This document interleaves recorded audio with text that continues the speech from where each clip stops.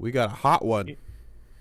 You know what's the hot one, man? We got a hot one Tell, this week. tell a hot story or a hot week or what? This week has been full of hot ones.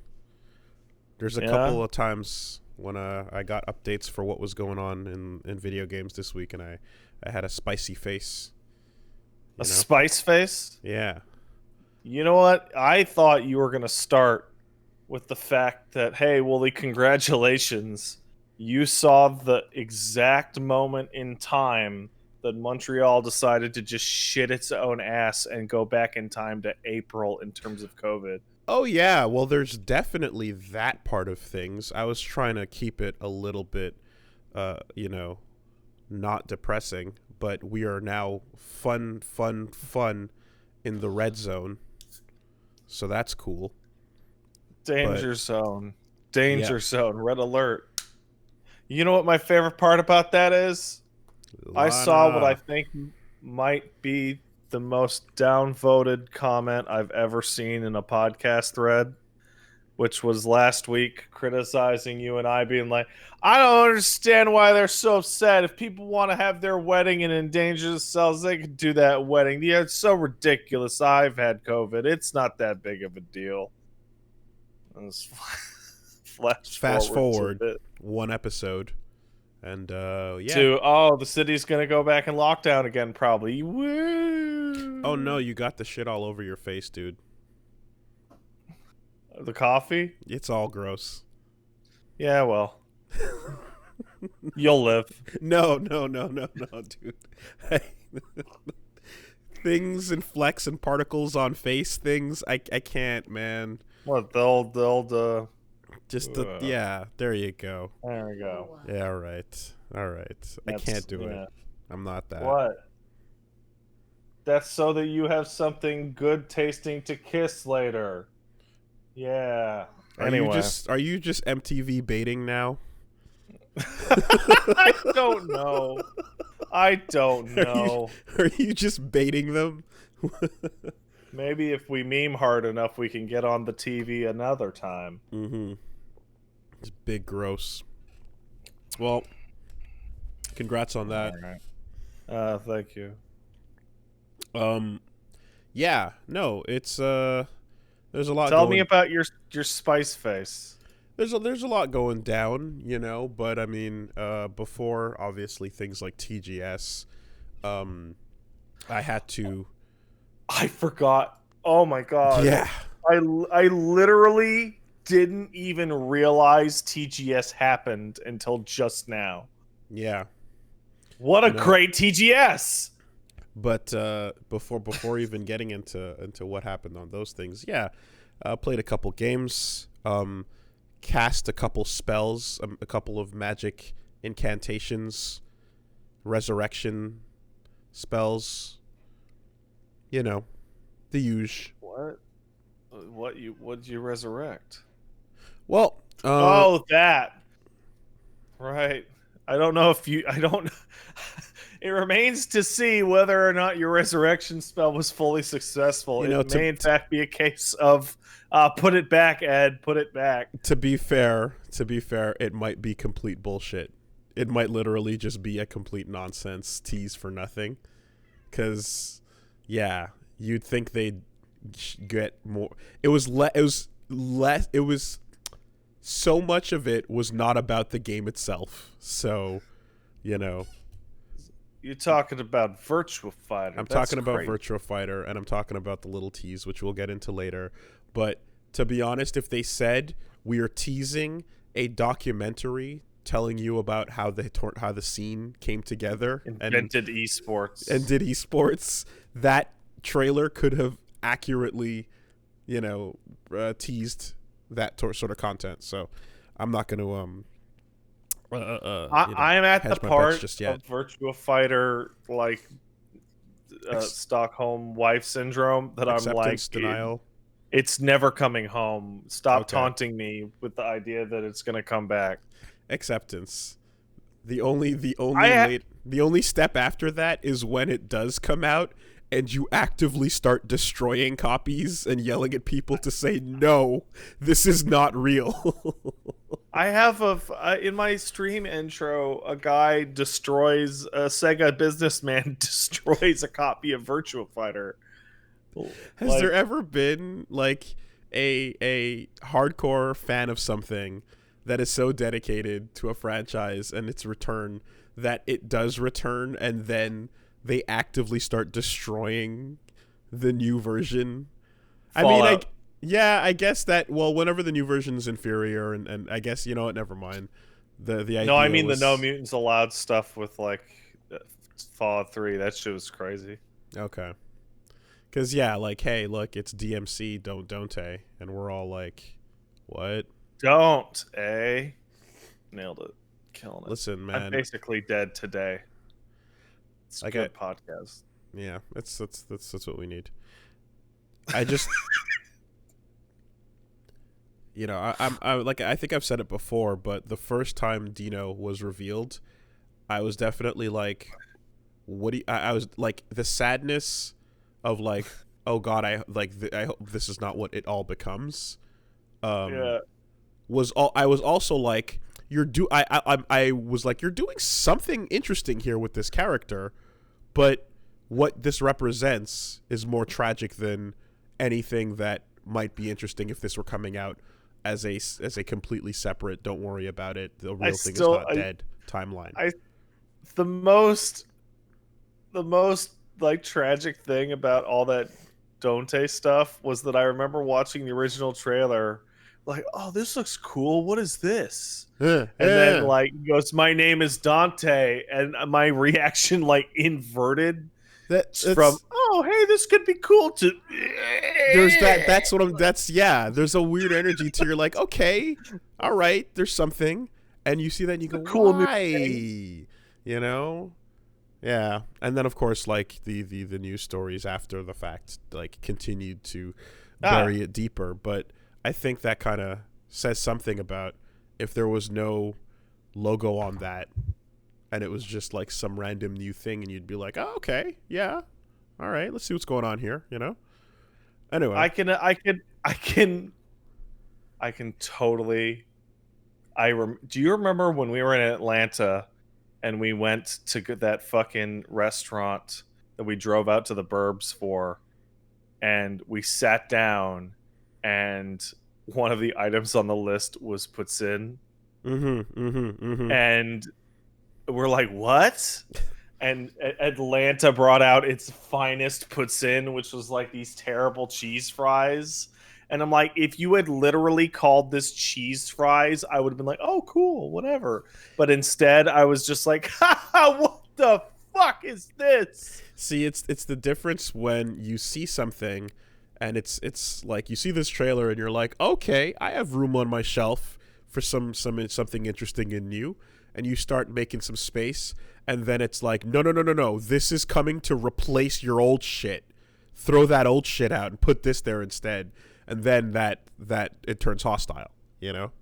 So, anyway, that aside, we'll get there a bit later. But yeah, but I had a pretty... Tell me about video games. A pretty full week. So one, I cracked open the can of ODST. The ODST. What's ODST? Odds is... Man, that game structure is so different from all the other Halo games. It's wild. It's wild. And you're still you're still like, when the combat is going, you're still playing Halo. You know what I mean? Yeah. It's everything you're used to at that point. The same enemies, the same types, you got the same weapons, most of it's going down, but it's just presented with a different flavor. That's it. It's the same ingredients remixed, you know? And I want to say that yeah, I appreciate this and Reach really trying to give you a completely different feeling while doing what you know at the core gameplay level. It's quite clear from early on in with ODST that, like, well, one, we're showing you faces not just helmets. As a lot, like, to be fair, Halo had its supporting cast, like unhelmeted a lot of the time. But I guess coming out, like, I think like there's a lot of like people taking off their helmet and then putting it on after type of thing with the crew. Like within the first hour, you're just like, oh, that might be like the best music in the entire franchise. I gotta wait and see, but it starts out with a score that's like so strong and so different from the rest of the series that you gotta pay attention to it. It's incredible. It's really, really strong, a lot of people, if there is jazz to be encountered, I don't think I've encountered it yet, because I heard a very beautiful piano theme that happened to have some sax in it, but just because it has sax doesn't mean it's jazz, So that's what that was. It's no, it's a real ass sax. I'll tell you that. It's powerful, but like it isn't quite like the definition of jazz per se. So I await. Is that the one with the Nathan Fillion? That's the one with the fireflies. Ah, I see. Yeah. And you're working through different time periods, and you're trying to figure out what's going on and who's where, and you're basically in New Mombasa. It's interesting too. There's always. Go ahead. Sorry, after you.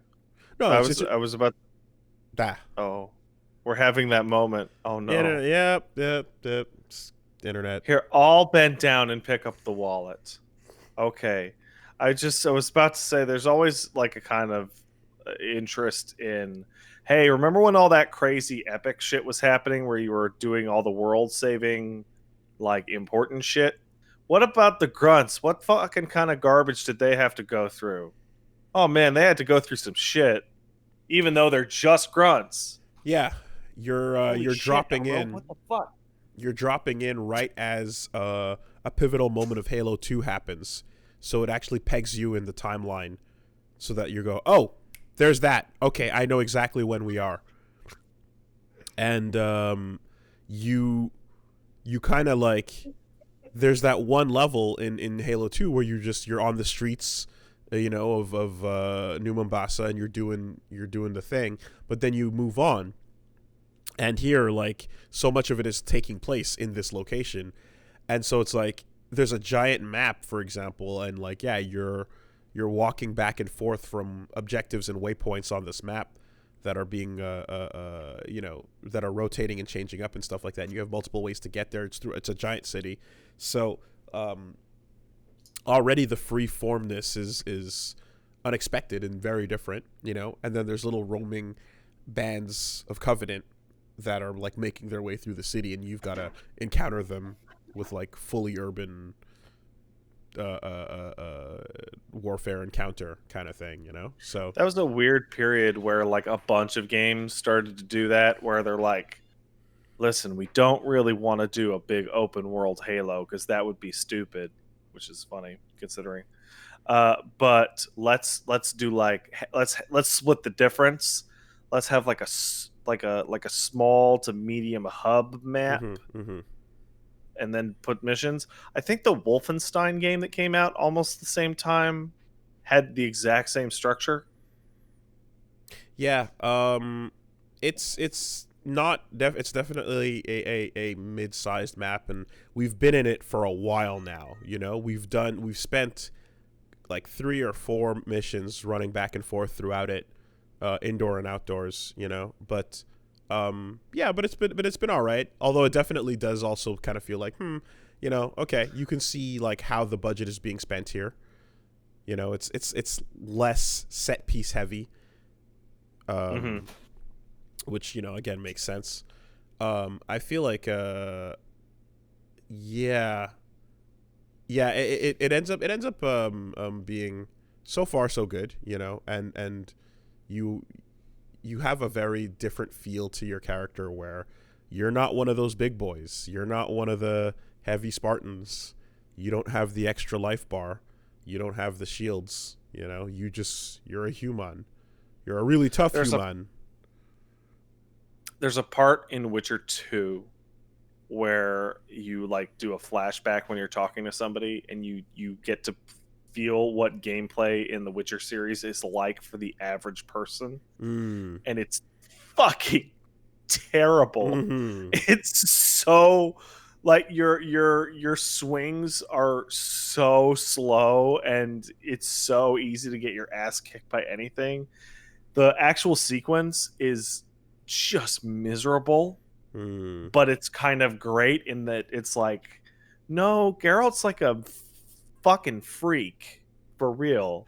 Yeah, you don't. And are you getting that with ODST where you're like, geez, it'd be a lot easier if I was playing as Chief right now? Well, you definitely don't get that sense of scale from a first-person shooter when you're playing as a 7-foot tall monster, right? As a Spartan 2, because it just you're first person and you're just kind of floating through the world. So, like, I think it's interesting how first person can simultaneously be more immersive but less immersive, because Yeah, I remember seeing like some Halo event that had like one of those standees of like, this right, is how tall you'd be compared to right, a grunt, and like a grunt is taller than most people. yes, yeah, they're only tiny little little things because like Spartan 2s are fucking giant chungus, you know, like they're big, huge, and then the 3s are like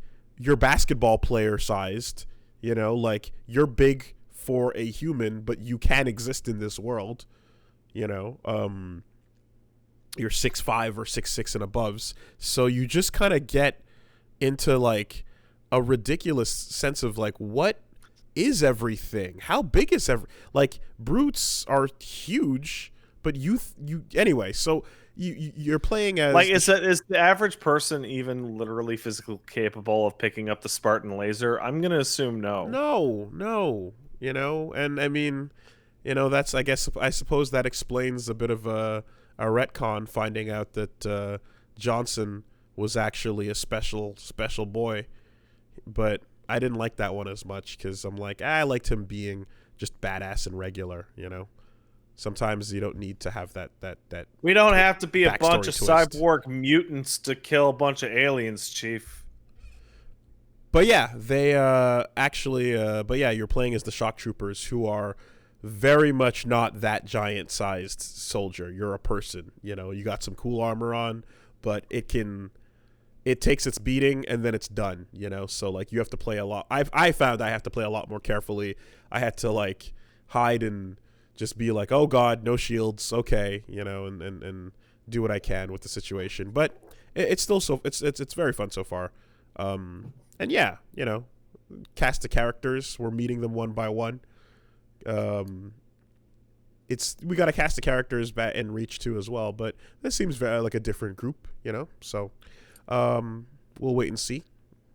So far so good, and so far like unbelievable music. Unbelievable. Can you believe they fired that guy? I mean, yeah, well. And then he sued them and he won? Doom, right? It's a little different from that. No, but I just mean, like, it doesn't matter how...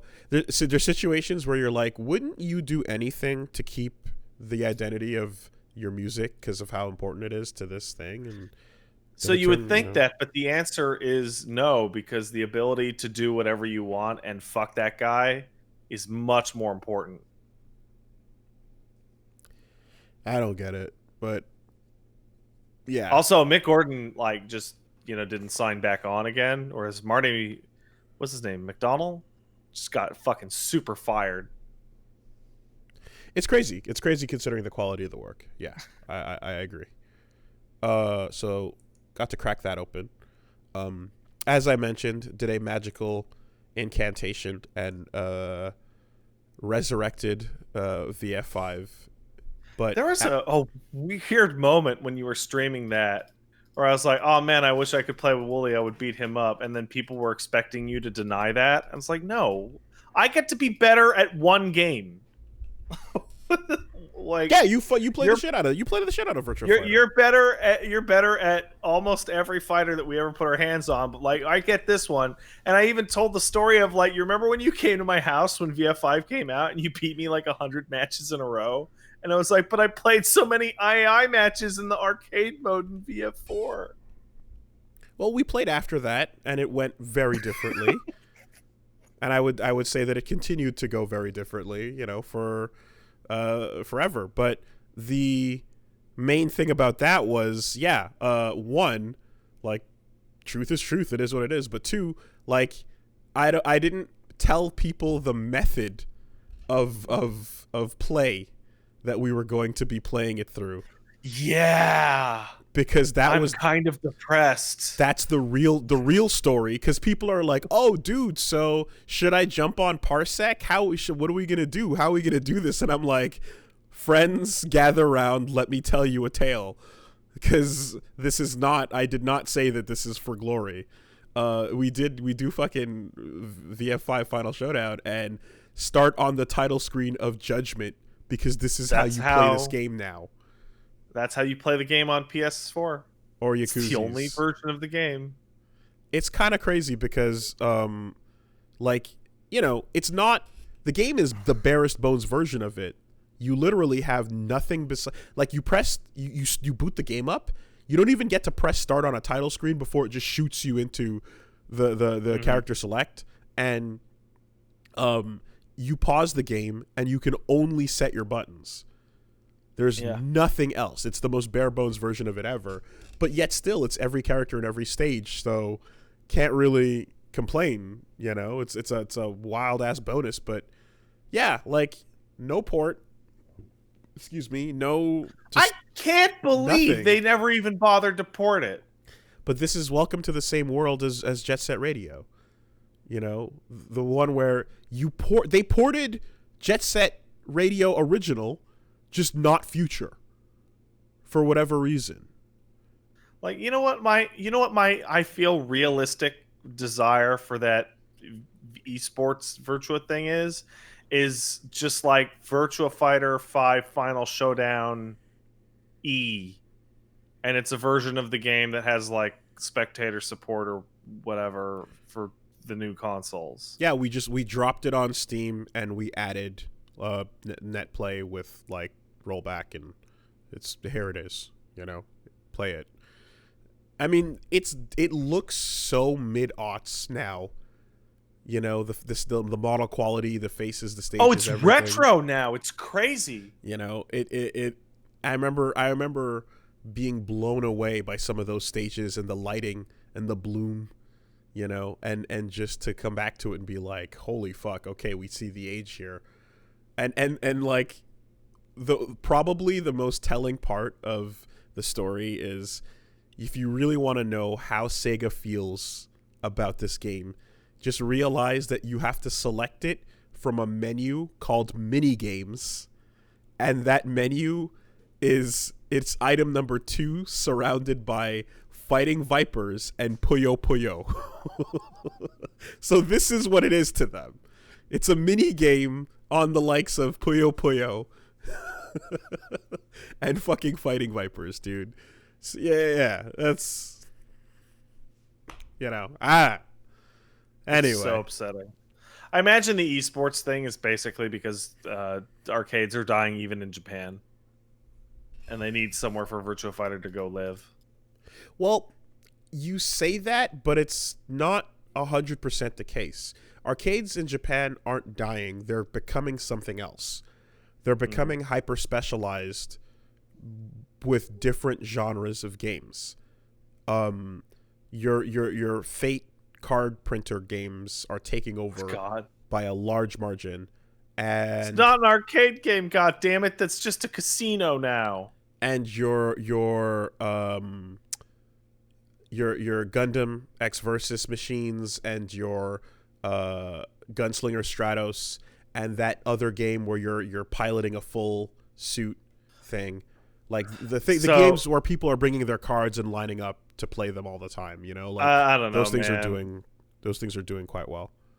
Like, I understand what you're saying, but at the same time, I have this feeling in my gut that's like, Like when I look at when you say, well, arcades aren't dying, they're just turning into casinos and theme parks, which are not arcades, right? I kind of still feel like they're dying because, like, of course it makes sense to, like, hey, have that rotating Gundam thing and that Gunslinger Stratos thing there because you're gonna fucking play that rotating orb shit at home? Of course not. Okay, but also if every arcade in Japan is like a pip of HP, it's gonna take many, many, many hits for the word dying. It would take a couple hits, to actually hit zero. I mean, it's dude. There's people that are basically running contracts with these arcades where, like, businessmen that have been coming there from childhood that are now in their 50s are coming in, smoking, and putting a significant amount of time into playing Street Fighter Super Turbo, and that's it. And they're gonna spend their time there. They're gonna put their quarters, their yen, in the machines, and, like, they're putting a solid amount of change into these machines every week, and this is their lifestyle. That money's gonna be taken, like, they're not gonna deny those people their games. They keep those machines in tip-top shape because as long as the salarymen are coming to play them, that's money. You want to talk about? I was under the impression that they were, like, still on the way out. But they're on the way out globally, I guess, in general as a trend. But I mean, you just, like, the new era of arcade games is like you said. There's gacha stuff. There's gambling stuff. Then there's the stuff that, like I said, it's just like big cabinet experiences, gun con, and piloting. But, like, yeah, it's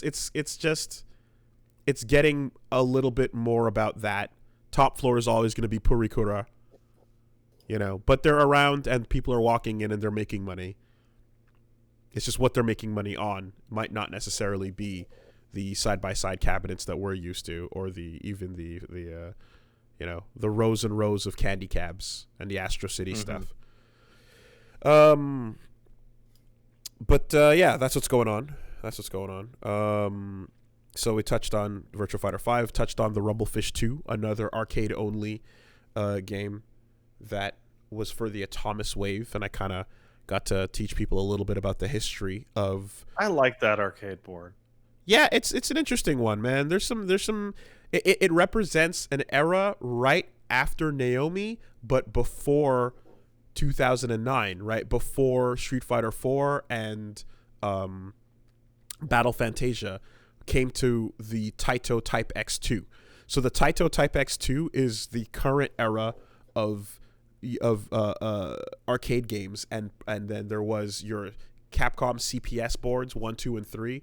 Naomi was huge, and, like, the in-between era when shit was fading away. CVS2 came, 2002, put on the spine of the fucking thing. 2D will never die, right? We lived through an era of Mortal Kombat, Deadly Alliance, Deception, and Armageddon, the mid-aughts, the dead years. But the Atomic Wave did exist, and on it there was Guilty Gear on that. There was the Rumblefish. There was a couple games.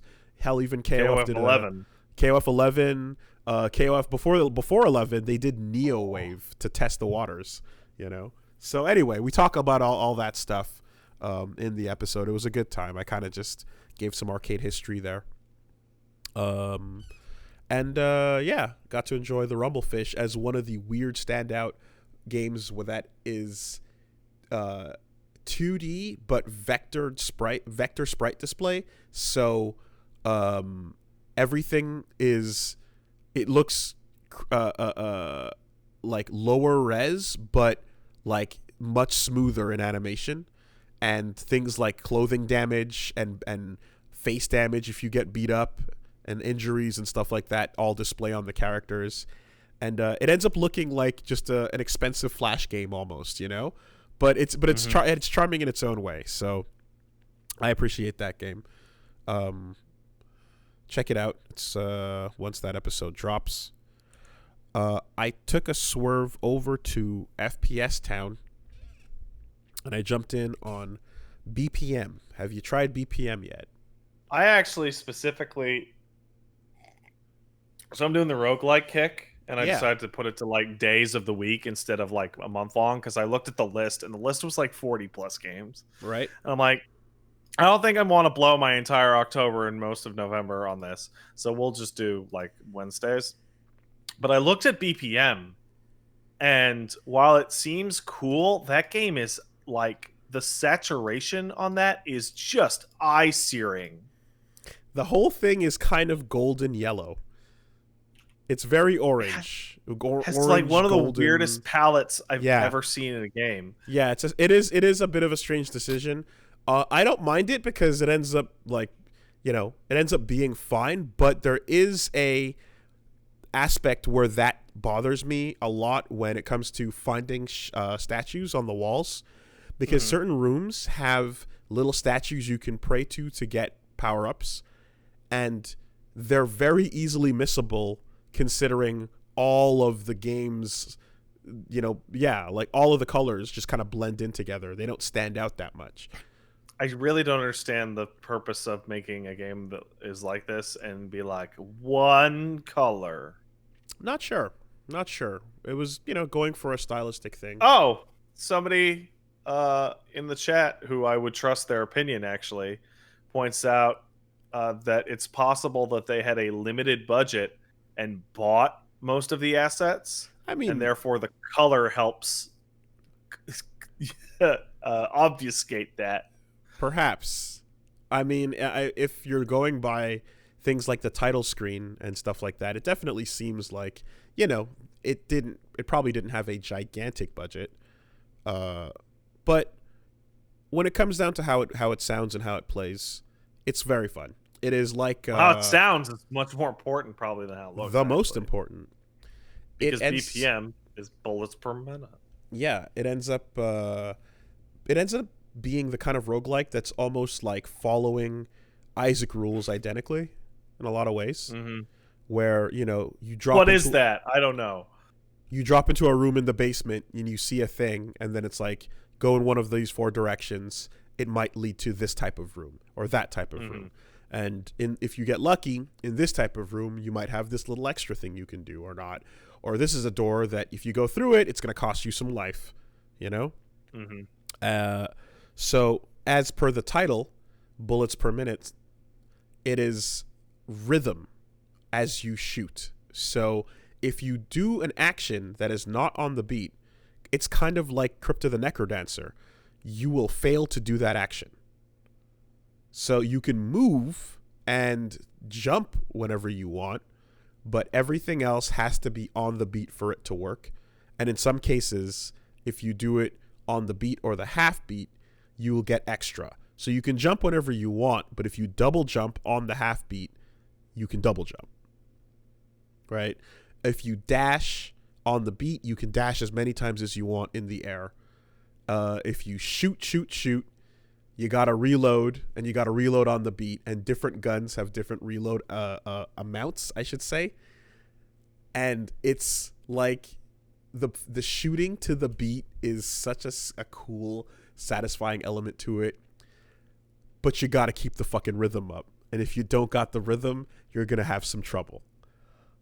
I think that like it also, like games that require you to sync up with the music do need to have like audio lag options and things like that, and this doesn't have any yet. I hope it does get some, because I know Necrodancer again was able to, compensate for lag on different screens and things like that. Here you just kind of go right in.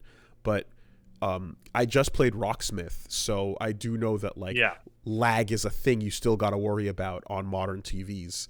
If you're using HDMI display, it's not a problem that's gone away, So hopefully they add that in. But yeah, there's a feeling once you're in the flow, absolutely, of like emptying, every single bullet and then reloading with the basic pistol. It's 2 steps. It's bullets in the hand, slap them in the gun. Pop, pop, pop, pop, chick, boom, pop, pop, pop, pop, chick, boom, pop, pop. then you get a shotgun, and a shotgun is going to have a reload between every shot. So boom, boom, boom, like, and you can shoot less frequently, but if you're reloading properly, you get that whole thing going. And generally I've gotten to try at least like 3 or 4 different guns now, and it seems like, the more powerful the gun, the longer you got to deal with a reload animation / the more steps there are to it, there was a crazy really strong gun I got where you shoot it, you pull the trigger, and it fires a beat later.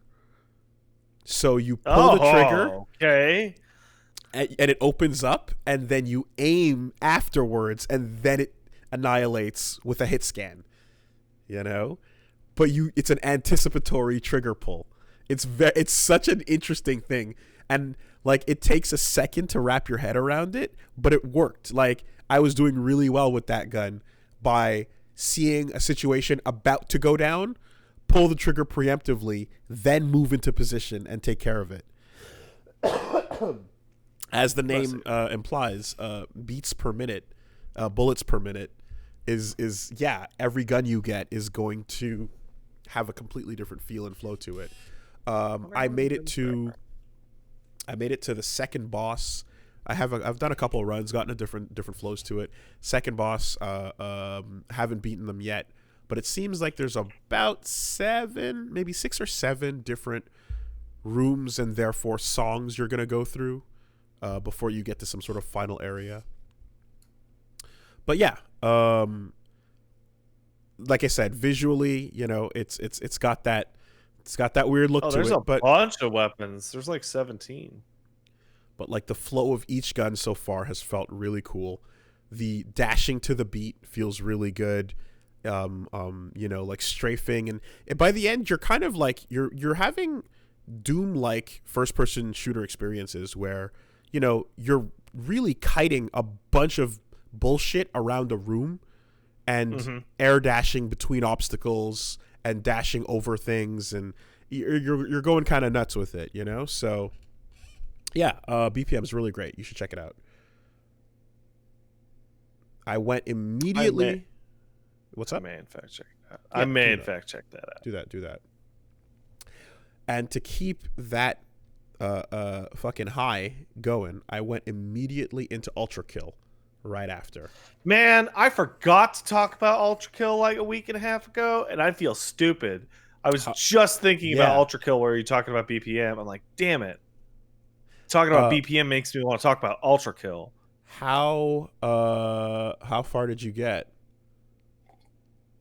I got, I think, about 10 levels in, maybe 12, 13 levels in. Because, so we pop on Ultrakill, right? And Hekita shows up. So, not unlike what you mentioned before when I guess New Blood came out to troll you. But the thing is that I gave this an earnest shot because I started BPM with the cube out with the mouse and keyboard going. Right. I said, let me try this. And I gave my first maybe 5 shots playing mouse and keyboard, WASDA, and everyone saw how utterly unbelievably bad I was at it. Like, I couldn't play the video game. It was really, really rough. I kind of said, hey, I got this controller here. This is the back down in case it's necessary. I think I'm going to have to do this because otherwise there's going to be no content tonight. And I turned the controller on and what happens, right? Immediately it's like, you fucking coward. And I'm like, okay, I get it. I understand, right? You want me to do it the way you do it. So I put the controller down and we went back in for more mouse and keyboard. So I think I spend about the first 30%, maybe 30% of the video of the session doing it pure mouse and keyboard. Went back in, gave it an honest try, did as best as I could. I can survive if I position myself in a way where I move into a safe space stop moving, shoot at the things, and it just the demands of shooting on the rhythm and dodging and living and surviving while also learning how to drive with the BPM keyboard. might be a fairly extreme way to start that, but considering it adds another level of input complexity. It does, and it's not a particularly easy game. Like BPM is, it's kind of throwing its ass at you because you start with 4 pips of life, right? Like you get hit 4 times and that's the end of your run. So it's asking you to be pretty good at first person shooters, all things considered, But whatever, I get it. It is what it is. I bring this up. I bring this up while I'm already putting my rolling my fucking sleeping bag under the bus. I understand what the situation is, but I'm just letting but I'm just letting everyone know that, like, I'm giving this an honest shot with mouse and keyboard, and it was unsatisfactory to me, to you, to everyone. It is painful to watch, and in the end, I'm like, let me just grab the controller, and I did, and then the game actually started, and then we were actually able to play and live and have fun. So at that point, jumping into Ultrakill, boy, all I can say is, like, it's very clear the aesthetic and the mood they want to go for right away. Like, fuck you, hell is full, we're going. But the level of, like, genius design behind some of these weapons, dude, I was quoted earlier this year saying, I think Meat Hook is my favorite shotgun of all time. And the year is not even up, and I'm already recanting that statement. Do you remember the Meat Hook? Is it called Meat Hook, or are you talking about the Doom shotgun? The Doom Eternal shotgun that has a Meat Hook attachment. Okay. Yeah, no, that thing's incredible. It's sick. It's what you want your shotgun to do. Bring you closer to the thing and light it on fire. Why not? Give me some ammo. What if instead you got a shotgun that if you pumped it too many times, it explodes and kills you? Okay, but did you know?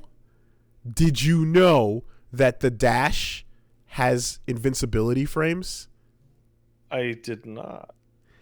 Did you know that if you pump the shotgun too many times and get the explosive shot and invincibility backdash out of the way, you can avoid the damage? I did not know that. So instantly, I learned that tech and was using it to mop the floor with, like, those skulls, for example. They go down like bitch if you blow them the fuck up with the overcharged shotgun, but you gotta dash out of the way. So now you start basically going for almost like plinked inputs where you gotta be firing in the middle of your dash, because if you start backdashing, let's say peak jump, you don't have enough momentum going to get out of the way in time.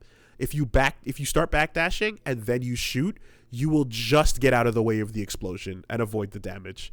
And the damage is half-life, by the way. So if you do it twice, you're dead. Oh, yeah.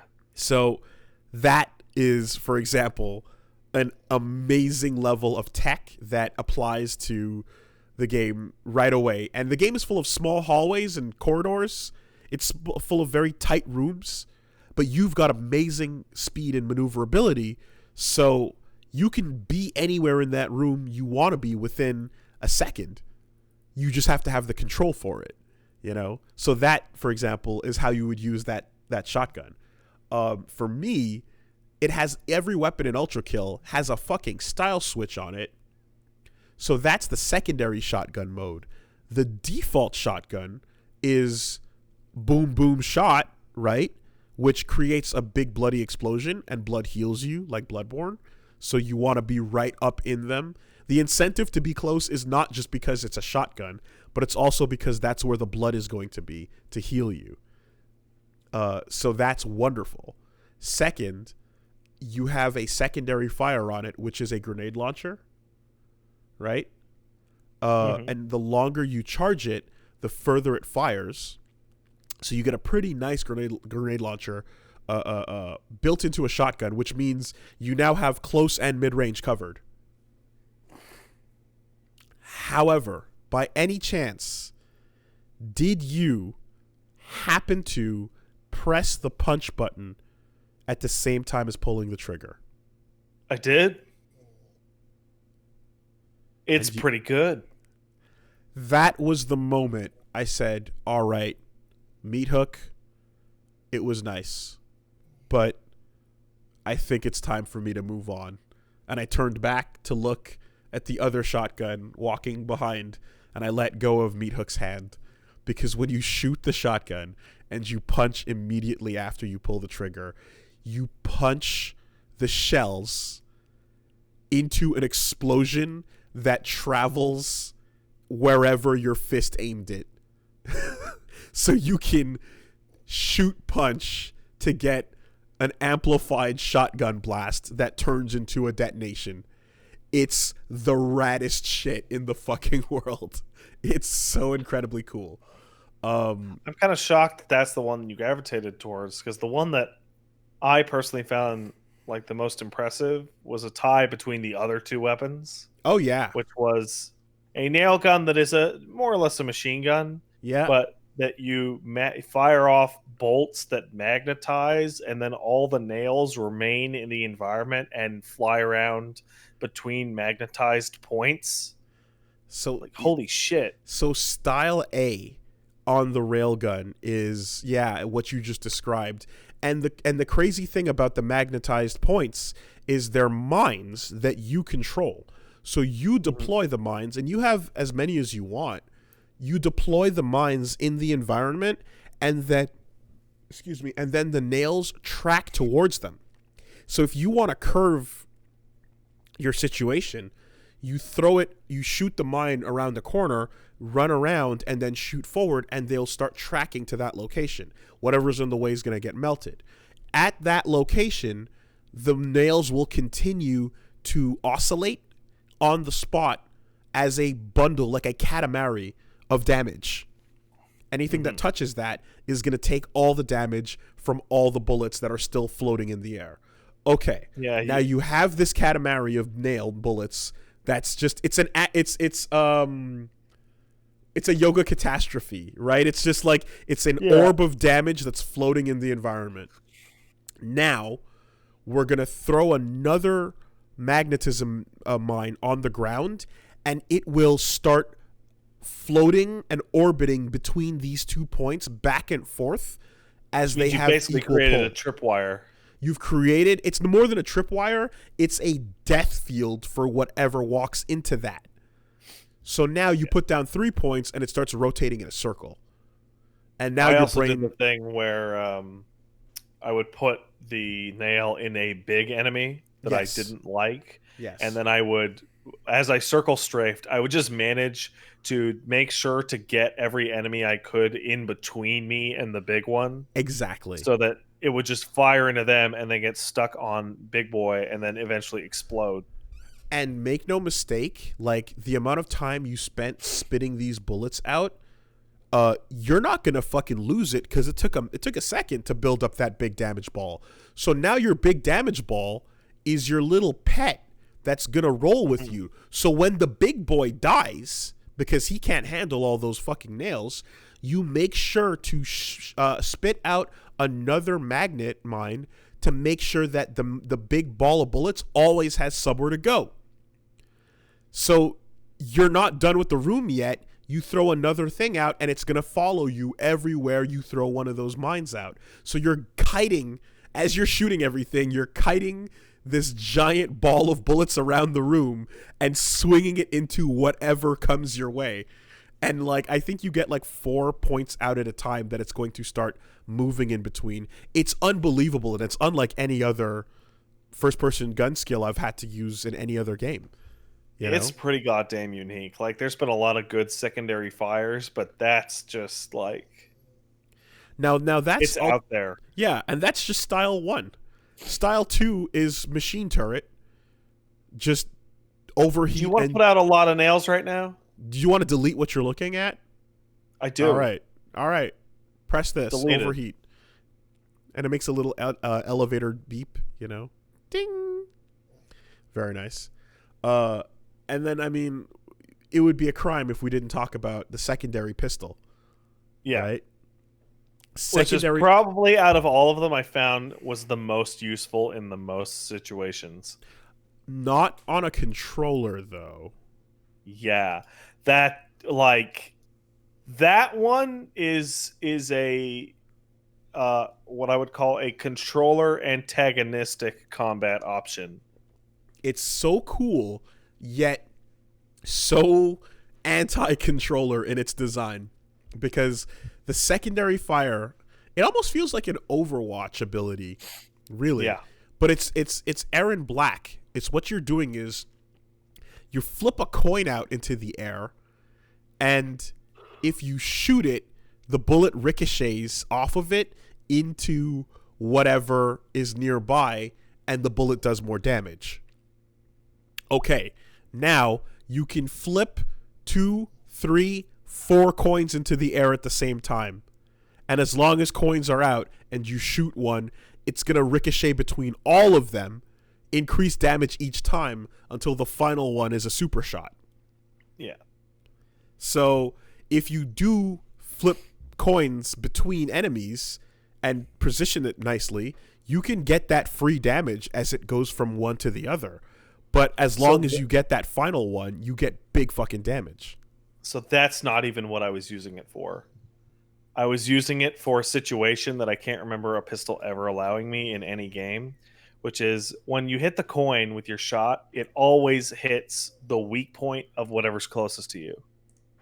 Specifically, like, yes, you're right. Like a headshot or like even a bullseye. Like it's really specific. There are some of those guys, those melee guys you fight later on in Purgatory that are a lot tougher than everything else you've been fighting so far. And if the coin hits them in the face, they explode instantly and die, and you don't even have to fight them. And they chain reaction. But more importantly than that is that it's the only weapon that allows you to just run straight away, throw the coin out, and fire it at the coin, and the coin will fire directly behind you and hit weak points. Shit, I didn't even think of that. That's rad. So you're running like you're in those situations where you're like, there is a lot of shit in this room. There's a lot of bad mans in this room, and I just want to run around and double jump and get away. But whenever you have the ability to like look straight ahead and run for like 3 feet, just toss a coin and don't even alter your aim. Just aim up a little bit and pop it, and weak spot. Whatever's behind you will just die. Fuck. Okay. So there you go. Right, you got shit like that going on. Like there's skill to every style on every weapon that you can master, and like I love seeing that potential right away with the guns that you get, and you get a fuck ton of them really quickly. You get, like, I had 6 by the end of that session. So then you just start looking into you start getting the mechanics, and like as I mentioned, the Hakita showed up, the dev, and kind of explained some other cool shit. Like, you have a death from above attack, right? You can super drop onto enemies. Now, when you hold it, it creates a shockwave. If you super drop and then jump, you get a higher jump. But also that I did not know that. Yes. So you get like a boom, boom, and you super jump, right? So you can get to higher spaces. But the shockwave that you emit launches enemies into the air. So if you super drop, you launch the enemies with the shockwave, and then super jump above them, you're now doing an aerial rave. Yeah, it's pretty great. So you're creating this like ridiculous air combo situation. And by the way, all of this, and we neglected to mention that the game has a style meter. Yep. So you're styling on everything, and it's ranking you, and you're going from D all the way up to triple S, And then when you get to triple S, you then hit Ultrakill. And you maintain that fucking Ultrakill for as long as possible. And you have enough tools to do so. Unbelievable. This game is so good, and it is only in early access. Yeah. How far did you get?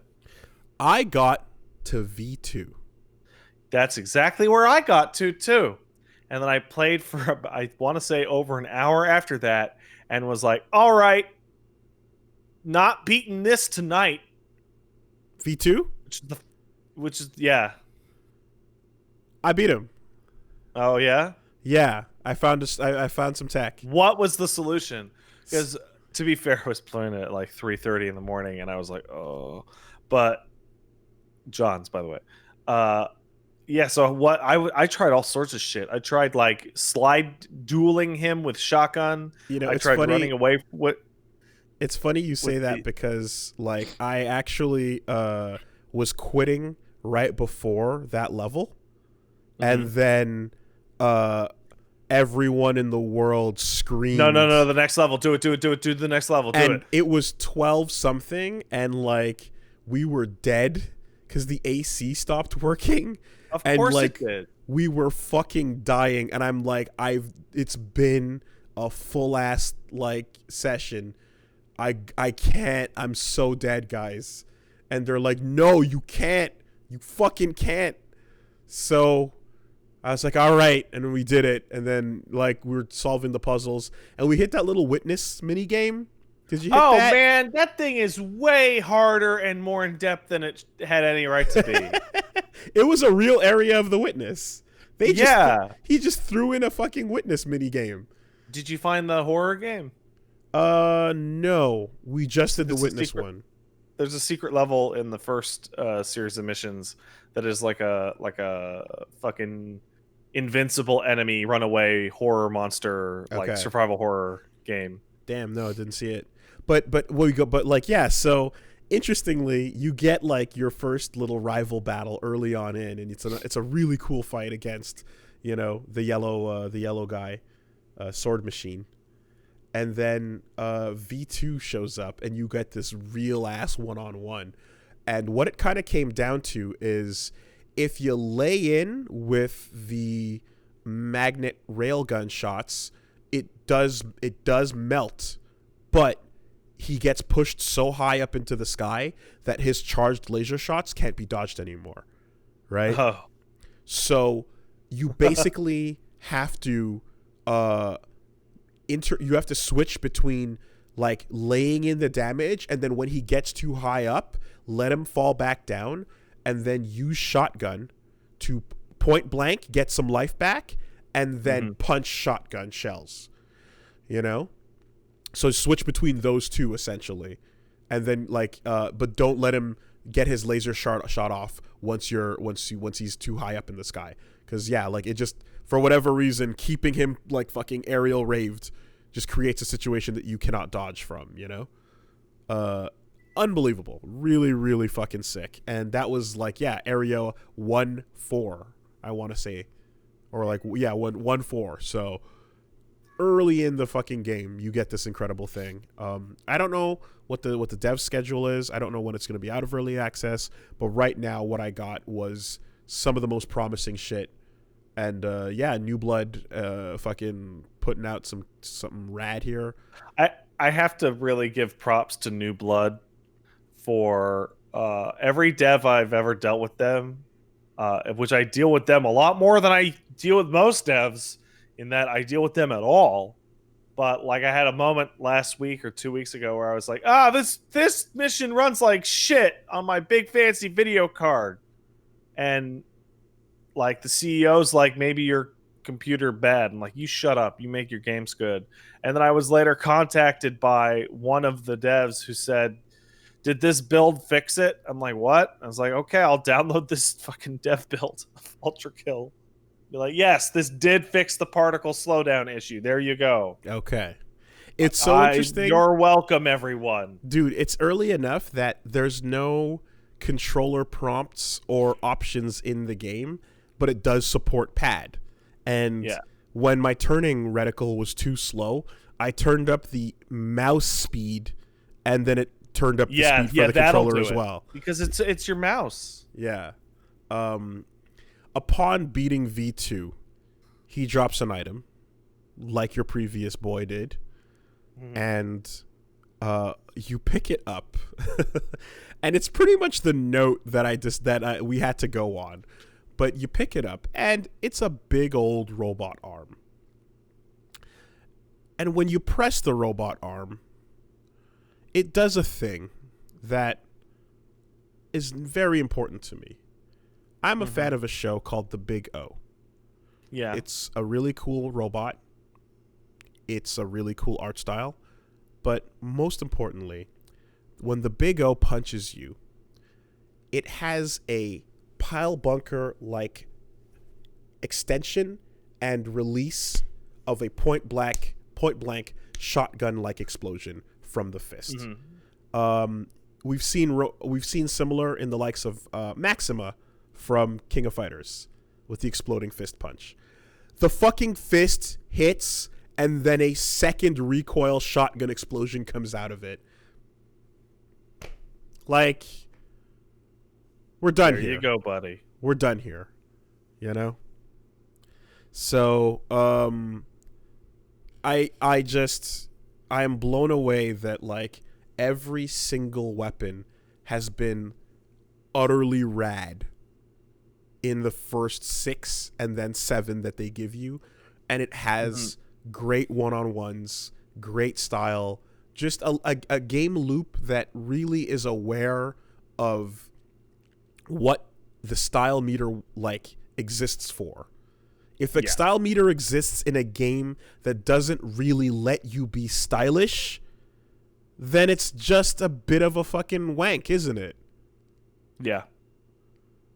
Can you think of other games that have had a style meter recently?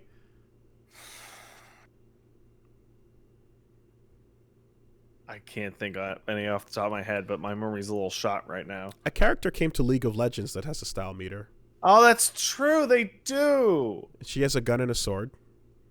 And I was like, oh, that's an interesting design. She's cool. She's ab girl. Let's see what's going on. And I don't know League of Legends well, right? So it's hard to really put together what stylish means in that context. But I didn't... Like, is it just alternating between the 3 abilities that the character has that create style?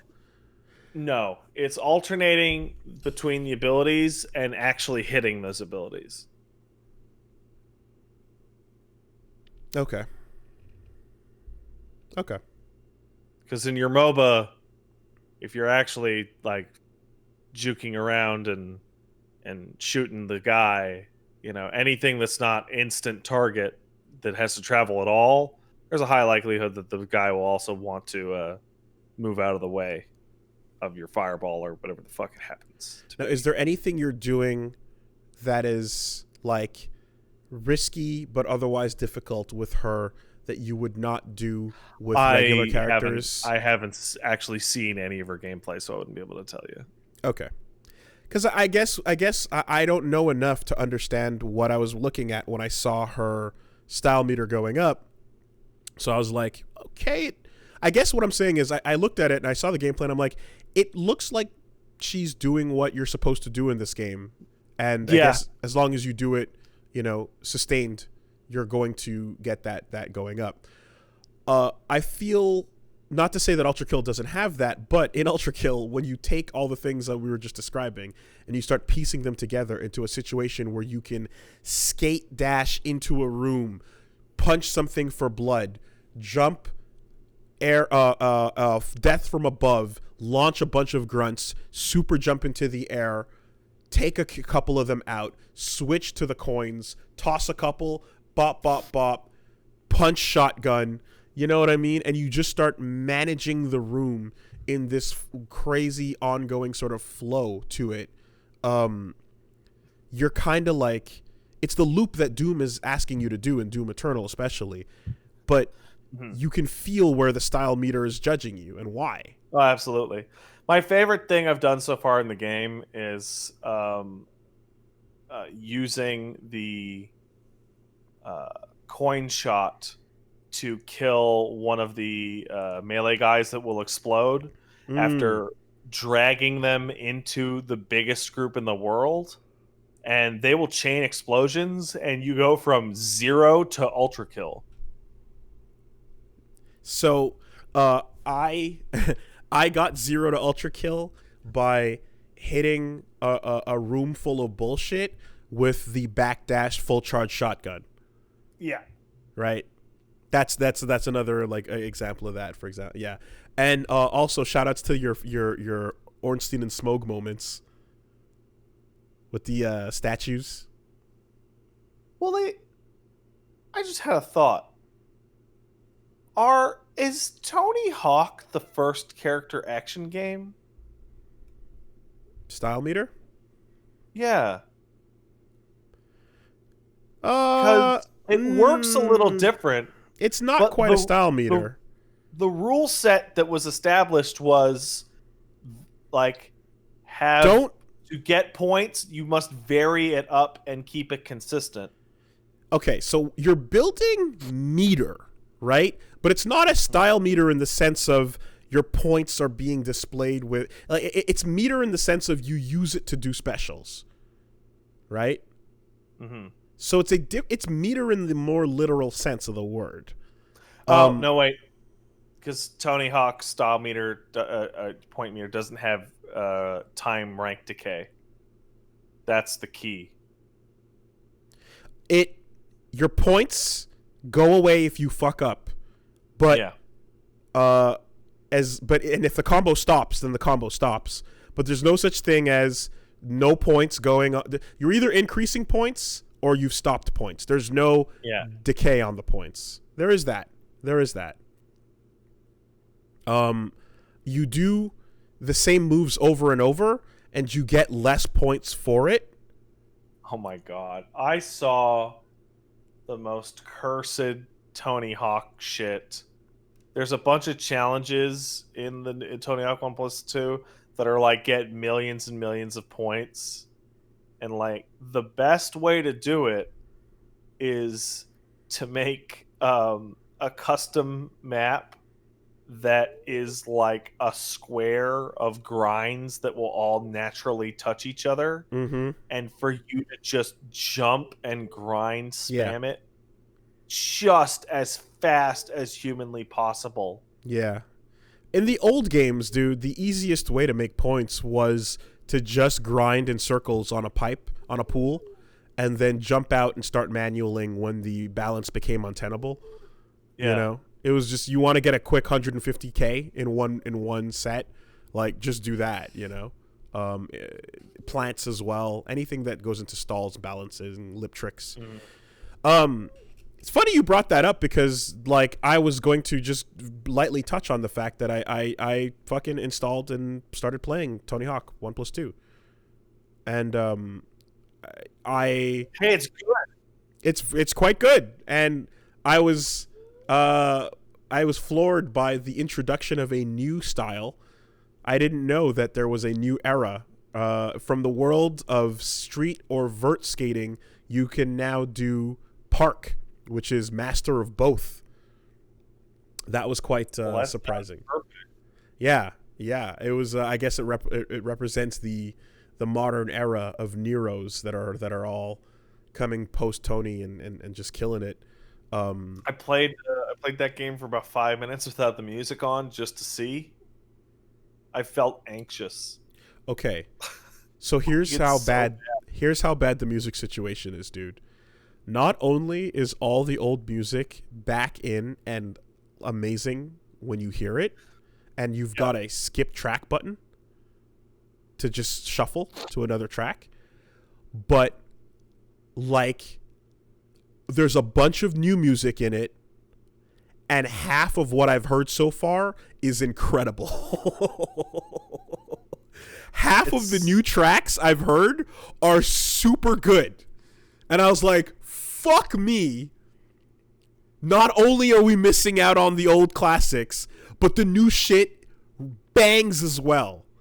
And you can't even appreciate that. I was so mad. It's so crazy to see, like, after a bunch of bad Tony Hawk games, this one comes out and is kind of perfect. It's like the Hawk. Like, after, what was it, Tony Hawk 5 or 6 or whatever the fucking one that we did the video on? 5. We're just scrambling for content. It was so ass. I was worried. Like, I was legitimately worried about the music situation, and it's like, it's better than I could have imagined. I was like, yeah, they got almost everything back, and then they added like 20 new good shits. I'm creating my character and just like going, oh my god, what the fuck is the name of it? And I look in the corner and I'm like, yeah, that's some new shit. Good new shit, you know? New skaters in there.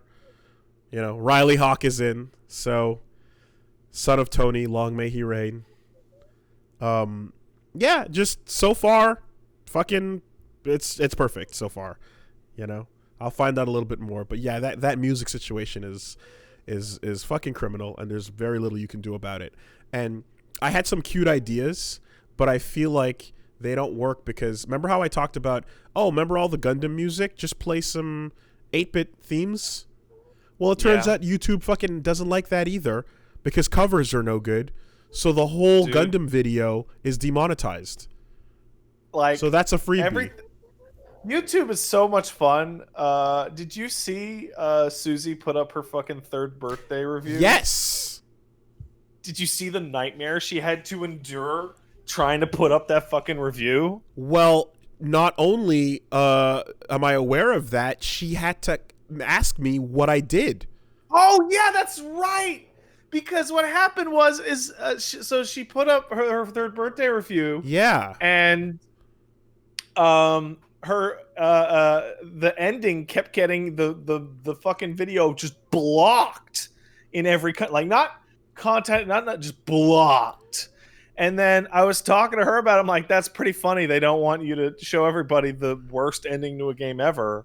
And she's like, I don't get it. I reversed it and I put this fucking filter on it. And I'm like, oh man, did you ever see the stupid shit Wooly had to do with his fucking Naruto crap? It was unwatchable. And I guess she must have contacted you after that. Well, to be like, how did you make your unwatchable shit work on YouTube? Well, you brought up Naruto as an example, but I fucking played 3rd birthday, dude. Oh, that's true, of course. Of course you played 3rd birthday. I experienced all of that on the cutscenes of everything in the game.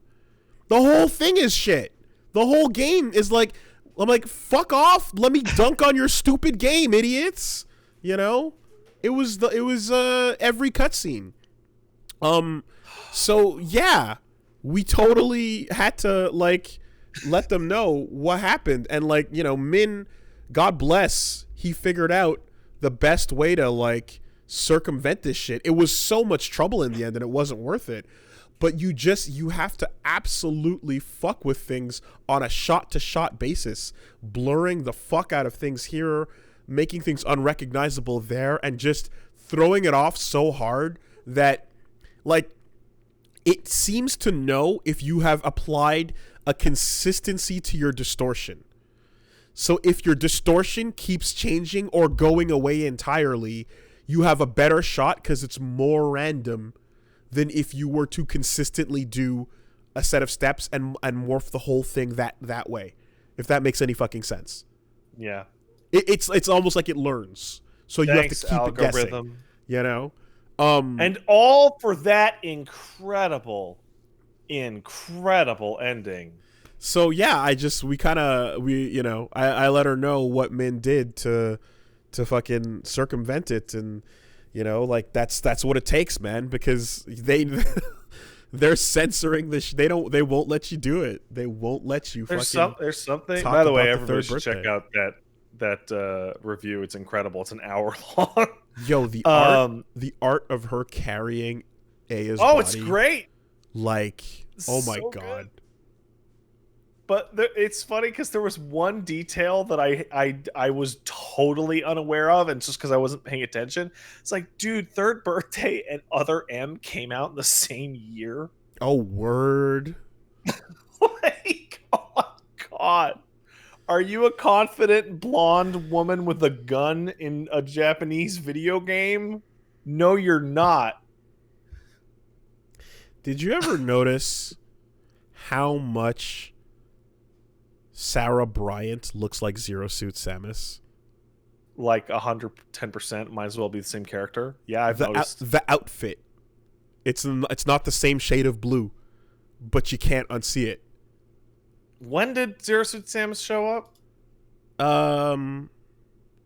Was it Zero Mission? I can't remember if it was Zero Mission or if it was just Brawl. I want to say Zero Mission. People are saying like 2004-ish Zero Mission because like Sarah's from I want to say like 95, 96. Like I'm pretty sure Sarah Bryant just is Samus.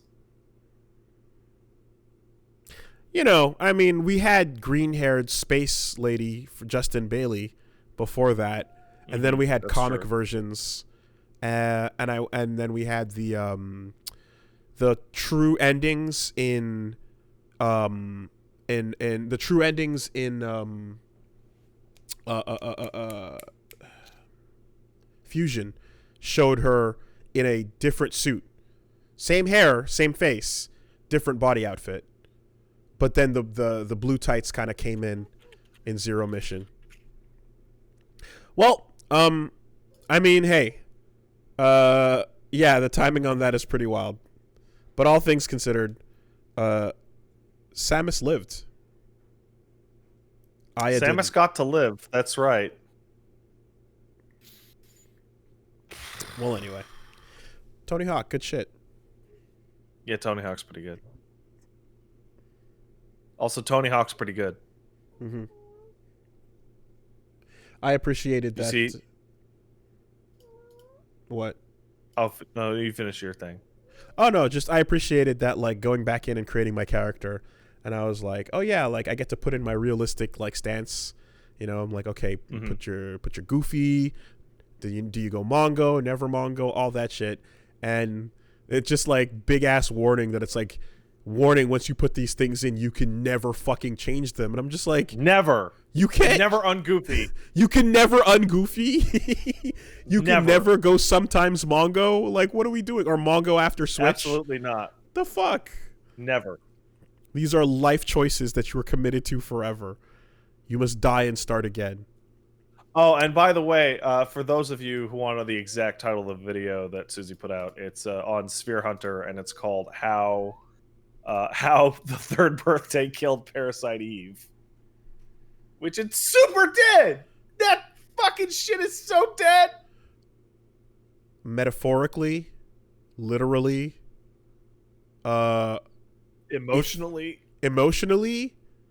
and I'm gonna go ahead and say, like, metaphysically. Yeah. Yeah, it's bad. On an ethereal level. I'm gonna stand by the end of that LP, which is like, there is no greater character assassination in video games, and I would stand to say fiction. Okay, I need to ask an important question, and I'm sure I asked you this when we talked about it when you had just beaten it, but I need to know because it's the burning question every time I talk about this game. Which is worse about Parasite Eve, the third birthday? Sorry, it's not even Parasite Eve, it's just the third birthday. Is it the most crazy character assassination ever? Or is the fact that the game is looking at you, the player, and you're standing in a room, and then it pulls the rug out from under you, points at you being fallen, and goes, haha, I tricked you, you're a pedo. Well, this is pedo. Well, point B contributes to point A. Okay, all right. Point B is part of the reason why point A is so fucked. And I can't even imagine another medium that has actually done that. It's so crazy. If we were to just stop at the assassination of the character and the complete wanton slaughter of like anything you liked about this franchise, that would be one thing that you could probably compare to every other franchise. But it ain't about that. It's about the part where the fucking aftermath of the dance on her corpse, and lest we forget the wedding ring, the second wedding ring that he puts on, because I guess you'll have to do. Like, Wooly, I want to apologize. I feel so bad. What a fucking nightmare.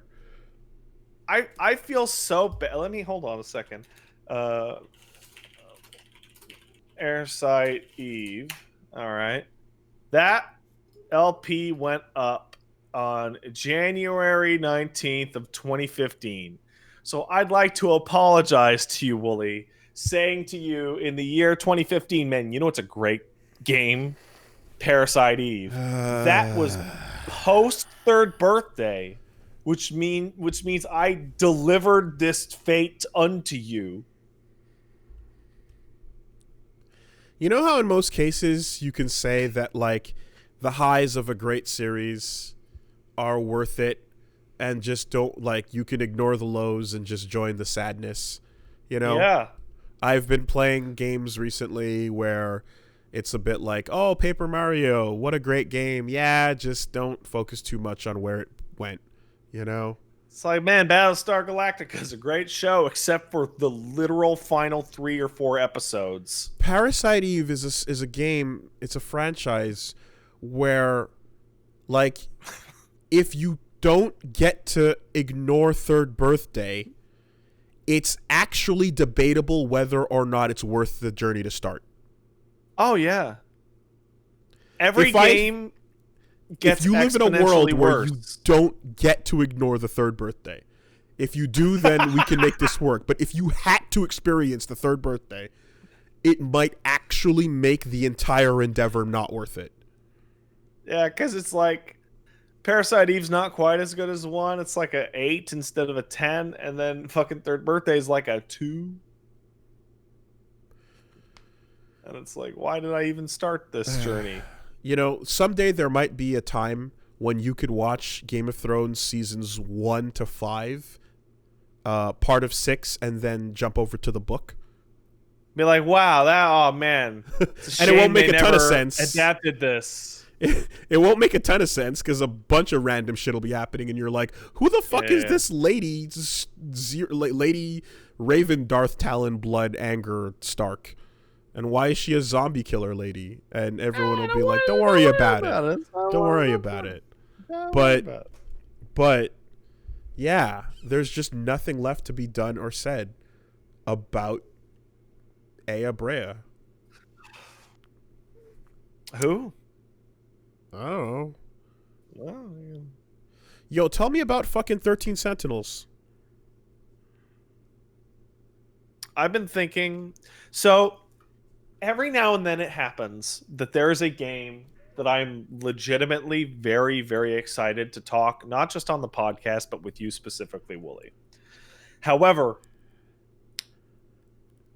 I have to be like, not just because you're sensitive about spoilers, right? You're on the like the less information side of the spoiler like dichotomy, but also because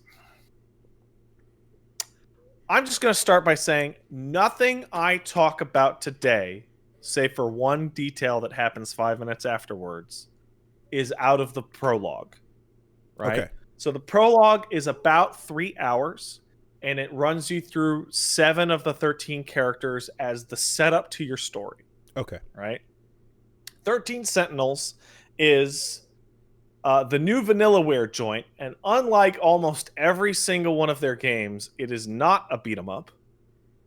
It's not even an RPG like I think Grim and Grimoire was. It is a visual novel.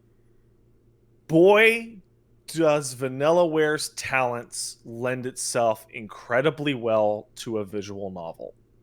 They've always had that great art with the sprite stretching technology, right? That they use that apparently only they know how to do. If I remember correctly, you did not super enjoy their previous games. I really love Odin's Sphere, but hate it because it becomes complete bullshit. At the end, this is true. And they fixed it later, but yeah. They did. Life Dressel is like a much better game. I thought Obora Muramasa was just like one gameplay element shy of being like really great. Yep. I think Dragon's Crown is aces. Mm-hmm. I would have probably have loved Grand Knight's History, but it never came out here.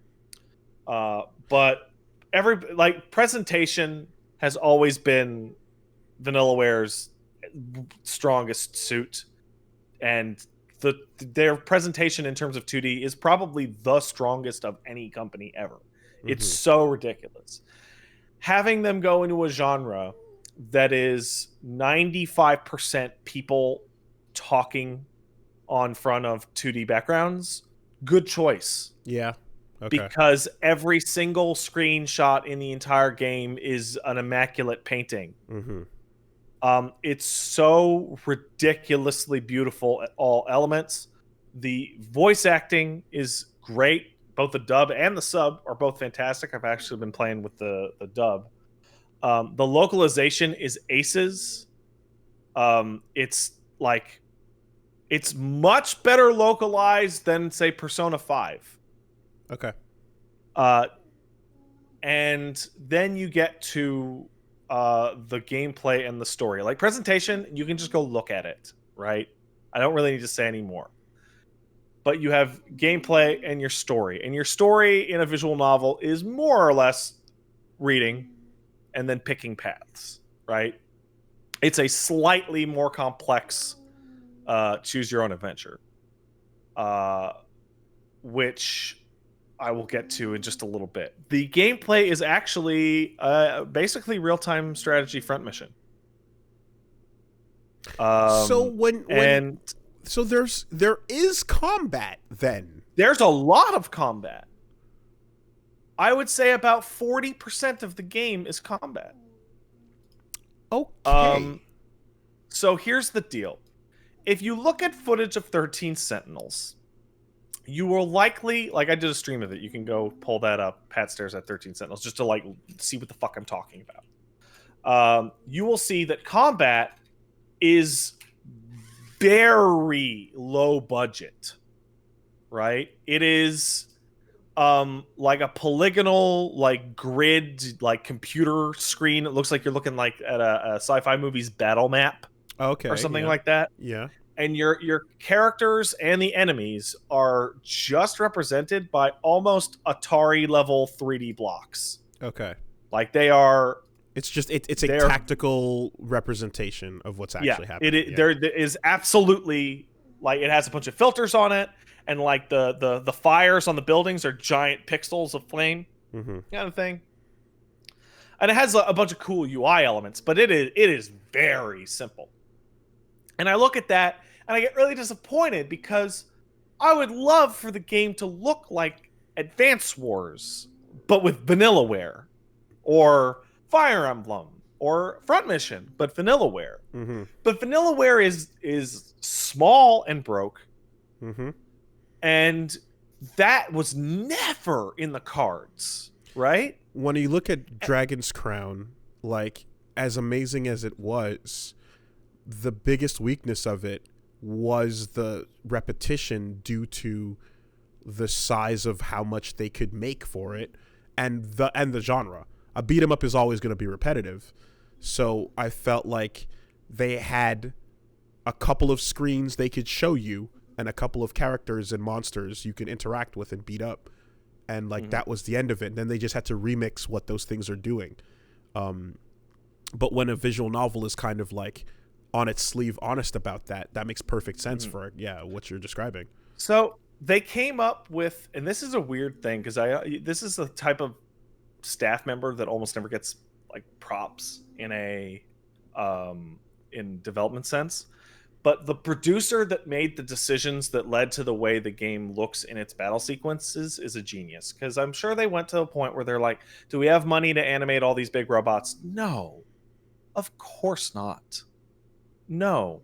So what they do is that you'll have, say, Karabe's Generation 2 Sentinel, and it will be a tiny little circle on the map.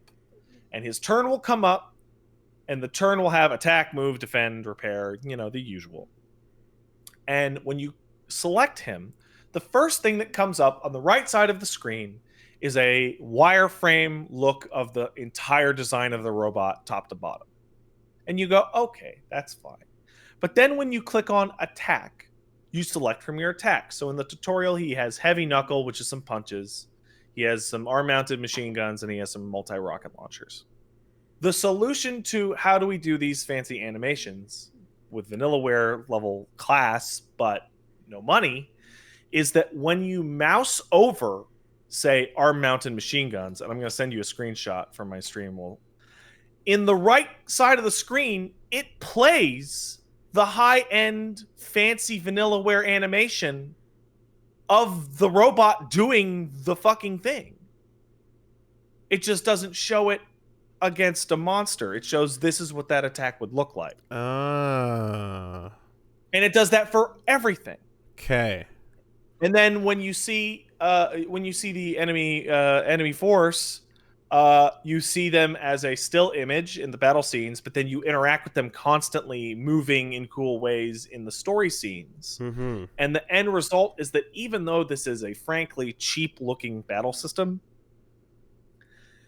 after about an hour and a half, I had totally disassociated from what I was actually looking at. Mm-hmm. And I would be hitting leap attack, and you would see the leap on the right side. And it was mentally, you painted the mentally picturing it. Yes. And it works. So it really works. This, I want to say that this is the magic of how Earthbound and obviously later Undertale are successful too, by showing you a portrait of the enemy and then just describing what you're doing to it. Crack as you hit it with the bat. Like there's there's a good example with one of the anti-armor melee moves is some of the Generation 1s have just arms that are just saw blades. Mm-hmm. And they're like 10 saw blades in a row. And when you mouse over the demolisher button, the animation is like the fucking robot doing a hook towards the camera as every single blade starts to spin up and flash. And you're like, okay, now I know exactly what this is supposed to be when I use this move on what looks like a Space Invader block. Mm-hmm. Mm-hmm. It's crazy. As to how it actually works, it is actually a lot more similar to Front Mission. That's probably the easiest way that I can come up with it. Every single mission is base defense. You have waves coming in to kill a terminal or a base. And you are stacking up your team of 13, usually as 6 defense and 6 offense, with one on the, Casual Front Mission gameplay is still fucking incredible. Yeah. That's really good news. The biggest difference is that instead of a grid, it is you're always in cities, so you're going down city streets, so it's lanes, except for the flyers that can go anywhere. Okay. And that it is in real time. However, it's real time in the sense is that your character's turn will build up, and then once they're selectable, time stops so that you can do your shit, or you can just pause it whenever you want. How next gen are the graphics in your head, though? Extremely. You running a 3080 in there? Oh yeah, dude, it's crazy. The gameplay's great.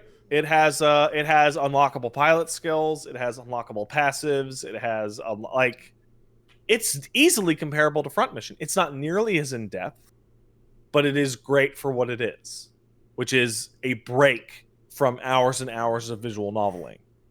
So mentally, I was preparing for students in a classroom talking to each other as the background is a painting, and that's it. And that's a lot. I'm down. I'm okay with that. So here's the thing. I spoke about this briefly on Twitter last night, and I mean it with no exaggeration. And Wooly, I struggle for you to come up with anything. This is the craziest story I have ever seen in a game. No, it's the craziest story I have ever seen. It is more ambitious and more out there than Ava or Xenogears, or like Cloud Atlas looks so stupid in comparison. It is so out there. And the big thing is that 13 Sentinels in all of its promotional material did not tell you is that this is a game about time travel. This is a time travel game. More than it is a robot game. Okay. So you go through the prologue, and the first moment in the game, like press start, is character runs up, monsters are attacking, the dramatic start. They're attacking Kasumicho or Kabukicho, whatever. Hit the robot, jump in the robot, it's go time, right? That is the last thing that happens in the game story. All the battles are the ending. Everything before that, all the visual novel is the lead up to the battles that you are already fighting. Oh my god. Okay. So right. that's the start. That is the dead ass premise. Okay. Right? You then go into these are just the first 2 hours. Okay? Mm-hmm. I'm a hero Yui type. Am I who I think I am? Are the pills they are giving me wiping my memory? Did I accidentally summon a robot due to a character that looks like he's from the Second World War touching me and hitting me with nanomachines only for a character to magically wipe my memory? That cat just told me that I need to use this gun to kill witches. E.T. Just straight up E.T. Character looking dead ass at the screen going, hey guys, do you like Terminator? Okay. Have you ever read War of the Worlds? That shit's weird. Oh no, it's a tripod. Okay. Am I the right person in this timeline? Are you from the future? Am I from the past? Just every half hour was jaw drop. What is going on? Who is this? What is happening? And this is session 1. That was session 1. Okay. All right. Done. A cat calling me a dumb bitch because I question whether or not the gun I have is a magic gun that in fact kills witches. And the cat may be Lucifer. That was something I didn't expect to see within an hour of starting the game.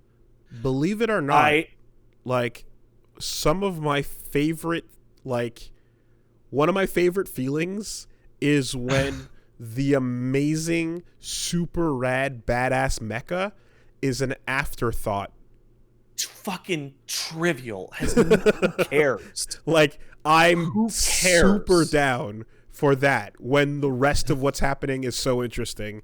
And it's so, by the way, we've got these, People are mentioning, wait, is that a Madoka Magica reference? And the fact that the cat says, what would you prefer, a frilly pink skirt and a magic wand? And the fact that he's telling this to, I believe, the Madoka character who had guns, the voice actress in both languages. Yes, I'm pretty sure that is a Madoka reference. And it probably the most surprising from a studio like Vanillaware. Did not expect a sequence in which a time-displaced World War II soldier is having to overcome the fact that he's crazy in lust with a non-binary female-presenting character. Didn't think that was going to be on the docket. Cool. And for them to go, okay, whatever about my dick, I need to go back in time and prevent the atomic holocaust of the end of the Second World War. I don't care about this robot shit. Okay. The game's also super horny because it's a Vanillaware game. Well, yeah, it has to be. It's out of control. Like horny. It's almost upsetting. I mean, listen, I think George Kamitami laid his thesis out on day one and has not diverted from it or since. Hey, Wooly, did you know that when you got in the robot, it deletes your clothes? Oh, fuck. Okay. Damn it. All right, we're going there. All right. Well, yeah, right. because you have to be interfaced with it, and you have to be like riding it like a motorcycle. It's basically the same position the people in that other Trigger anime was, the bad one. I was about to ask you if you've seen 01 in God, that fucking Darling thing. in the Franxx. Darling in the Franxx. If you've seen the ass pilots, have you seen the ass pilots? I've seen it. You've got to literally put your hands on the two left and right controllers of the ass. It's important. All right. Oh Christ! I forgot part of the tutorial where an idol starts talking to a character through his TV, and the character looks just like Yosuke. Okay. Oh, I'm sorry. I meant 03. My bad. Anyway, so that is every check mark, including the check marks that I didn't have in the box for this game. There's a bunch of invisible check marks down here.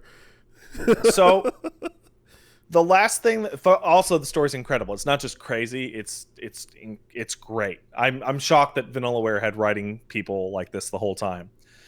But the last thing I want to say is the level of complexity that the game is dealing with does throw you a bone.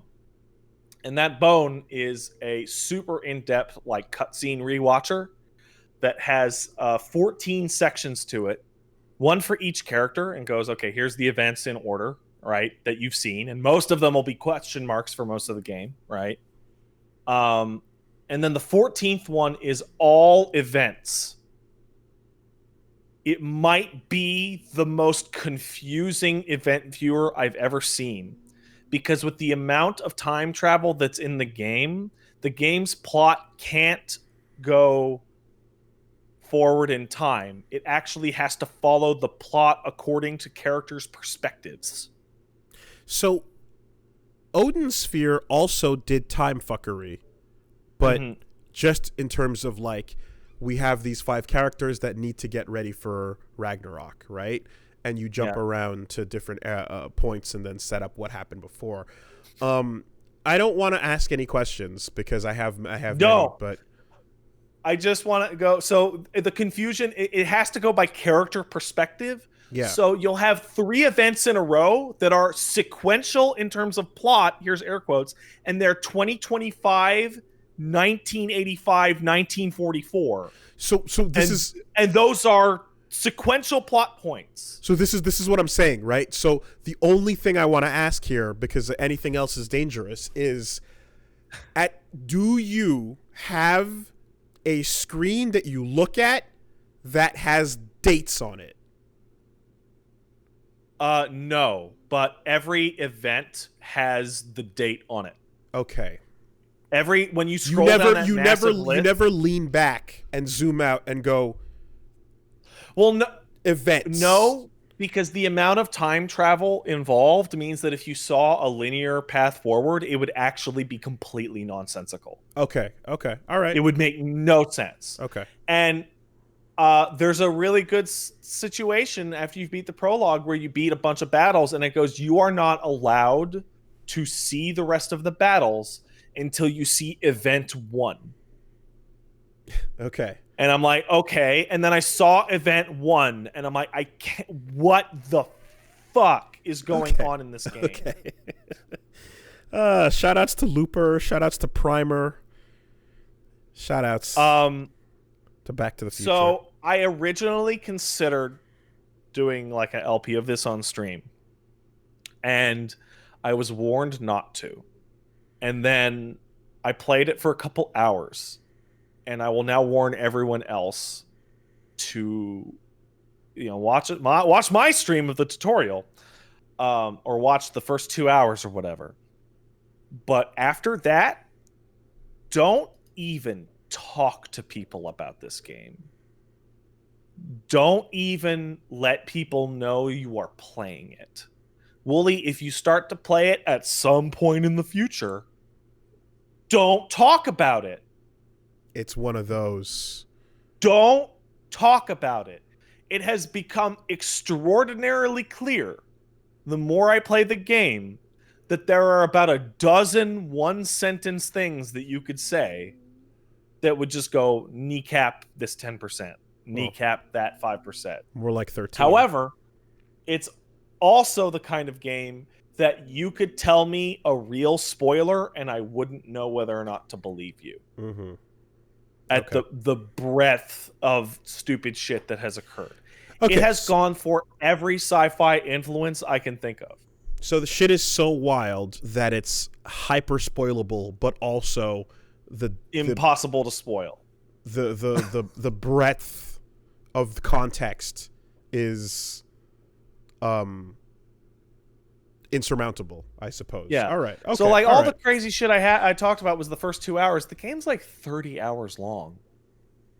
I'm 25% through, and I think I know what's happening, but I bet I totally don't because I'm only 25%. Like, I gotta say, it makes me a bit sad to hear though that part of it, the landmine nature of it, because excited as I am for this, like, it's one of those things where I know Vanillaware games, so I absolutely wanted to make sure. My biggest concern was going to be a potential repetitive situation. I don't expect them to make the mistakes they did with Odin Sphere Unremade again. But like I said, Dragon's Crown did have a little bit of that towards the end. So I was a bit like I was concerned about like how repetitive things might get, or if there's something that would just be kind of like downtime or rough. But here, you can choose at like with a significant amount of freedom how much of the gameplay you want to do before going back to the visual novel. There are lock-in points. Right? There are points where you get to a character story and it's like, no. You must beat this mission before you can watch this part of this character story. And then you'll get to the battles and it's like, you must have viewed this event in order to see it. And there are conditions that are like, you can't continue with the World War II guy until you see Kenji's poisoning event. I'm like, I don't know what that is. Okay. Interesting. Stuff like that.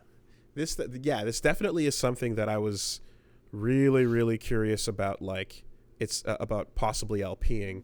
What I'm hearing is that it kind of reminds me of how Danganronpa rolls, where like Danganronpa is also very, very spoilable, seeing as it is a series of murder mysteries, So how do you even talk about where you're at in a game like that, You actually literally can't talk about where you're at because there are 13 characters you play as and they all have percentages on their storylines, but almost every character is inside the other character stories.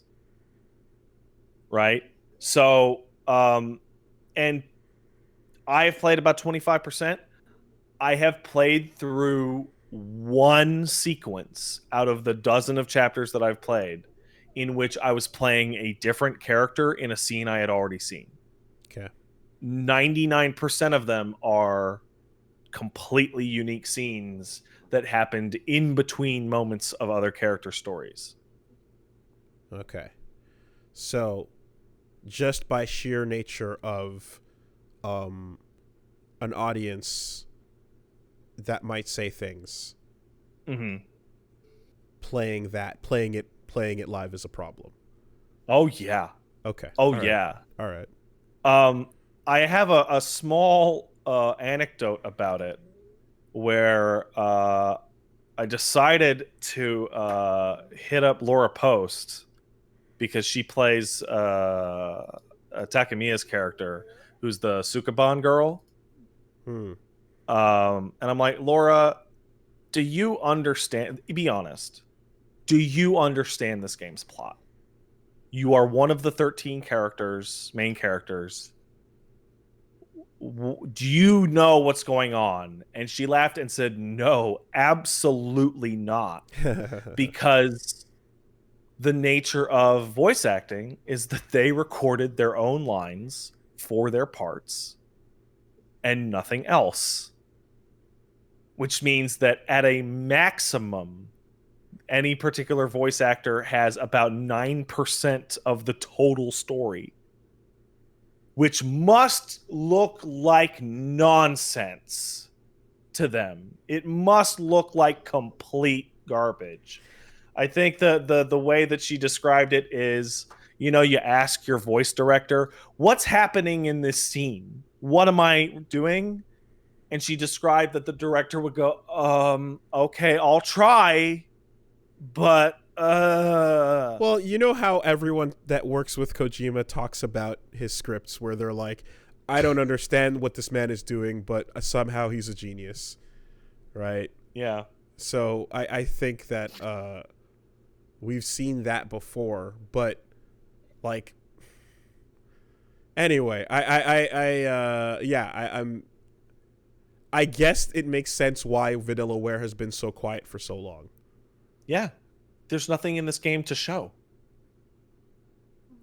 I'm afraid to go back and see trailers that I have already seen. Interesting. Because you remember the trailers were like really short. They were like kids walking around. They had no dialogue in any of the trailers. And then I saw a robot, and I went, "Ooh!" And that was it.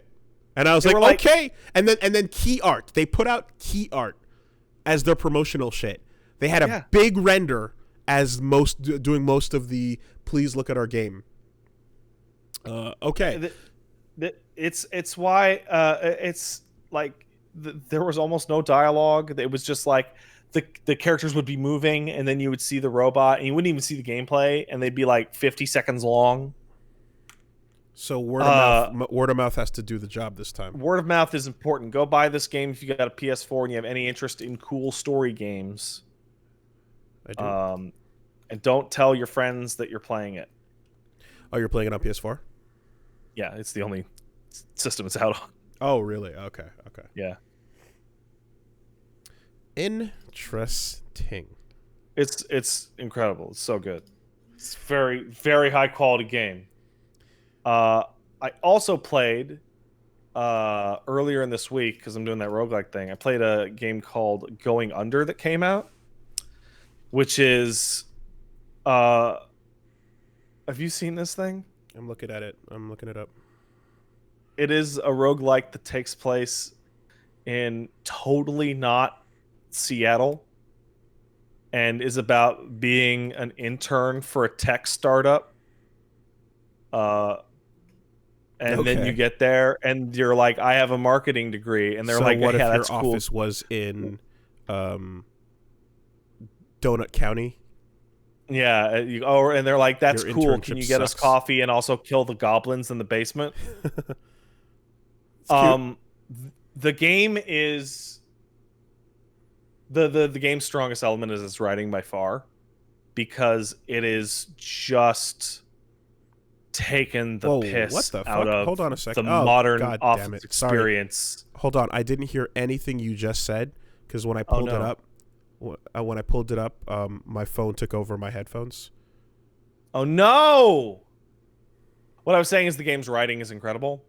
Okay. And it is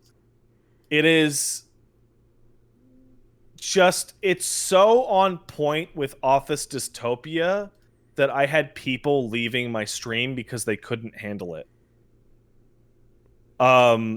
The first enemy force that you're fighting wasn't that the start of Outer Worlds?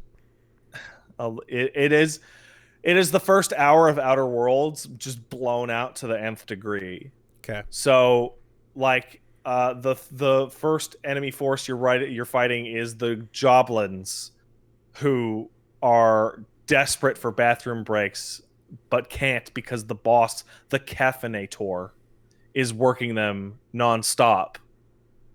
And once you beat that, there's a cutscene where the CEO shows up to explain that they're doing the live app and describes how, oh, don't worry about it, the 10 for 1ers in the tech department will just handle it, and the only lead engineer on staff just starts having a meltdown.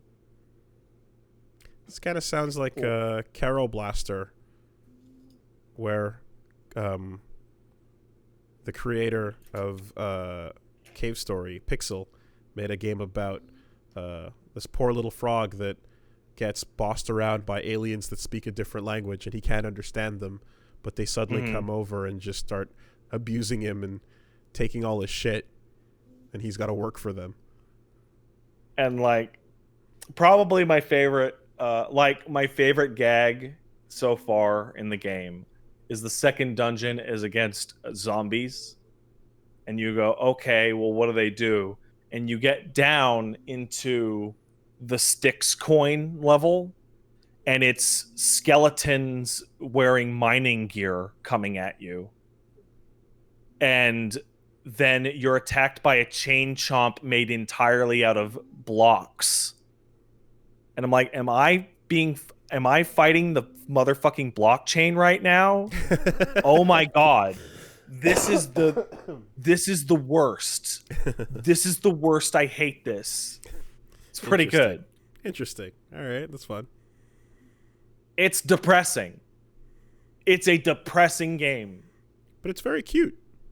It's very cute. But it's like, I've never worked in an office, and I'm like near like retching at its just dystopic undertones. If you were a person who works in an office, this is either the funniest thing in the world or just cry your eyes out depressing because it's your future. Yeah. I've got way too many of that, too many of those memories, and actually committed them to podcast form and talked about some of that shit. So that's actually interesting timing hearing about this, because I just finished talking about some of the crazy QA shit I've done in a good old WWFIO episode. Like the loot drops that you will occasionally get in a level are the Amazon drone package nightmares that will come down and drop it, and they often call your character by the wrong name. Okay. And the best one that you can get is the Bougie Cube. That usually has a really good weapon in it. The Bougie Cube. That's right. Bougie. Yeah, yeah. The delivery cube of the bourgeoisie. Of course. Here for you. It's fucking crazy. Was that a roguelike as well? Yeah, it is. Okay, it's really cute. The art style is really unique, and honestly, it plays about... I've been playing a lot of these. It plays about as different as any of them. Like, it is probably the most different because it feels almost like Breath of the Wild. Like, you Z-target and like hop around like it's a Zelda game. Well, and you throw items as a button. Feel free to use that segue that you've just placed on the ground. Yeah. Mm-hmm. About Breath of the Wild? Yeah, what about it? Oh, are you referring to the new game Genshin Impact? That would be the one. The one that I asked you if we had ads for this week? That we don't? Well, you know... The reason I asked you that is not because I was going to talk about it. It's because I was like, oh, everyone on my timeline is downloading this. I should download it. And then I found out about 10 minutes later, hey, wait a second. This has a kernel level anti-cheat that doesn't turn off until you restart your computer. Yeah, so the alternate name for Genshin Impact is MiHoYo Protect, because that's what's running at the kernel level. And that's no good. That's bad. In fact, so people are saying they're removing it. I wait to see. It's in fact identical to what Valorant just did. Yeah. That we talked about when it first came out. It's the same shit. Wow. Don't do it, guys. Great. Not on mobile though, huh? Yeah, well. Yeah, not on anything other than the PC. For those of you who don't understand what that means exactly, essentially, it is taking BIOS level priority of control of your system in the sense that the anti-cheat technology boots up before Windows does, and is something that cannot be turned off when the game is not running at any time at all. And who wants to trust a company with that level of infiltration into your system? No one should.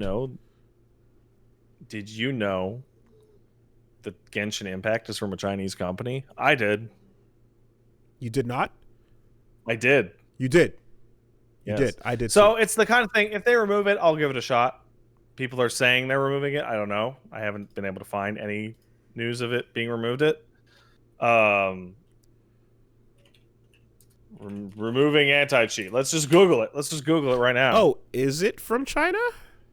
Oh, yeah. Oh, 5 hours ago about our anti-cheat system. I think it might actually be from Taiwan. Oh, is it from Taiwan? The country known as Taiwan. That's the one, in fact. That is a real country. I think it might actually be from Taiwan. That's weird. Taiwan. How do you pronounce it? Taiwan? Taiwan.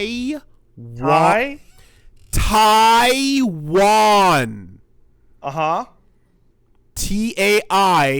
Taiwan. That's crazy. Might be from there. Might be. Is it? Yeah, okay, cool. Well, anyway. That's it for me. If you want to check out my crap, you can check out Pat Stares At, twitch.tv/Pat Stares At. I'm going to be playing Among Us this week. I'm jumping on the bandwagon. Do it. Might as well. I'm going to bandwagon it. I actually played Among Us like, for real this past week. With a group of close friends. I feel bad for them because every single time me or Paige were the imposter, we would kill each other first and report the body, and then both immediately start screaming at each other in exactly the same voice. You motherfucker, how could you? You lying sack of shit. And the solution in every game with my group of friends was to toss me out the airlock. I was the imposter 3 times out of like 40 games. I think I got airlocked like 30 times. I'm still in that phase where I see all the out of context clips and memes, but I kind of know what the game is, but I still don't fully understand it because I haven't actually touched it or seen a full completion game from beginning to end. So interesting. It's just a game about, hey, do you know whether or not your friends have insanely obvious lying tells? Right. And I mean, you can play it with strangers, right? Oh yeah. Playing Among Us with strangers is legitimately hilarious because there's something about having 120 seconds to argue in text chat that just descends into complete garbage that is hilarious to me. There's something about somebody reporting a dead body and going white seems sus or orange seems sus, and everyone wordlessly within 1 second voting the person accused out, and the person having a goddamn meltdown because they just started the game. Okay. And like, it's really funny. So far, my understanding of this game is that it appears that the goal is to group everyone into one corner, have someone get killed, and have everybody come out of that one corner body and reveal that we were all here in the room all along. It was us. I got you. But yeah, on Saturday, I'm going to be playing a bunch of other stuff, but the big event this week is obviously Saturday afternoon Eastern. We're playing Among Us with one Peach Saliva, one Quiet Shy, one DK Diamentes, Rosalind, Mia Bite, Clemps, Butter Buns, and German Spy. Is you there don't know if Plague's going to show up. He said he probably would. When did he say that? Did he actually say that? Yeah. But he was bitching at me for like an hour about schedules. Oh, fuck. Okay, and maybe Plague if he decides to show up. All right. Is there a consensus on, like, what the exact stream was that resurrected this game? Yeah, it was PewDiePie. Was it? Okay. Yeah, PewDiePie streamed it, and everyone went, "Oh, cool!" And fucking pour one out for poor New Blood Studios, who put out Unfortunate Spacemen. Like, oh, it wasn't Pewds? Oh, it was Soda Poppin'. My mistake. Okay. And Carson? Okay. Cause I heard it was XQC. You just told me I don't know who these big YouTubers are. I thought someone said it was XQC, and I was like, is it? And then it's like, okay, no, maybe it's all right. Okay. Soda Poppin'. All right. Yeah. I know it got resurrected. So all right, cool. I feel bad for New Blood because they put out Unfortunate Spaceman, which is this game but much more in depth. Like a month or two before Among Us came back. Among Us is from 2018. Yeah. Mm-hmm.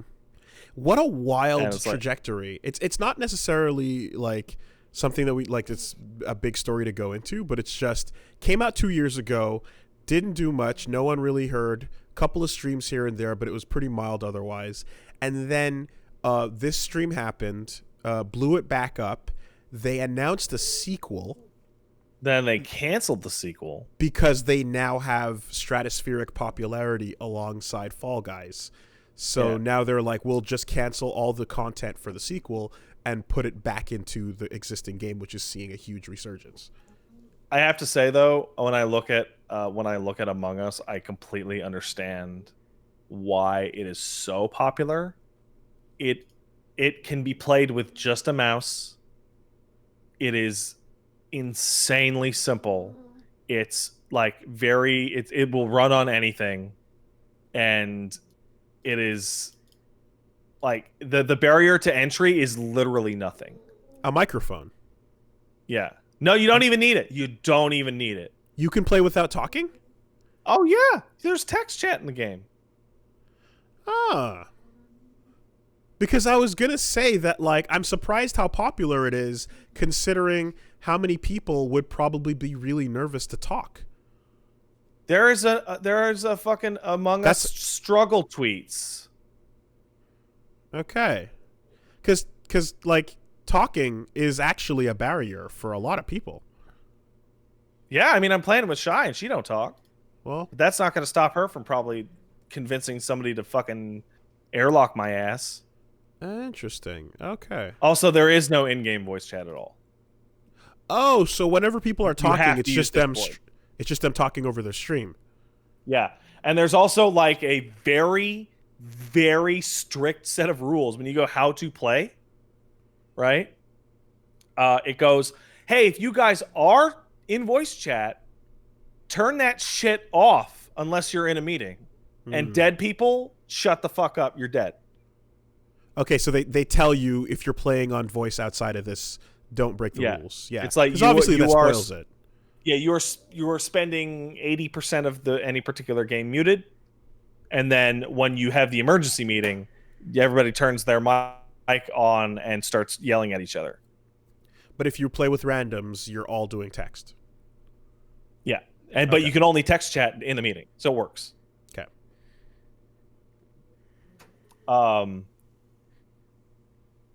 Yeah, it's legitimately really great. So excited to do that on Saturday. I foresee being accused and tossed out the airlock constantly. The other thing about it that's actually very impressive, it has a really like you load into a lobby and you can change every single part of the way the game works. Like how fast how long do killers have to wait before being able to kill? Can they do it in a 15-second cooldown, a 30-second cooldown? How many people are on the map? How long are the tasks? How many tasks are there? All sorts of granular shit. But the most interesting one by far is, I'm sure, well, you've seen the memes of like so-and-so was not the imposter or so-and-so was the imposter when they get tossed out the airlock. What if you just turn that off and it just says so-and-so was ejected? And now you don't know whether or not you ejected somebody innocent or not. Oh, it just does. Yeah, right. Okay. That's by far the most interesting way to play. Huh. Because you can get games in which you just keep throwing out person after person after person, and the game didn't end. You're not winning. So what the hell is going on? Oh no. Yeah, wow, real life. Yeah, okay. Interesting. Yeah, you can check all that crap out over twitch.tv/PatStaresat. Well, there was one where I think, what was it? Like someone came in and just like, there was a clip that I saw that was like, I think someone's name was racism or something like that. And then they just like immediately voted them out.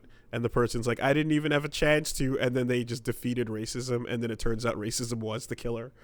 Or whatever. Oh, yeah. Or one of those like weird little moments. It was a voice. It was a stream clip. I forget who it was.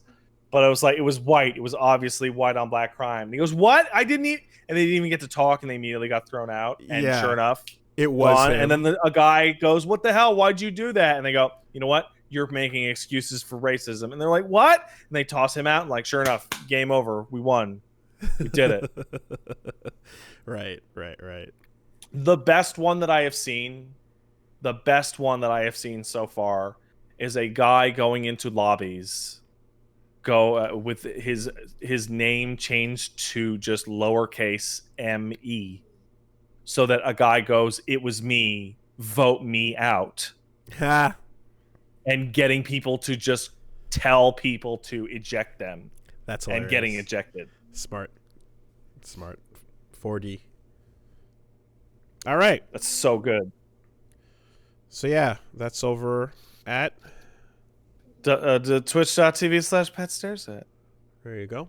I'm gonna play Spelunky too this week. That's probably gonna be infuriating.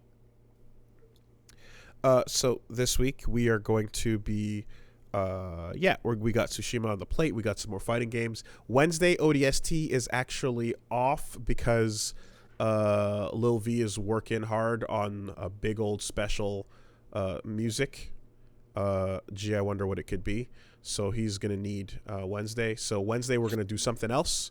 I'm going to announce on the schedule. You'll see what it is. I'll probably just, take another look at something that I've been meaning to get around to for a while that's been sitting on the plate as far as one-offs go or quick looks. Mm-hmm. So there's a lot. And then there's some shit fucking even today that I'm like, adding to that list. So yeah, we'll be doing all of that over at Wooly Versus on Twitch, and of course Wooly Versus on YouTube, where lots of fun stuff comes out. And like I said, a new Wooly Will Figure It Out should be dropping soon. I just gotta put things together, but talking about the QA days, so should be fun. That doesn't sound fun at all. No. It's just a matter of expression. It was actually kind of suffering. Yeah. Woo. You know when all they right, say you like, ready to take a someday you'll look back on this and laugh? Yeah, I've heard that. You know what else I've heard? Fuck that. I have heard some people say that streaming is way harder than working in a minimum wage job. Which might be the stupidest fucking spoiled brat shit in the universe. Listen, Leffen. man, I don't know about you, but personally, I'm a huge fan of the Deep Leffen bot. Did you see that the Leffen bot said that before Leffen? Sure did. That's why, as far as I'm concerned, this is a bot sentiment. Isn't that incredible? Art imitates life. Life imitates art. Oh my god. Just incredible. Like, now I will say one thing. I love to make fun of Smash players because it's easy and they're terrible. But I have to really admire the stakes that you're willing to shit on the new game in your franchise to go this far to get like the most ratioed tweet I've ever seen just to dump on Smash Ultimate. Like I definitely did follow along when it was one of the things where there's a moment where when you're so inside of a game like series or like a franchise where you're like, if you're talking about a character that you don't play, people are going to be like, dude, what the fuck, you don't even play those characters. And he kind of pointed out, he's like, yeah, I'm talking about a game I bought. And it's like, it is true that like on this level of like character knowledge, we get so associated with something that it's almost like you bought that character and not the whole game, and people kind of might forget that. So I did understand that point, but it very quickly devolved into something that was just like, let's take whose point was it? I think it was it, I want to say it might have been Foxcade. Someone quickly said, good rule of thumb is don't talk about this stuff when you happen to be one of the lucky people with this kind of job. Dumb bitch. Like literally just don't even talk about minimum wage work. Like there's nothing here that's gonna come out millhouse. I love this. You know? At some point last night, yesterday he tried to roll it, like run it back and be like, oh, I'm a bad cunt, and now he's deleted it. Okay. What a stupid bitch. Oh man. I think like again, like the start of the argument could have gone a bunch of different ways. It wasn't like the take started at a place where it's like, okay, I hear your statement, defend your point, but then it just goes down a road that is like, now you're doubling, tripling, quadrupling down, and like you have to make that kind of statement at the end of it, which in and out of context is just the most disconnected shit ever. It ain't great. Yeah, you know, but hey, I mean, I say this as someone who's great pals with our buddy Kage the Warrior, the inventor of the VIP meme, you know, for Smash. Who, again, the context given for it, it's like, we laugh about it now, you know? But, yeah, that was a bad tweet. That was a bad take. Hey, before we take a quick word from our sponsors, do you mind if we take a 2-minute break so I can use the washroom? All right, let's just hit that pause. Everybody. All righty then. I'll be right back. Excuse me. Mm-hmm.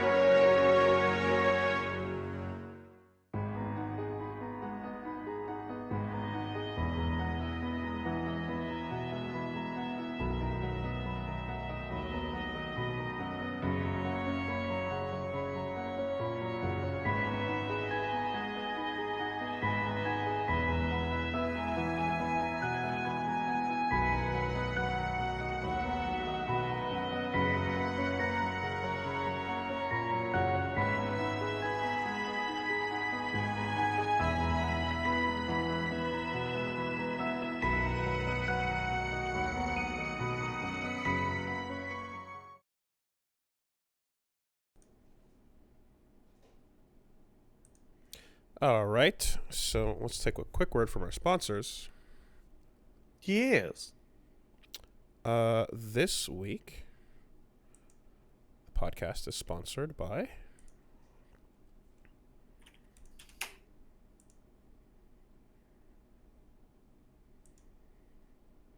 Something.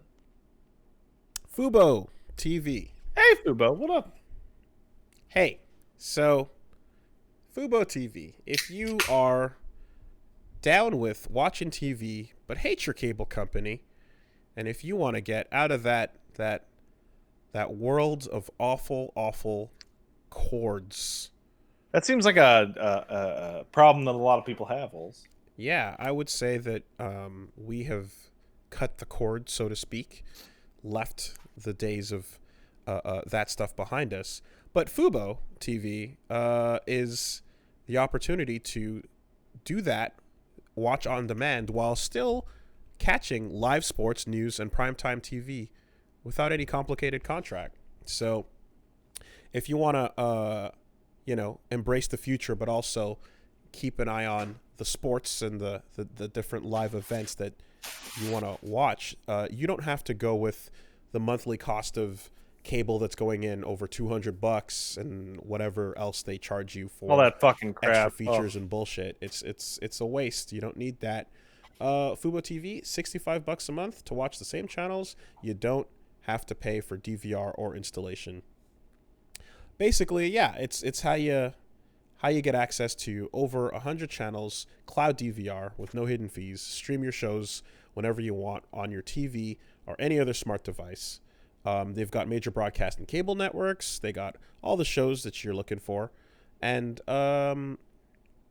again, you don't have to deal with the ridiculous cost of cable, which, let's be real, is in its dying days and is charging that much because it's going the way of the dinosaur. Mm-hmm. Get off that Stegosaurus. The back is rigged and painful. You don't need to ride it anymore. Fubo TV, no risks. You can try it for 7 days for free. So right now, Fubo TV is offering our listeners a 7-day free trial and 15% off your first month by going to FuboTV.com/superbeast. There's no contracts and you can cancel anytime. You go to FuboTV.com/superbeast for 15% off your first month and a free trial. That's FuboTV.com/superbeast. Thanks, Fubo TV. Thank you, Fubo TV. We're also sponsored by Babbel this week. And this is the solution to your language learning problems. If you've thought that, hey, I want to learn a language, I want to get my stat sheet bumped up, I want to improve my communication abilities, I have a skill point to spend. Excuse me. where should I put it? Well, you might not be able to get that Klingon perfectly fluent or Elvish, or It's other tough, man. or whatever the language is that Yoko Kanno writes her songs in. That crazy shit. Cool. But if you want to learn a language that you can talk to people with, you got access to all kinds with Babbel. It's always been something that is on the to-do list. I know that I've kind of done it for Japanese to a degree as much as possible, and besides the obvious of where we're growing up here with French. But if you're trying to work on your German, if you're trying to work on your Spanish, like all of these things, you can do it with Babbel. Basically, you get daily lessons, 10 to 15 minutes, and they start by teaching you words and phrases, sentences that gradually get more complex, and before you know it, you'll be practicing short conversations.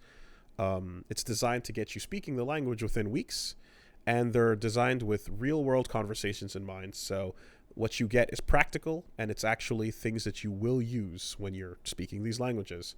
Over 100 language experts put the lessons together, and they've been scientifically proven across multiple studies.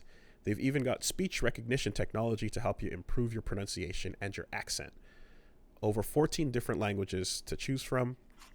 Available as an app or online. Your progress is synced. So yeah, so really, it's the future of how you learn your languages. You don't got to do the old ways of finding a classroom and a book and like someone smacking a whiteboard at you.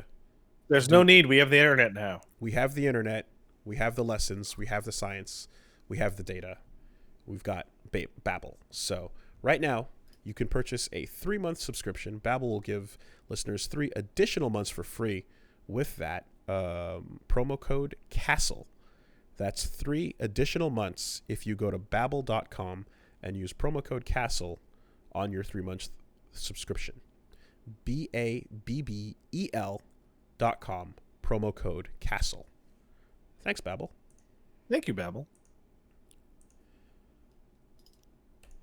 And last but certainly not least, oh got boy, a new sponsor today. New sponsor. That's pretty fucking rad, I gotta say. Mm-hmm. This week, the podcast is sponsored by Tile. Are you familiar? How do I write that? Tile, T-I-L-E. Tile. Oh, okay. Is one of those. This is some tech that I've been using for years now. So I am quite glad that they're like, hey, do you wanna work with us and do a little thing? And I'm like, yeah, I've been relying on your tech for years.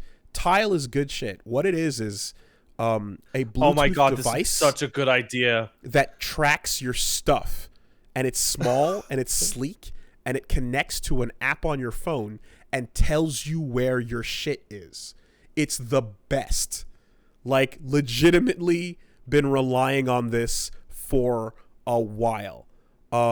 Basically, how it works is you get an app on your phone, and like you sync up whatever your you sync up your devices to it, and then anytime you misplace it, you search, you find, and it'll tell you where your tiles are. It'll beep and give you a little jingle and be like, oh, there it is, right? So the best part about it, I'd say, for me personally, is the fact that they've got not just the little device that you actually can hook up to your keychain. They've got like things that they've got cards that fit inside of a wallet that are wallet sized. They're just the size of like a credit card. Slide it right in. Now your wallet, you don't lose it because it's tracked by Bluetooth. You've got a keychain. My keys are currently on a Tile supported keychain ring that I have as well that I keep track of. You throw one of these tiles inside your luggage, and you don't lose your suitcase because you're like, oh, if you ever misplace it or whatever, see where it is. It'll give you a little ping. You know what I mean? Like, I've used this to find at least one person who would benefit greatly in their life for the ability to find their phone and or glasses at a moment's notice. Of course, your phone connects to it as well. That's a really, hey, if you know anybody that loses their stuff, I have used this to find lost shit, and it's been great. So you've been using it. What is, like, say I'm in my living room right now, right? Yeah. And my bullshit's under the cushions, yes. Like this remote that I have. If this is like, because I've had it, so these headphones or this will be like deep all the way underneath, and this is like a long couch cushion, so you wouldn't think to check. If I click on the thing, does it start beeping? You straight up open up the app, you go to, like, and right away you're going to be looking at all the Tile devices you've synced to. Mm-hmm. And I've got mine here. I got my luggage, my wallet, my keys, got my phone, I got all my shit. And then you just tap the find button, and then it'll give you a little beep, and it'll be like, beep, beep, beep, beep, beep, beep. It'll do the little noise, and it'll be like, oh, there it is. It's right over there. And then it also displays it on your phone, the location of where it is too, so that you can, try and coordinate and make your way towards it if need be. It's straight up. It's just like, hey, are you sick of losing your stuff? Get this. Get Tile. It's just that straightforward. There's the small trackers, the larger trackers. There's the like I said, the keychain, the card. I'm using it in everywhere. I've got at least like 5 or 6 of them tracking my stuff. Punch Mom lost her wallet. I got her a tile to put in her wallet so that she can track hers as well. Like, it's straight up an incredibly useful product. More than happy to tell people about this. So yeah, get a limited edition tile for yourself and everyone who's always losing their stuff. If you know someone that can't stop losing their stuff, I can think of a few. You're going to want to go to tile.com/superbeast to shop the limited edition collection right now. That's TILE.com/superbeast. Fun, exclusive, one-of-a-kind designs go fast, so check them out today at tile.com/superbeast. Yeah, like, again, I can't say enough good things. You know, if you're sick of losing your stuff, this is the answer. The future has brought us many solutions. This is one of them. And I have a problem that you don't have, which is I have animals that will just lay on top of devices and absorb them. There you go. So you might need to press that find button and hear it coming out of the rumbling of a gut. I can do that. And when I say lose, I don't just mean like completely misplace while you're out. I mean literally in your apartment or house. Like, where'd I put that thing? The worst loss of any item I've ever had is when I put my phone on a bookshelf that I don't use very often. There you go. Took like an entire day to find the fucking thing. For me, it's pockets of jackets and pants. Oh, that's terrible. Yeah, murder. So, done and done. That's what it is. Thanks, Tile. Thank you, Tile. All right. So, couple things this week. Following up from the big old busy last week, there's the aftermath of a lot of stories, and then there's the TGS. So, with the Tokyo Game Show, which still going strong. I just have a quick lightning round update to an earlier thing we talked about. Yeah. As of 1 hour ago, Genshin Impact has said they will be removing the anti-cheat when the game isn't running. Great.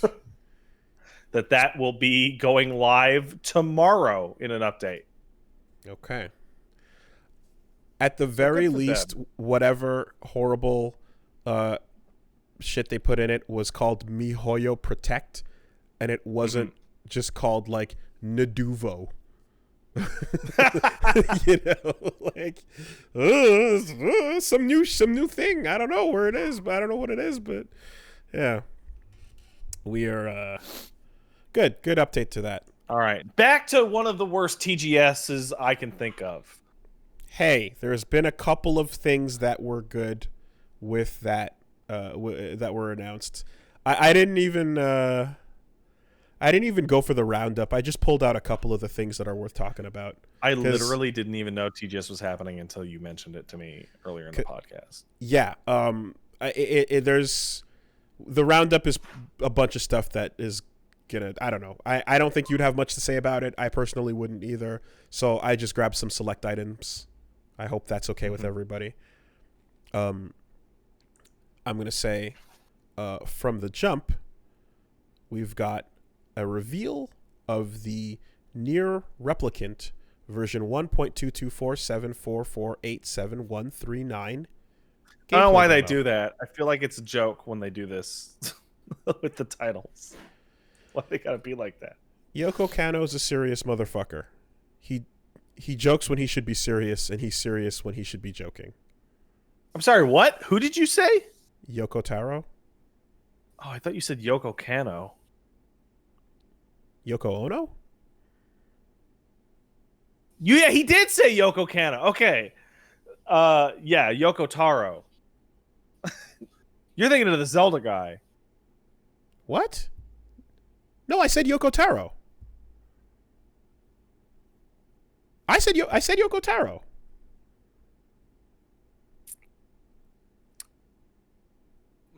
Okay, anyway, moving on. Moving on. That man is a very bizarre man. there's footage of the new NieR, but it's not the new NieR. It's actually the old NieR. It's the young NieR. Ha! Ha! It's unfortunate. It's unfortunate that it is, but I mean, it's more different for us, so I guess we get more value. Yes, but I don't like the brother-sister relationship dynamic compared to Japan father sure and does daughter. love the brother-sister relationship dynamic. Father-daughter, I feel, has a better emotional resonance for the story than brother-sister does. And it's also... Well, now we've had more examples of parental games, but they were rare when NieR Original Gestalt was on the 360, right? Like, we've got our Dad of Boys, you know, we've got our even like Ellie and Joel, you know, that came along later on. Like, that whole sort of like vibe of like you and someone that you are looking out for, that, you know, it is one that, like, it's not as rare now, but at the time it definitely was, and I still think that that's the better way to play it between the two. But Oni-chan, it would be nice if there was some sort of DLC that could cosmetically make that change or option. But I'd want the voice actor back too. Exactly. Sojiro was great. I mean, I find it really funny that you call him Sojiro, because in my head, when I was playing P5, I was like, oh, thanks, Papa NieR. Yeah, no, well, that's correct, but I just, for the sake of anyone who didn't know that, I decided to go with Sojiro. But it is NieR first. You're correct. Yeah. But yeah, I guess I think that, like, we don't, like, making this whole game over from scratch, and it looks really incredible now. The action looks like they fucking fixed it by just inserting the automata juice into it. Yeah, it looks very automata. So they've basically fixed NieR, which means that, like, the story being as strong as it always was, with some really fun gameplay, equals a fucking perfect game in theory. Yeah, Yoko Taro's in a weird position where he did a bunch of cool ass shit that was trapped in games that like holding them was like being lit on fire. Like, just very bad, painful, not good fun to play. What's interesting about this remake is that it's not being remade by Platinum, but it certainly is inspired by what they've done. Yeah, it seems very like, oh yeah, no, we should make these NieR games play like that, because that's a good thing. And I imagine the old were. Yeah, well, with the basis of the old weapons and, you know, design choices, and then the modern things to look at and influence, like, you have two really, like, you have a structure to use as a basis, and then the building blocks created by Platinum to draw from. So, you know, this is a simple and clear way to improve the game. No sight of a bore so far, and it's early enough that they had to, like, use the debug menu to spawn shades into the world. Yeah. So shit is in development. You know, it ain't done yet. I think my favorite thing about that whole presentation was Yoko Taro talking about the director of this game and going on like a small rant about how much he hates him because he is young and handsome and wealthy, and he is like everything that he hates in a person, as the director was just cracking up.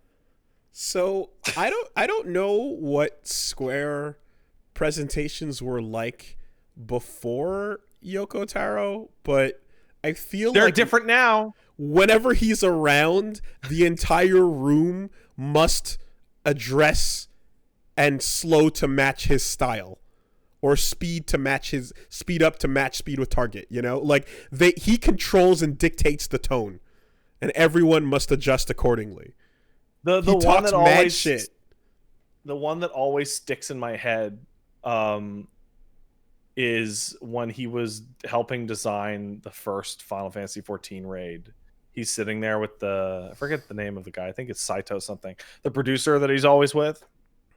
And he's talking about how like originally he's like, yeah, I don't need to play the game. I'm just going to design the thing. And Square Enix keeps telling me I have to play the MMO. Yeah. And then on the next one, he's like, yeah, so I got like halfway to the level cap as a healer and I just gave up. I don't care. It's like, what? What? Yeah. No, dude, he's like, it's just, again, it's that presence. He sets the pace. Yoko Taro sets the pace. Everyone else is trying to do their professional, please look forward to it, gamers type of stream. And he just comes out and he just throws someone under the bus or just throws mad shade or tells someone to fuck off. And everyone just goes, well, you know, yeah. Yeah, Anyway, because everyone's like, hey, keeps it gamers, real. do you like this? And he's like, gamers, this is what you like. Gamers. Yep.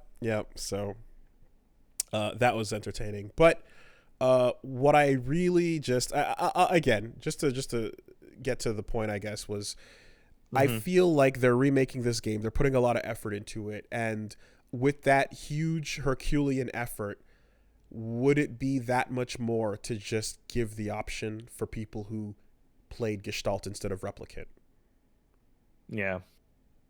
It's clear that a whole lot of North America would want that because that's what we were given, you know, and they're remaking the Japanese version, but it's an entire region where it's one of the only publisher decisions I think you and I both agree on was like just way better. What? It's like, it's crazy, right? Like in most circumstances it would be like, oh, what the fuck, you're changing the original, that's not what they wanted, that's not how it was designed, but and in this case it was like, nah, shut up, it's better.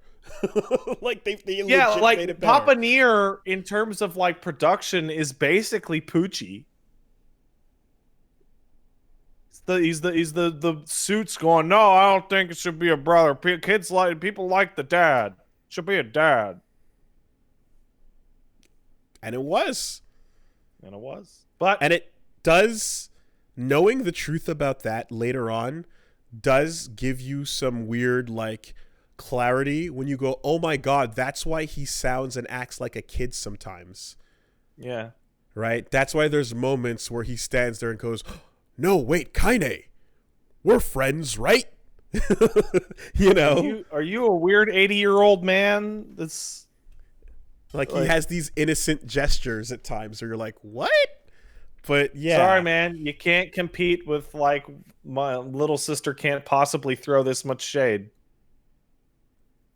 Please, in all your efforts here, do the right thing and let North America get Papa NieR back too. Or give us the option. Oh my god. Somebody just posted in the chat and I just heard it blast through my head. You and I are friends now. Friends now. Such a weird fucking read. And here's the other thing. What are they gonna do with the casting? Like, are they gonna get everybody back except for NieR? Absolutely. 100%. I'm of the opinion they should try and reuse as much of the existing audio as they can. So the problem is I don't think that's okay when it comes to the fucking, you know... just pay him again. Just pay the actors again. Maybe, like, I don't think it's okay from a fucking union worker standpoint or what, you know, like screen actors. I don't think you're cool on that. However, if they do agree to be like, hey, yo, your last performance was so incredible that we'll use as much of it as we can, and they're like, yeah, sure, just pay me. That's cool. But it would be nice if they just re-recorded it and you know, they get a new NieR. And you know, this is all because if you've played NieR, you should be aware, but the voice acting is some of the best ever done for like a dub job of a localized game. I mean, the trailer is highlighting how strong some of the voice acting is, you know, and I think Kaine just going off on you is like one of the major points of like, yeah, you can't lose that in this remake. That's a really important thing to keep. The opening trailer of just like give me a big sloppy kiss, Shadow Lord, like rant. Give me a fucking break. The tone setter for that game. Yeah. Oh yeah, were they not allowed to swear in that version of the game? Because they should be allowed to say fuck. I'm pretty sure they're swearing. I remember swearing a lot. Start fucking helping us. Yeah. Okay. Yeah. I absolutely remember swearing. Let Emil say fuck. Sure. You know what? I'm seeing a solution in chat. Just have Papa NieR voice the new character.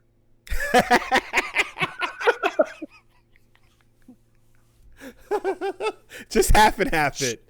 Hey, just fucking whatever. Shut up. We all had that one kid in our senior year of high school who got that mustache way too early, who fucking came in and was like deep ass voiced, and you're like, bro, we're 16. What the fuck?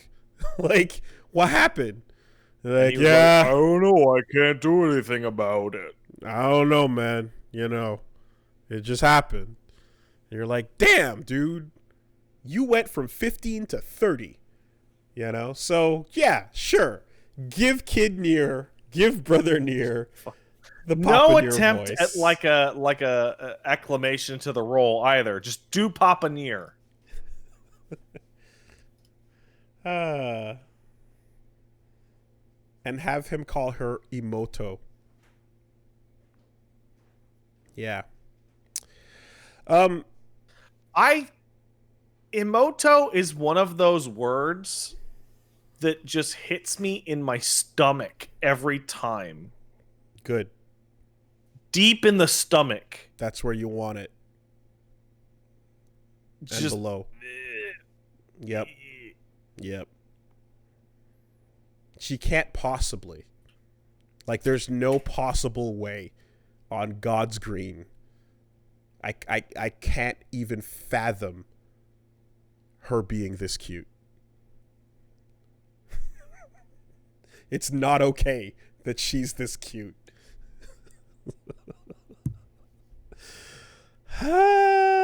Anyway. You should get back into game dev and make the fucking tower defense game Mamoru Emoto. Mamoru Emoto. Yeah. That's right. Now, is it the Emoto that's Mamoruing, or does she need to be Mamoru'd? She needs to be Mamoru'd. Okay. So I broke down a situation for Reggie the other day while we were playing Tsushima, where I think I kind of am like the anime equivalent of reverse psychology is if you can frame any action you've done as protecting something, you have just won the argument, right? This is clear. But the counter to this is if I can frame your decision as running away, you have lost. Oh my God. You know, you're just running away from your problems. Are you sure I'm protecting you from my problems? Aren't you just running away from your old life? No, I'm protecting my new family. From my old family. As long as you can frame it in the right way, you are untouchable. This is the real shit. All Shinji had to do was frame it differently in his brain. He had to say is, I'm protecting myself from all of you and your problems. I'm protecting my virginity. I'm protecting my fears. Aren't you just running away from your virginity shit? No. No. Aren't you just running away from manhood? No. I'm protecting my virginity. That's what it is. There it is. That's all you gotta do. And then they're like, shit, fucking Phoenix Wright theme. Turnabout. Fucking, it's over. We can't come back from that. Damn it. So, I hope that they put version 1.22474487139 on the box. Commit to it. Oh, it's in the title art. Like the cover art's on Good. there, and it's in there. Good. It looks ridiculous. Wonderful. It makes me not trust what that game is. Like that new title just straight up makes me not trust it. And I think we've been conditioned to look at anything like this as fucking sus. Yeah. Where it's like, hey, we're remaking. Are you? Fucking are you? Are you Square Enix? Plotline, timeline that consists of infinite points that can be inserted as a computer is gathering data. Well, you know what the solution to all of our problems would be, right? It would be going to the forest and having Papa NieR narrate some of it. And go, what?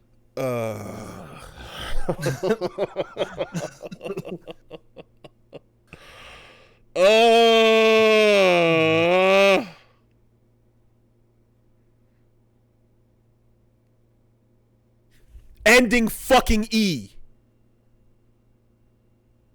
Ending E. Yeah. Continued. Version 1 point gibberish numbers bracket E. Mm-hmm. Ugh. Can't. Won't. Refuse. Not anymore. Not again. Not like this. Just take the worst possible ending and fucking there is a like, I'm gonna say like more than non-zero. There is a like 25% chance this is not a remake. Yeah. The original game structure is so weird that you could easily hide it for a while. Well, wait for the trailer and see if they show you, like, if all you see is the field and they refuse to go anywhere else or show you anything else that comes later, you might be fucking getting hoodwinked. You know? You might cross that field and make it out. Look, it's the factory level. And just like shit might not go board the way drifting. You think. Oh, interesting. There's subtitles right away on your first play. That's crazy. That. Why would that be there? Was that what? That seems off. Yeah, that's the point that you should be concerned at immediately. If you start the game and there's fucking subtitles right away. Anyway. So there's a little bit of that. What else we got from TGS?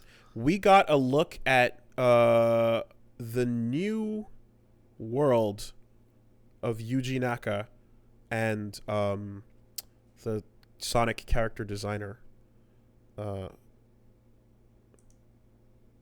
Balan Wonderworld. All right. Time to look at this shit.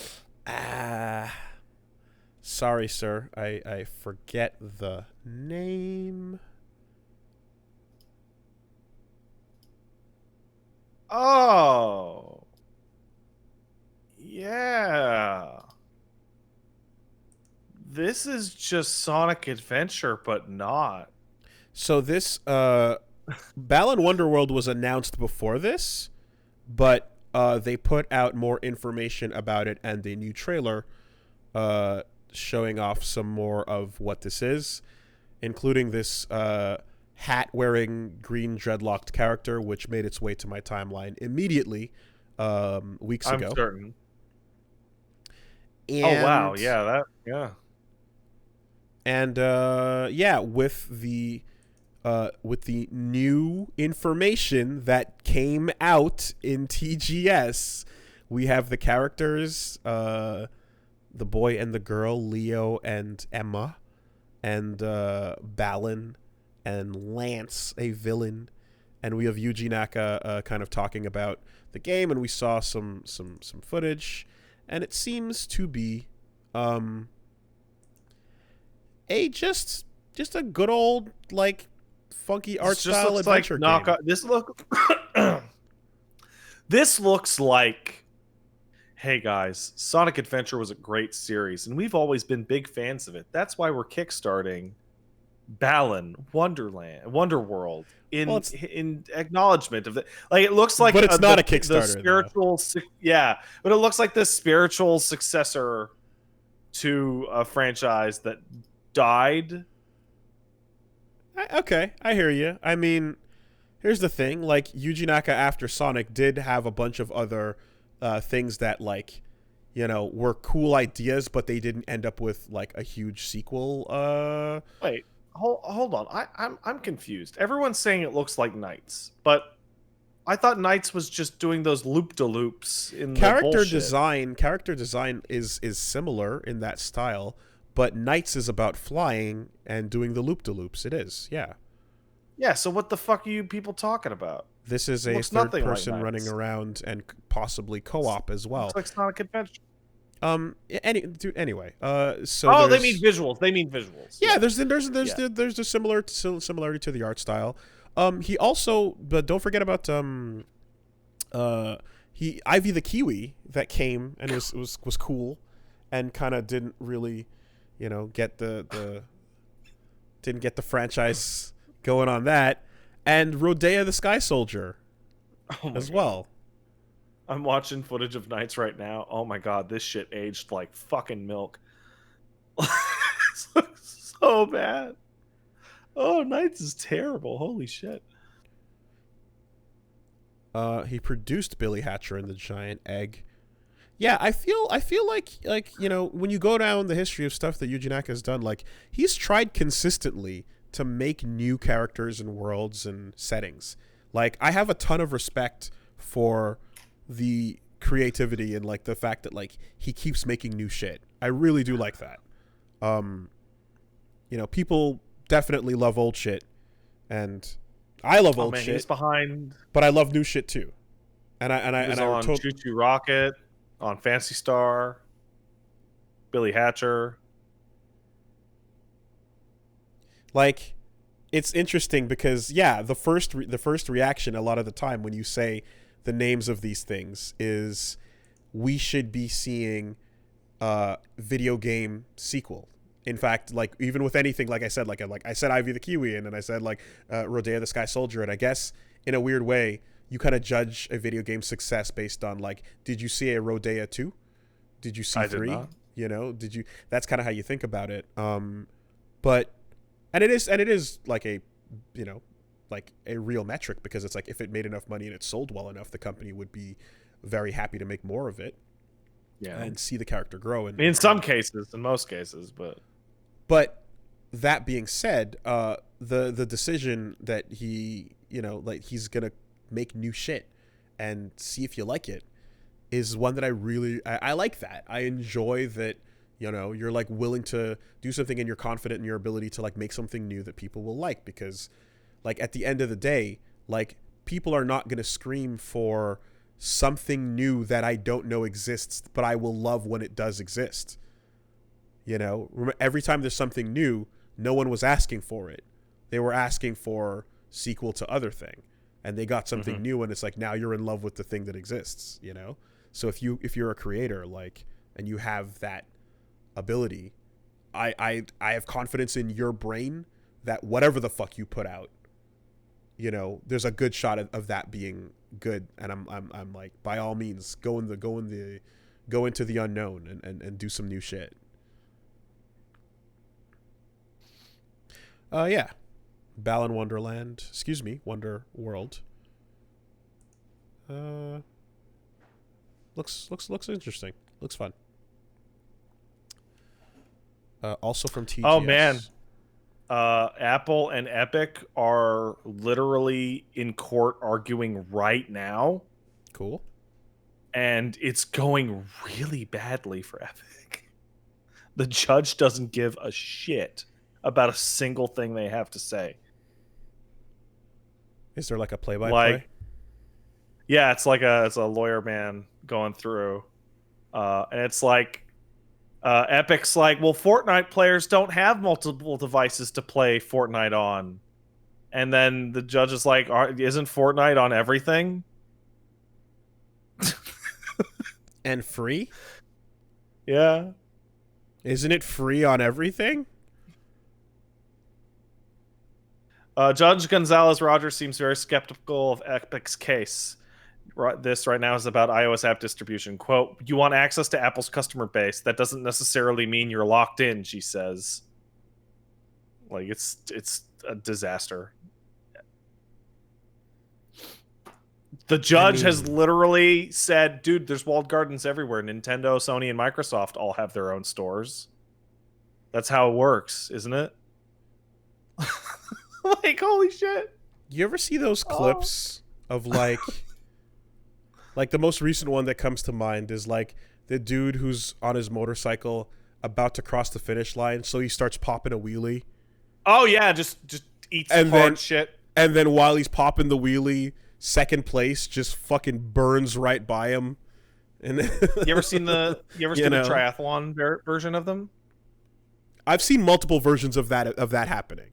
I remember a long time ago there was a triathlon version where the guy was like way out in front, like 200 feet out, and just raised his arms to be like, woo! Yeah. And that was enough to cause him to tumble to the ground and could not stand until second place and third place, which might have been as far back as 500 feet past them, just couldn't even crawl the 10 feet to the finish line.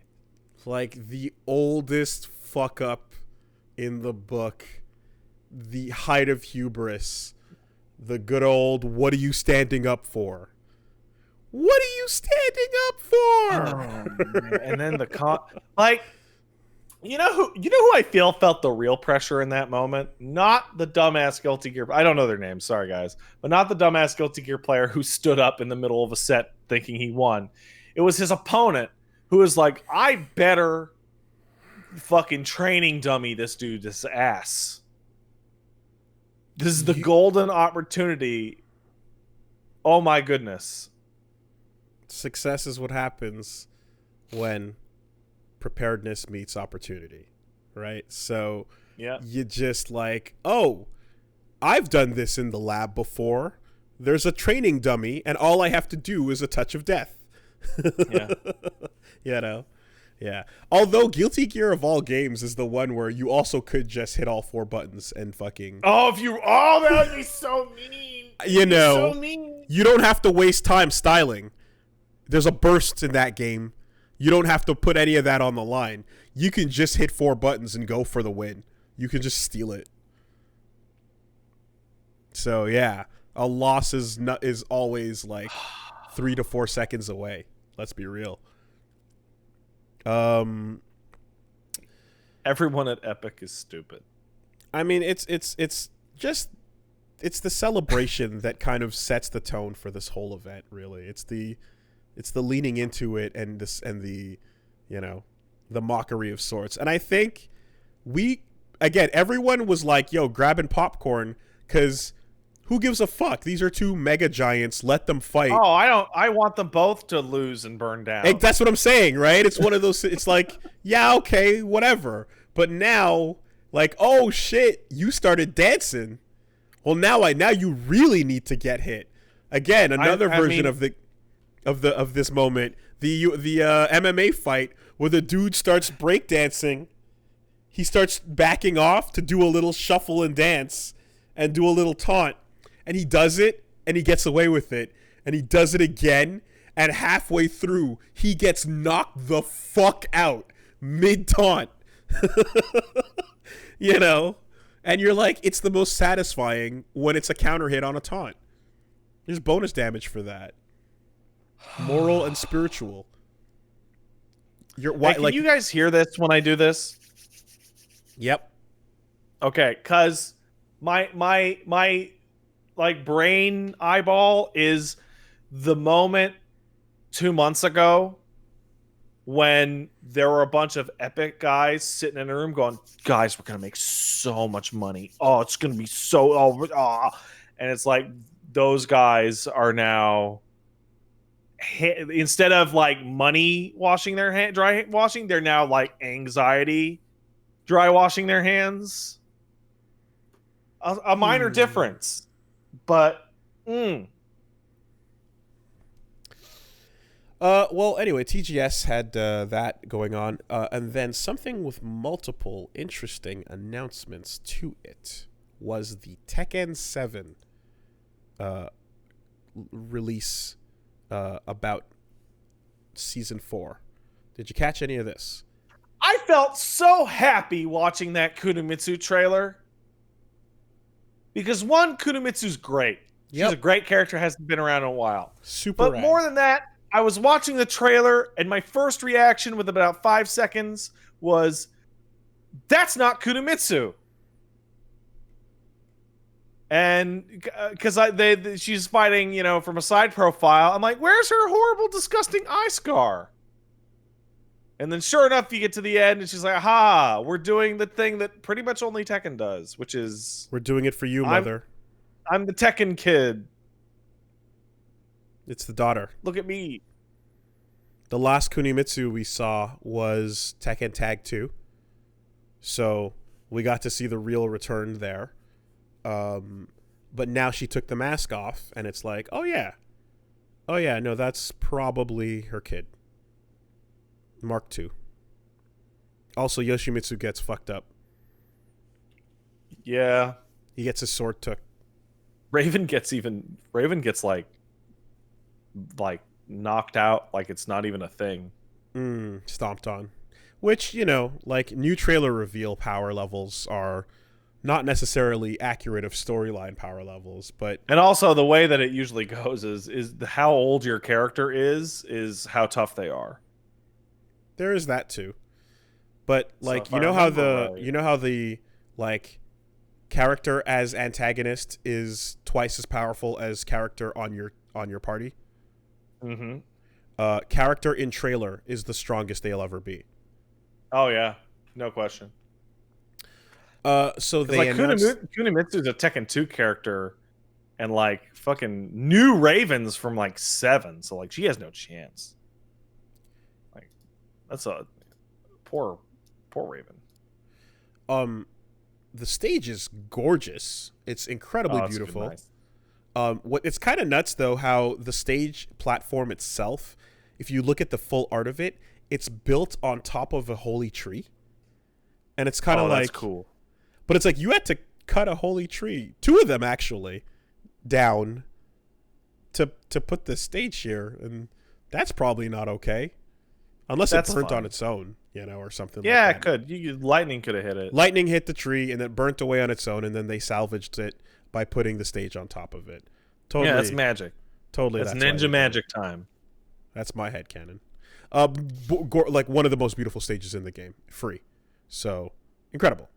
And then Harada started talking about the netcode improvements, and boy, did he go from not saying enough about rollback to flying over everyone's heads with the level of what he talked about.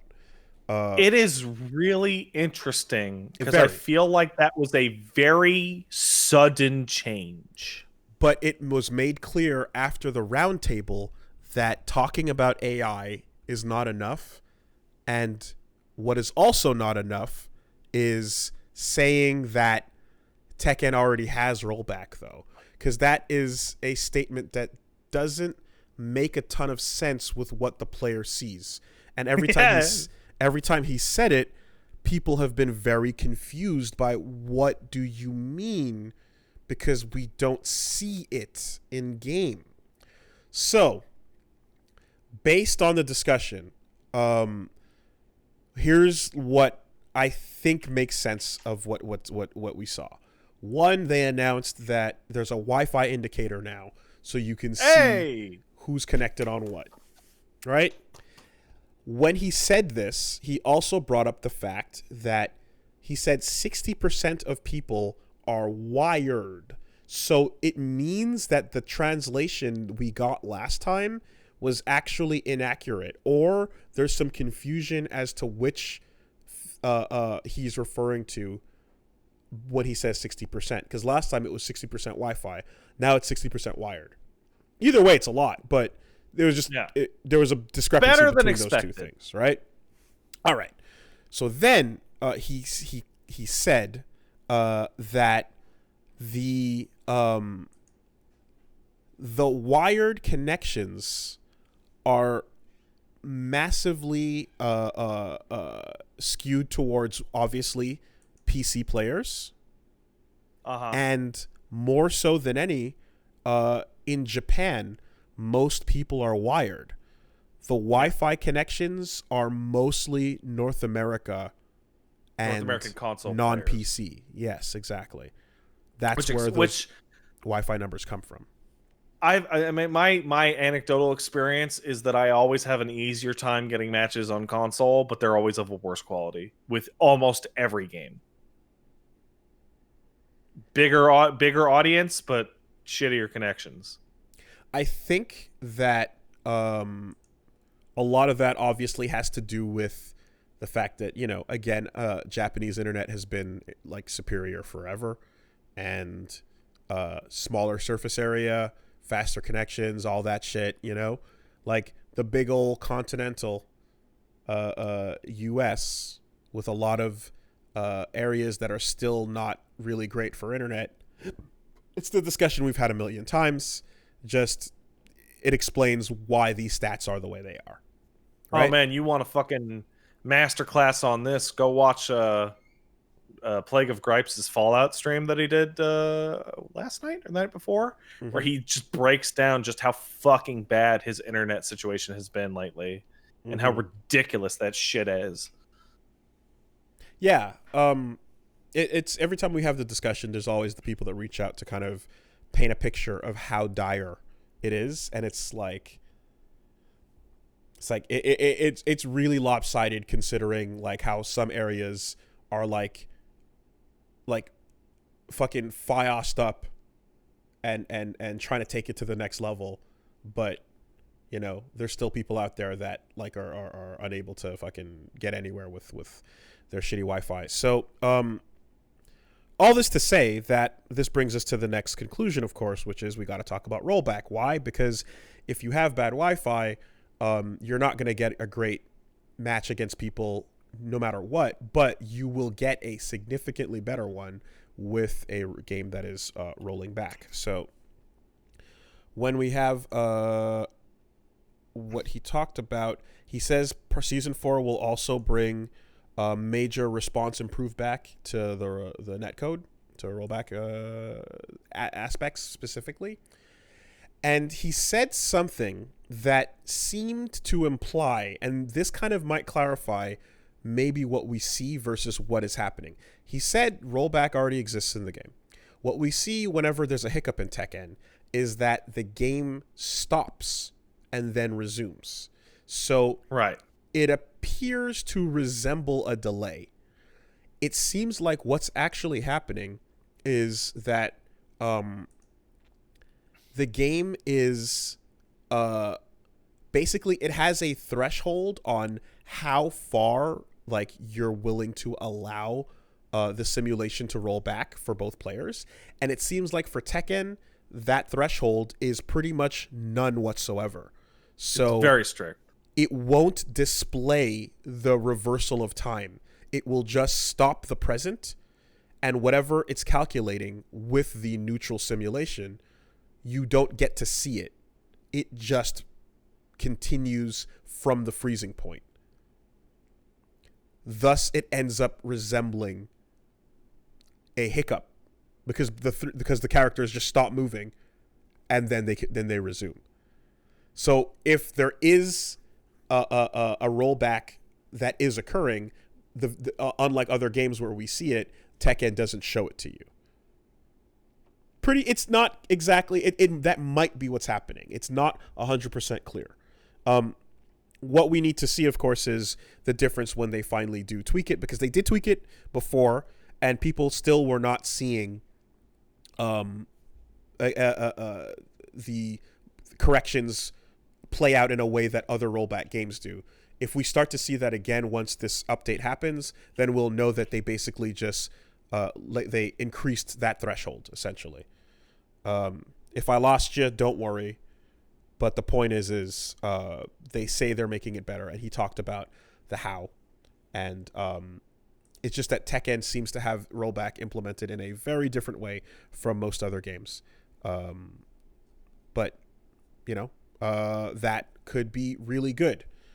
The third thing about that discussion that was very, very curious was the part where he said that he actually ended up having a conversation with Sakurai about it, and Sakurai was apparently very interested in what they were doing. He said he was interested in the conversation about online features, and he wanted to know what their ratio of wired to wireless players was like. So on the Switch, it's real bad. Whatever it is, it's obviously really bad. Well, so the data on that is like 60% doesn't even begin to cut it, is the quote, when it comes to talking about the Switch. So yeah, of course, like by default out of the box, you have to you have to take an extra purchase step to get wired. So it's going to be 99% for sure. But yeah, this is something that is happening right now. So working on Tekken, improving the netcode, and Sakurai is apparently watching with keen interest what Tekken is doing. We got impressions from Markman, who's actually, he forced himself. So Markman he was talking on his Twitter about how he doesn't play online fighting games at all. He did have a thread, yeah. But he forced himself to play 2 months of current Tekken to like be able to be informed, and then played the season 4 netcode and described that coast to coast in the US on a wired connection, it felt like offline. Now, obviously, this is Markman, the brand and community manager for Tekken and Soul Calibur and lifetime Tekken man.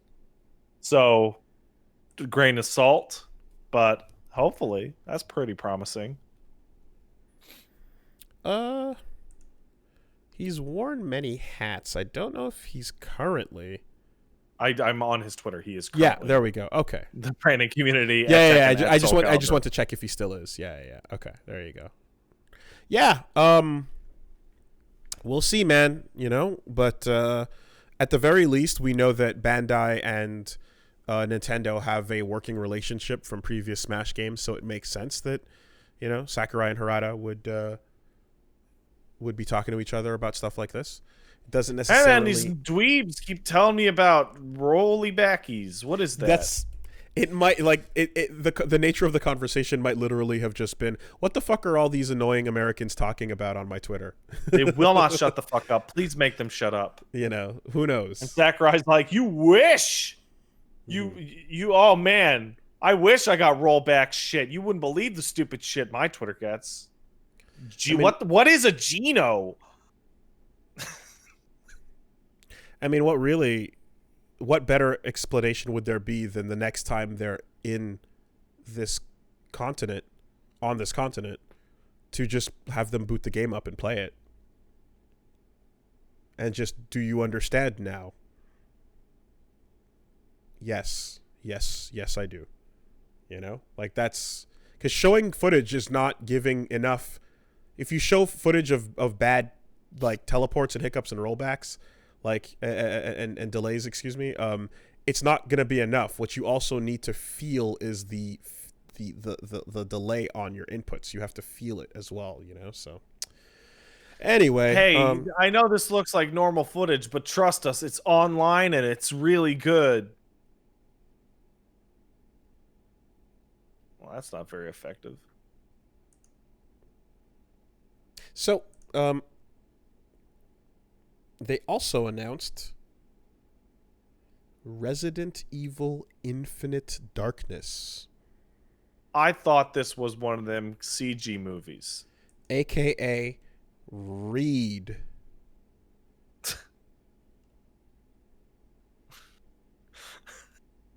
Okay. I too thought it was one of them CG movies, and it turns out that it's a Netflix TV series. CGI, of course, but it's going to... Which makes sense when you really think about it, right? Like, if they've been making Resident Evil movies in the background in CG for a while now, like, the next move is to do what everyone else is doing right now and just turn it into a TV show. If Dragon's Dogma is getting greenlit... I did not hear good things about that Dragon's Dogma show. I didn't hear anything about it. There you go. Well, the key visual they had was a shot of Leon in a chair and Claire nearby, and there was all this blood around them, and it looked all, serious. Would you say evil? Perhaps evil, even. But it seems there's an actual trailer now, and I didn't get a chance to watch it. It's almost nothing. Okay. It's, yeah, it got updated Claire's walking with around a footage. decrepit-looking house, and then Leon shoots a zombo, and that's it. Now, based on their clothing, this would have to take place. It could be anything. Could be anything. Post 4? Sure. No, okay. It's post 4, but as to when in there, could be. Oh man, probably post Revelations 2, but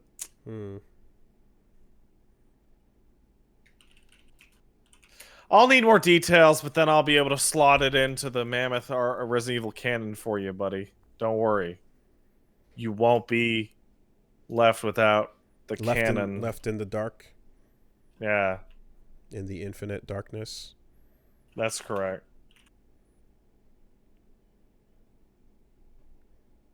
Is the infinite darkness the... You know what? I'm just going to ripcord that one. Just going to punch it out. Yeah? Yeah, just punch it out. Had to work too hard for it. I don't get it. Well, what is the... Are you memeing? No, I'm abandoning a joke. I'm abandoning a joke in its inception. Is what I'm doing. Oh no. Yeah. Something bloodline. Uh-huh. Preggers. Yeah. Continue. Uh-huh. Yeah. Anyway, no. Do you think Chris will be there? Probably. Think Chris will be like, fuck my sister, Leon?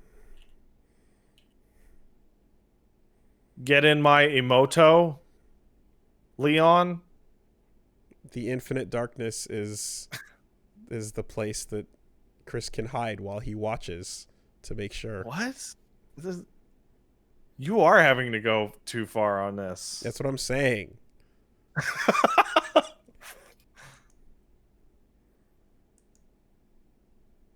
And that was plan B anyway. Actually, don't say that too loud. He wouldn't like that. Oh, that Chris. He hates plan B.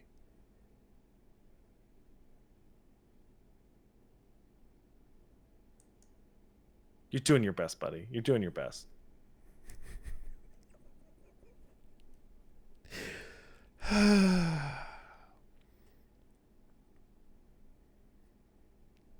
Well, anyway. Hey.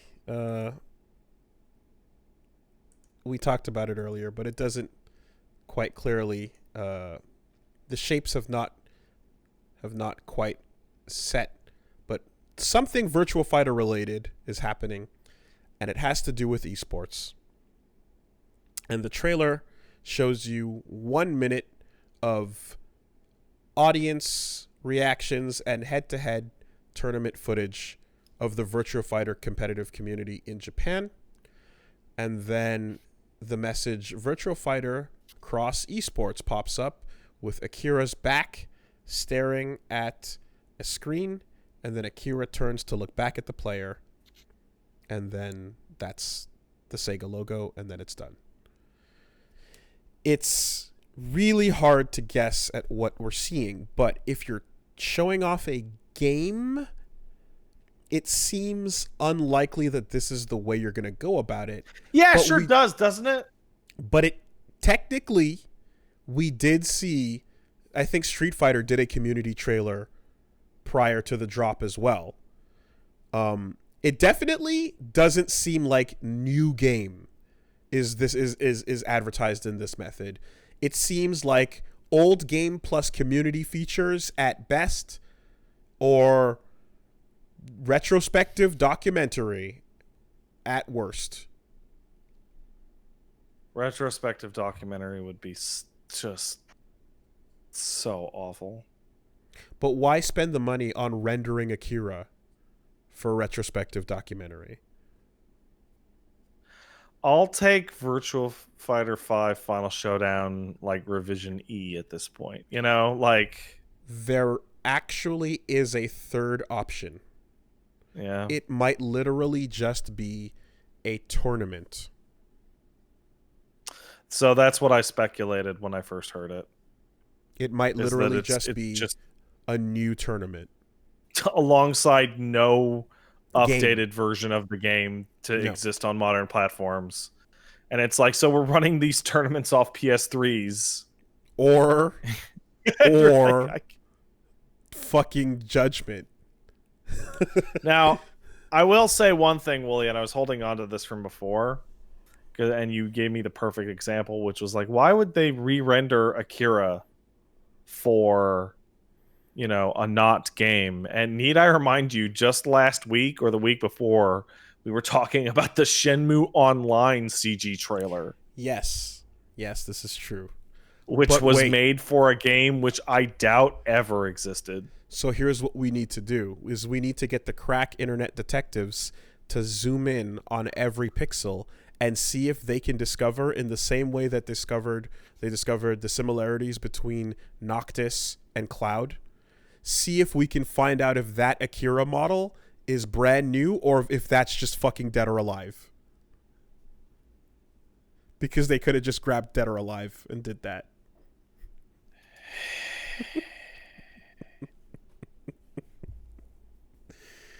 Because Akira does exist in PS4 era. He does have a model.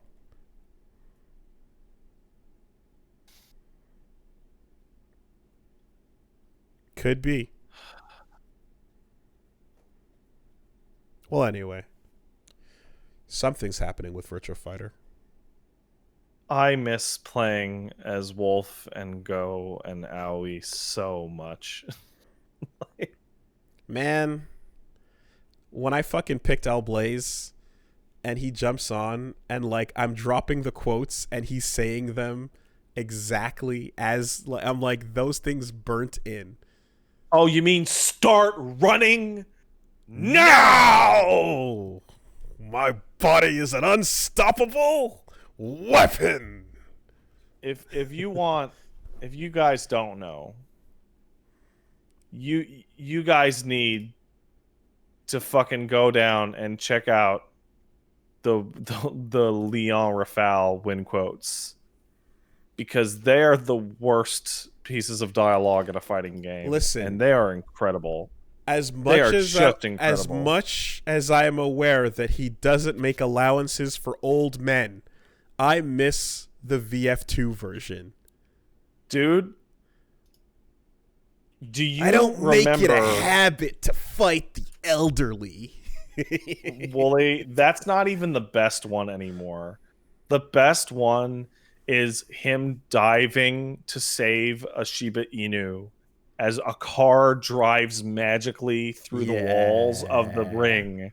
Yeah. And he grabs the dog, rolls onto his back, and the dog does a stalk dog noise to go bark, bark, and he goes, "Ha ha! I'm the winner!"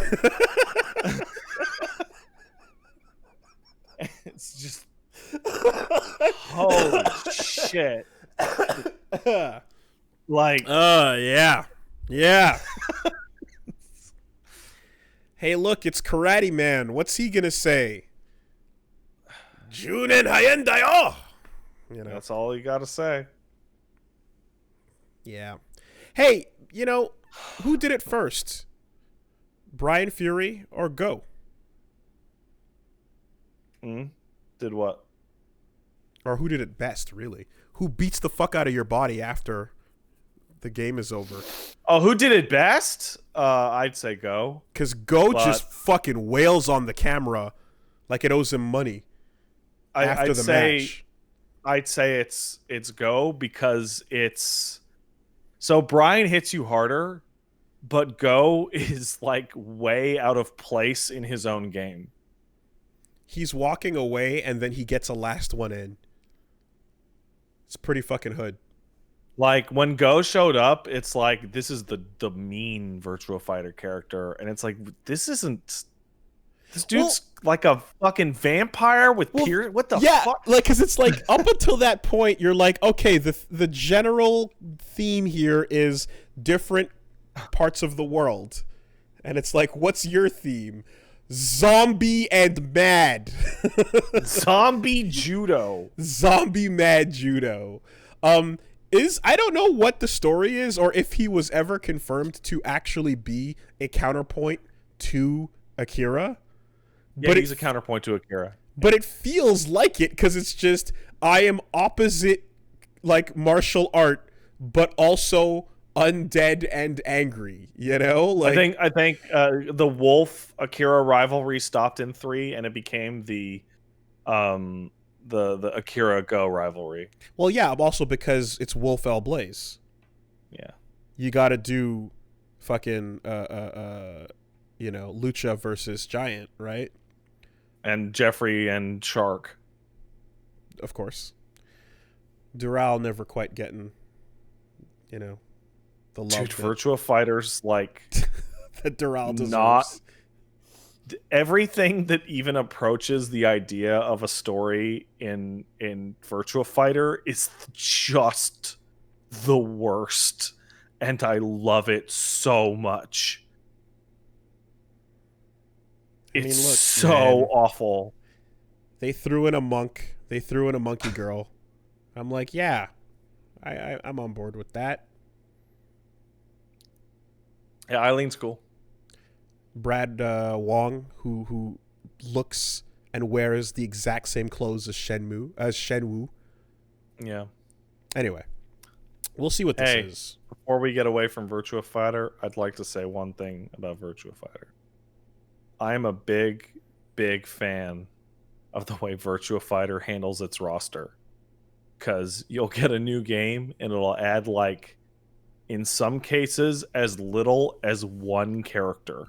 And with a single exception that eventually did come back, you're like, oh, cool. A new Virtua Fighter character. This one's around forever. There is no fear, aside from Taka players in 3. In 2, you got Lion and Shundi. Yeah. And in 3, you got Taka and Aoi, and then Taka left until Final Showdown. Because throw animations are hard for fat people. 4 got Go and Brad. And then 5 got... Vanessa. No, 4 also got Vanessa, yeah. There was Evo, though, too. 4 Evo, and then 5 Final Showdown. And then we had Eileen, Blaze... I forget. Jean. Jean Cujo was Final Showdown. Oh, yeah, it was. But, like, there's no fear for Shundai players or Jeffrey players or even Eileen players. That's like, oh, man. I wonder. Miss blank. I miss that character. I put a lot of time. No, if you want to play Lao, he's still there. Don't worry. Mm-hmm. However, unfortunately, one of the reasons that you don't have to worry about your character not being in the next Virtua Fighter is because they don't make it anymore. I'm really excited to see what the new announcement is We'll for find Virtua out Fighter. shortly, hopefully. That's what it is. Esteban was like, hey, man, can you play Darkstalkers again so that the next day they'll announce the new one? And I'm like, well, this newfound power, I do have to see and learn the dark arts of it. But I do kind of enjoy how a section of this quick look can be dedicated to teaching the children about inputs like K plus G, release G within one frame. Somebody posted in, I don't remember where it was seen, but or where I saw it, but they posted a quote from the ancient fisticuffs we did on Final Showdown. And it was me going, see, Wooly was able to counter that with a low punch because he had set the situation up by attacking with a low punch. And like, that's Virtua Fighter. Yeah. No, I remember how like there was a counter. There was a point in time where just the introduction to like why do fighting game players fear Virtua Fighter as the deepest and scariest hole to fall into, and it's like, well, that's because when you go to VF4 Evo's tutorial, one of the things it actually does not flinch at is explaining how you need to do a 3-way option select to counter someone's sidestep or low punch on wake up or throw attempt. You need to actually the throw attempt one is the throw attempt one is one that is one of the only things I can think of in all of Virtua Fighter history that they backed down on. They changed it. You used to have omnidirectional, and by omni I mean 8 directional throws, and you needed to at least break 2, ideally break 3 directions to even approach 60-40 chance of breaking your throw on characters that could do it in 8 directions like Go or Wolf. And eventually they were like, okay, that's probably a lot. What about neutral, forward, and back, but you can only pick one? Is that better? And the answer came back, yeah, fine, sure, I'll do that. Wolf players will be happy with a 66% chance of not getting a throw break unless they go giant swing every time. Everybody else goes, it's the same fucking thing. Now I only just have to mash out one direction. Great.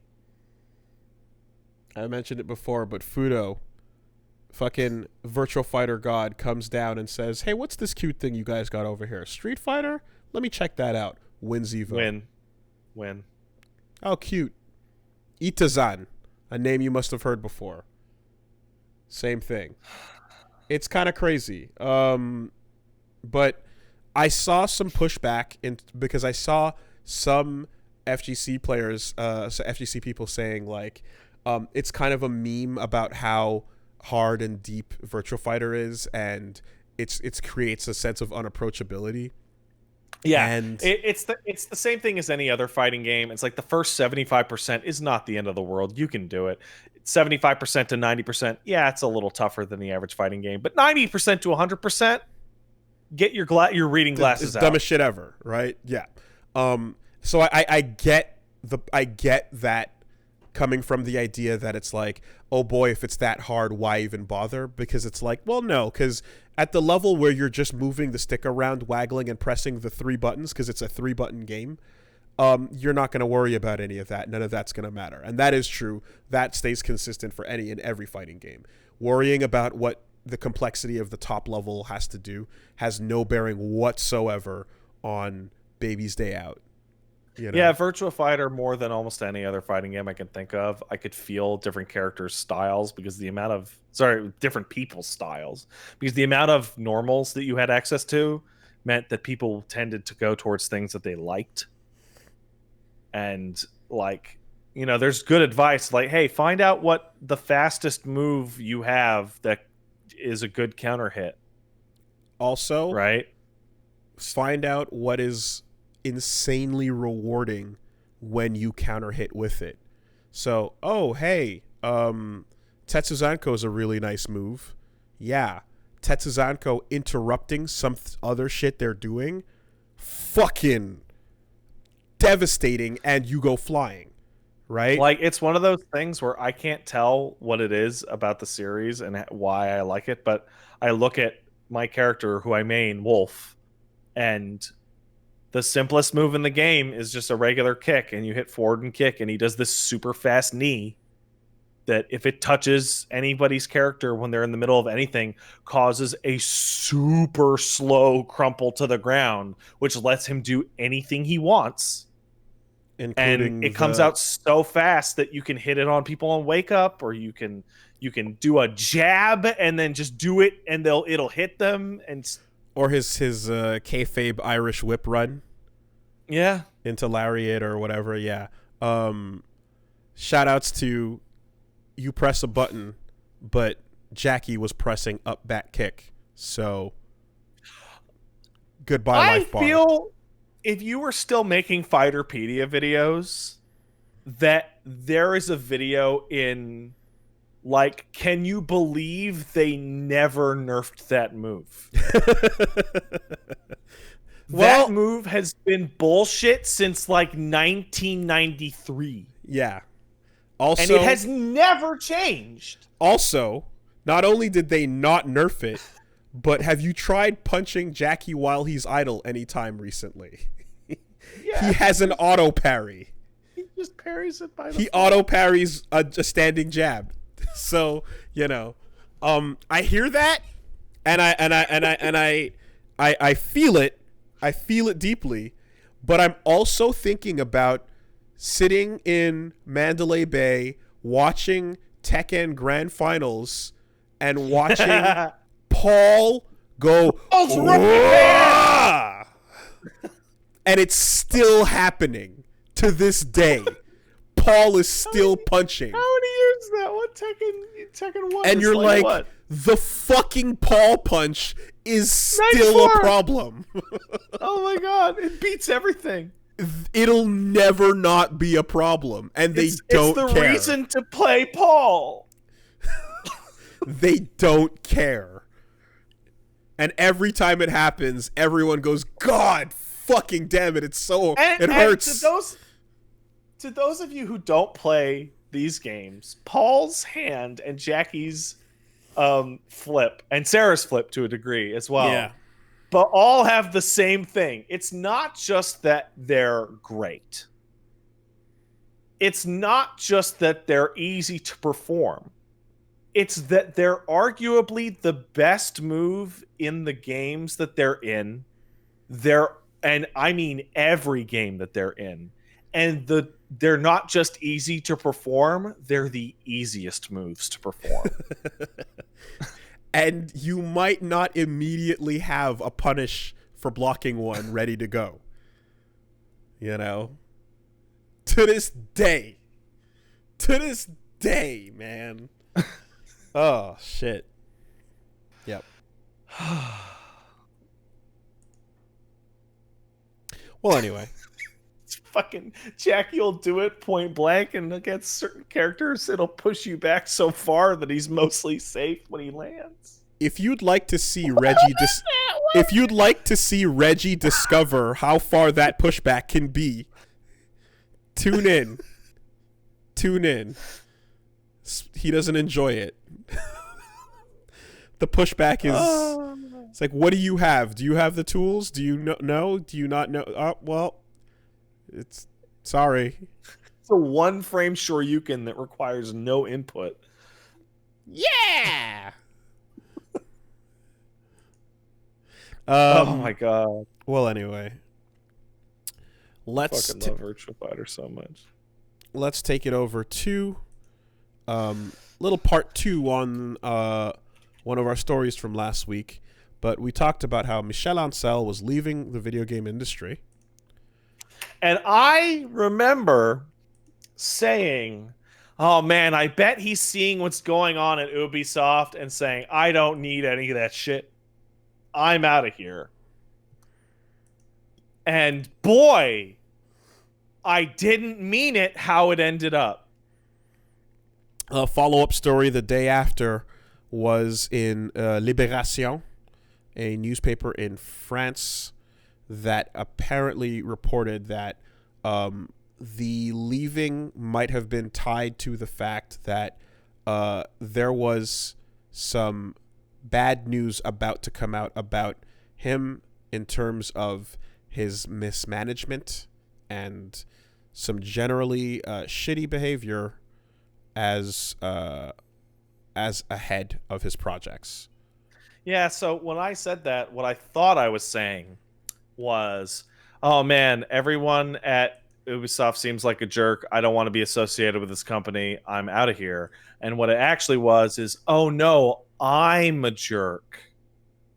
I should get out of here before I'm either forced out or horribly publicly shamed. Yeah. Overall, it sounds like nothing like criminal or illegal in just to make sure that that's clear. Just crunch master jackass. Mostly employees getting burnt the fuck out, screamed and abused and yelled at, and just basically quitting, unable to sort of getting wrung dry. Is that, you know? Yeah. Yes, under crunch and things like that.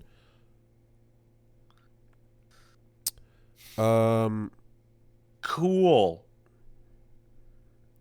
Not the kind of thing you want to find out about someone who's done a lot of really good shit in video games. It's not great.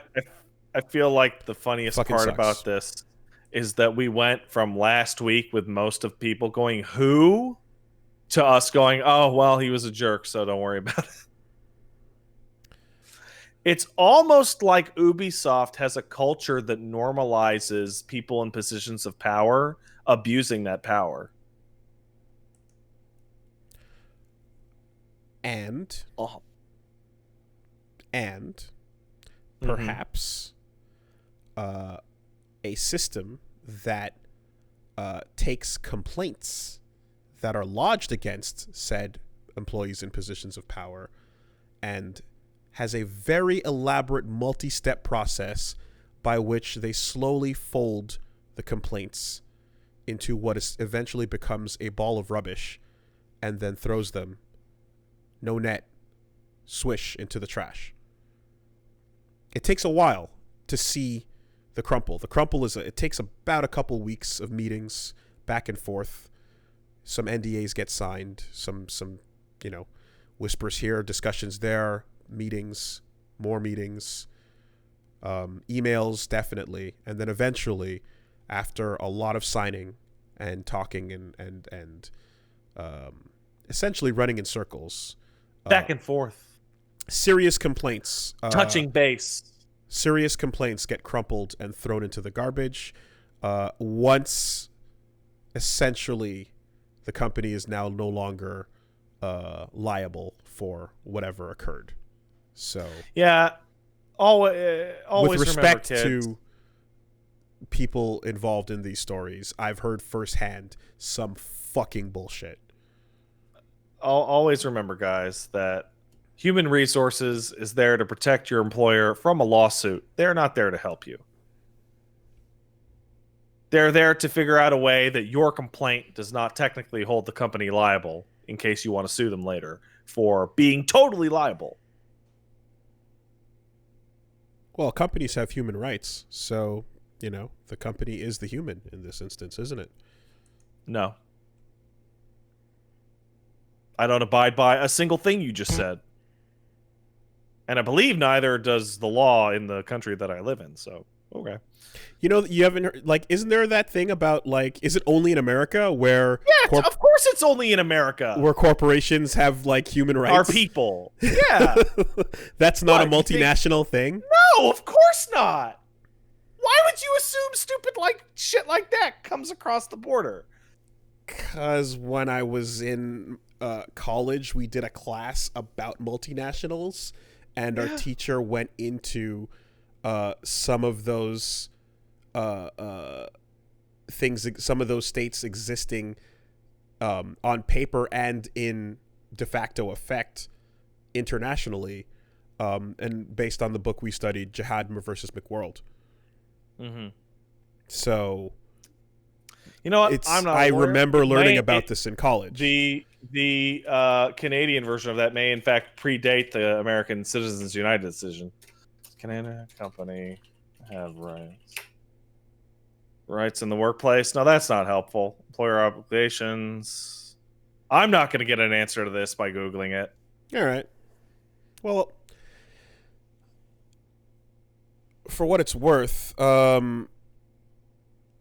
these stories more or less involve people who would get belittled for their work would get thrown out, lots of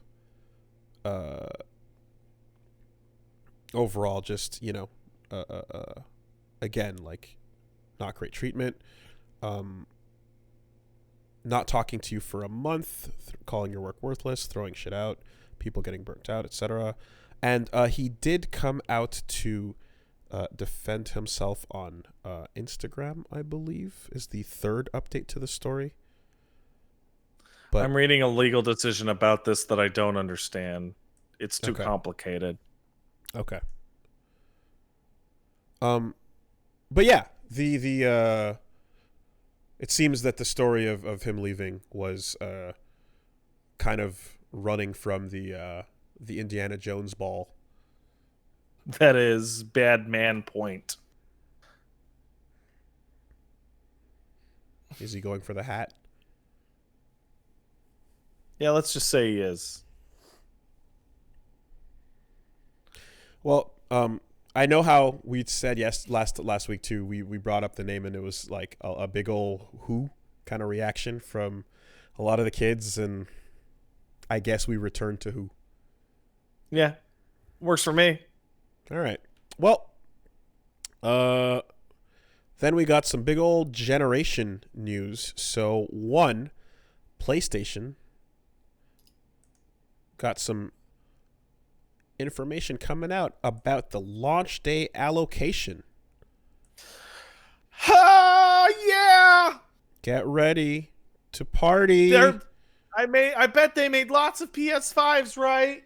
Sony has started informing online retailers that launch day allocation will result in some customers missing out on day one. So, I have never run a pre-order situation, and I've never run a store. It's great. However, this is, I want to say, 8 days after pre-orders went live, right? Maybe 9, because we talked about it last week, right? Mm-hmm.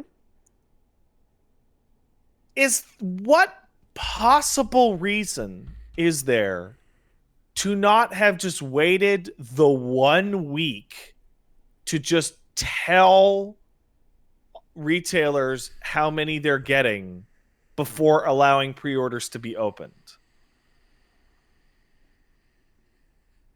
And then avoiding this problem entirely. I think the question you want to ask is, what scenario excites the most people to run and throw their money in early?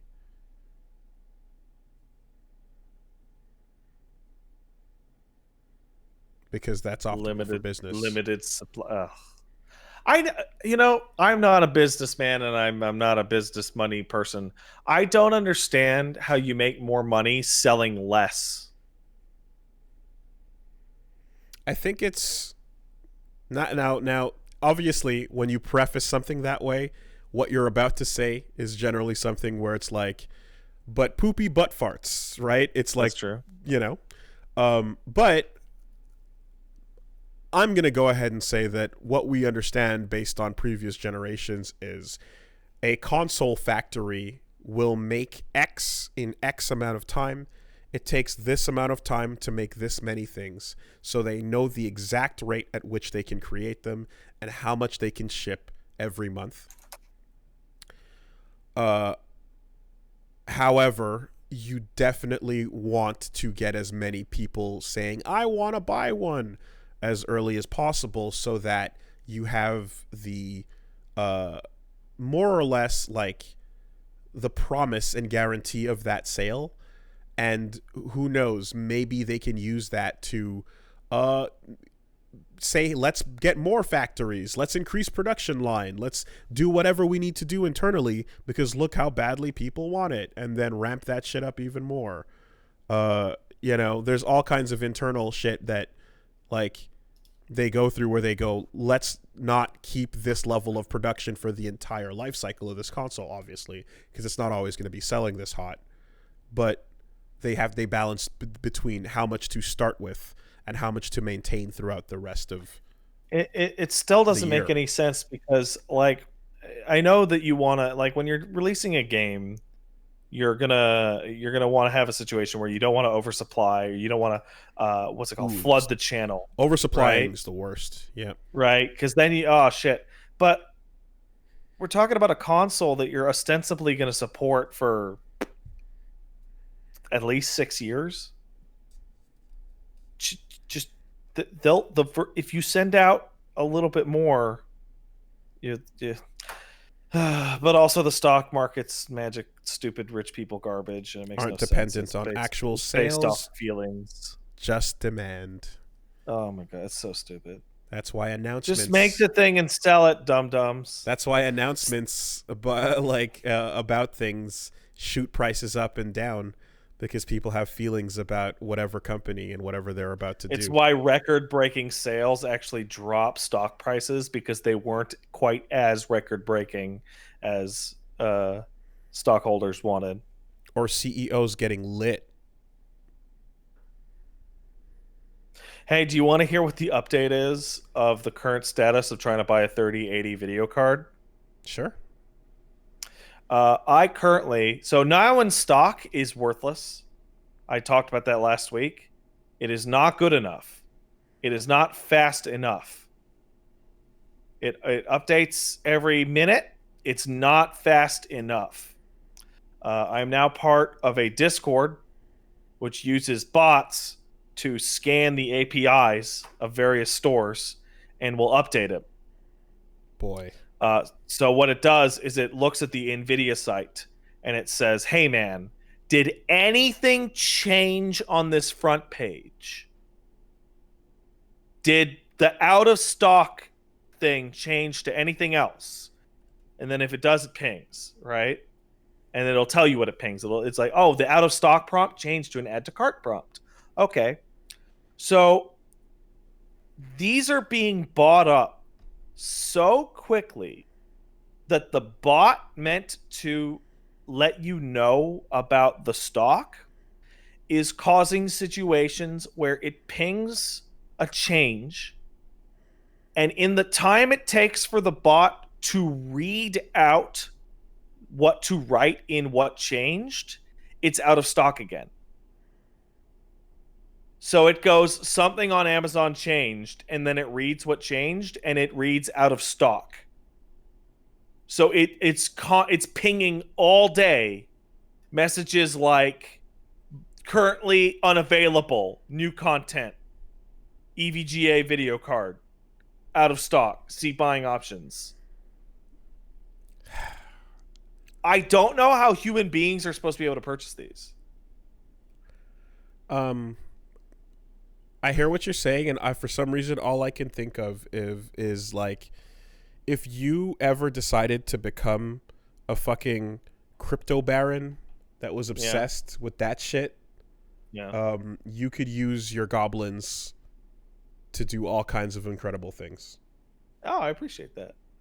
I will give NVIDIA some credit. They have...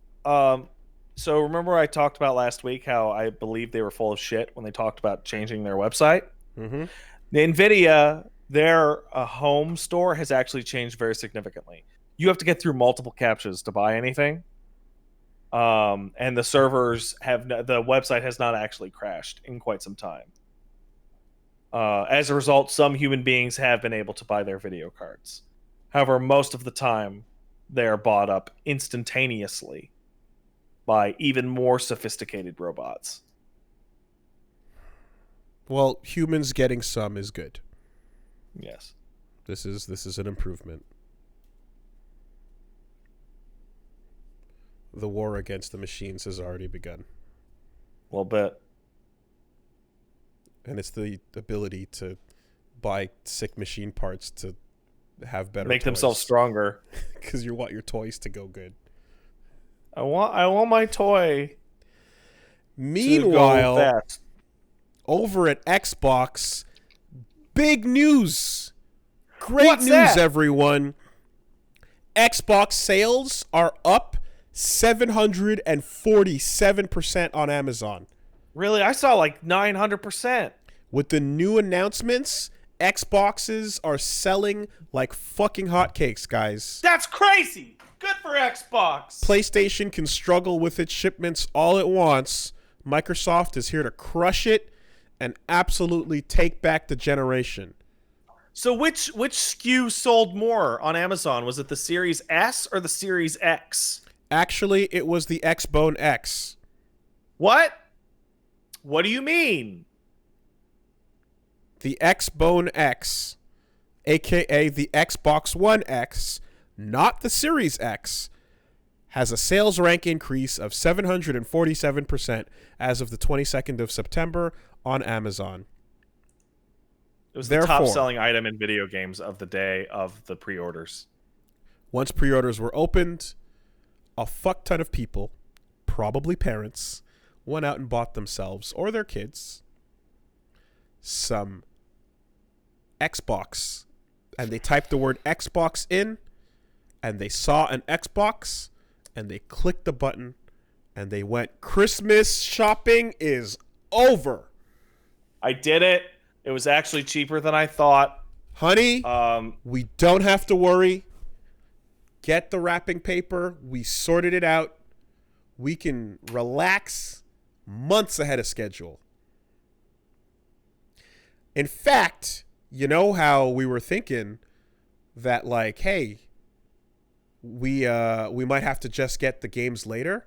I think we saved enough money. We can maybe get some of those games now, don't you think? Let's go get some of those new games. Yeah. That one. And then fast forward to December 25th when the kid unwraps his brand new Xbox, which looks exactly like the Xbox he already owns, alongside a bunch of games that don't work. Because the stupid fucking naming convention that Microsoft refuses to give up on is just the latest step in parent confusion marketing, and anyone who said anything about no, it's fine can shut the fuck up and look at the evidence of the name already confusing the shit out of people before the fucking console exists. So, I will say, there are people that say this was their plan all along. This will help get rid of old stocks of the Xbox. No, it's not. Because once the actual new system is out, this will be a for real ass problem trying to sell their console. Does everyone remember the Wii U? Does everyone remember how the average consumer literally couldn't figure out what the Wii U was ever? The whole life cycle of the device. Now, there are still people out there right now who think the Wii U was the fucking tablet for the Wii. Part of this problem gets alleviated brick and mortar if the store stops stocking the old console. Part of this problem goes away if the person walks in and says, give me the Xbox, and then they only have the new one. But that's not always what happens. And when you're online, especially, which a lot of people are shopping online now these days, it's kind of crazy, you don't get that luxury. You click on whatever you think you want to buy, and then you buy it. So if you type in Xbox on Amazon right now, the first result is Xbox One S terabyte console. And it even looks similar to the Xbox Series S. Have you seen the logo for Xbox Series S/X? I haven't. Where was it dropped? It was they announced Samurai Showdown, and I saw the new logo, and it says Xbox Series S/X. And it's just like right off the bat, it is like you're looking at what should be information about what this is going to be, but it's like you're using the exact same letters that your last console had attached to it after the original one.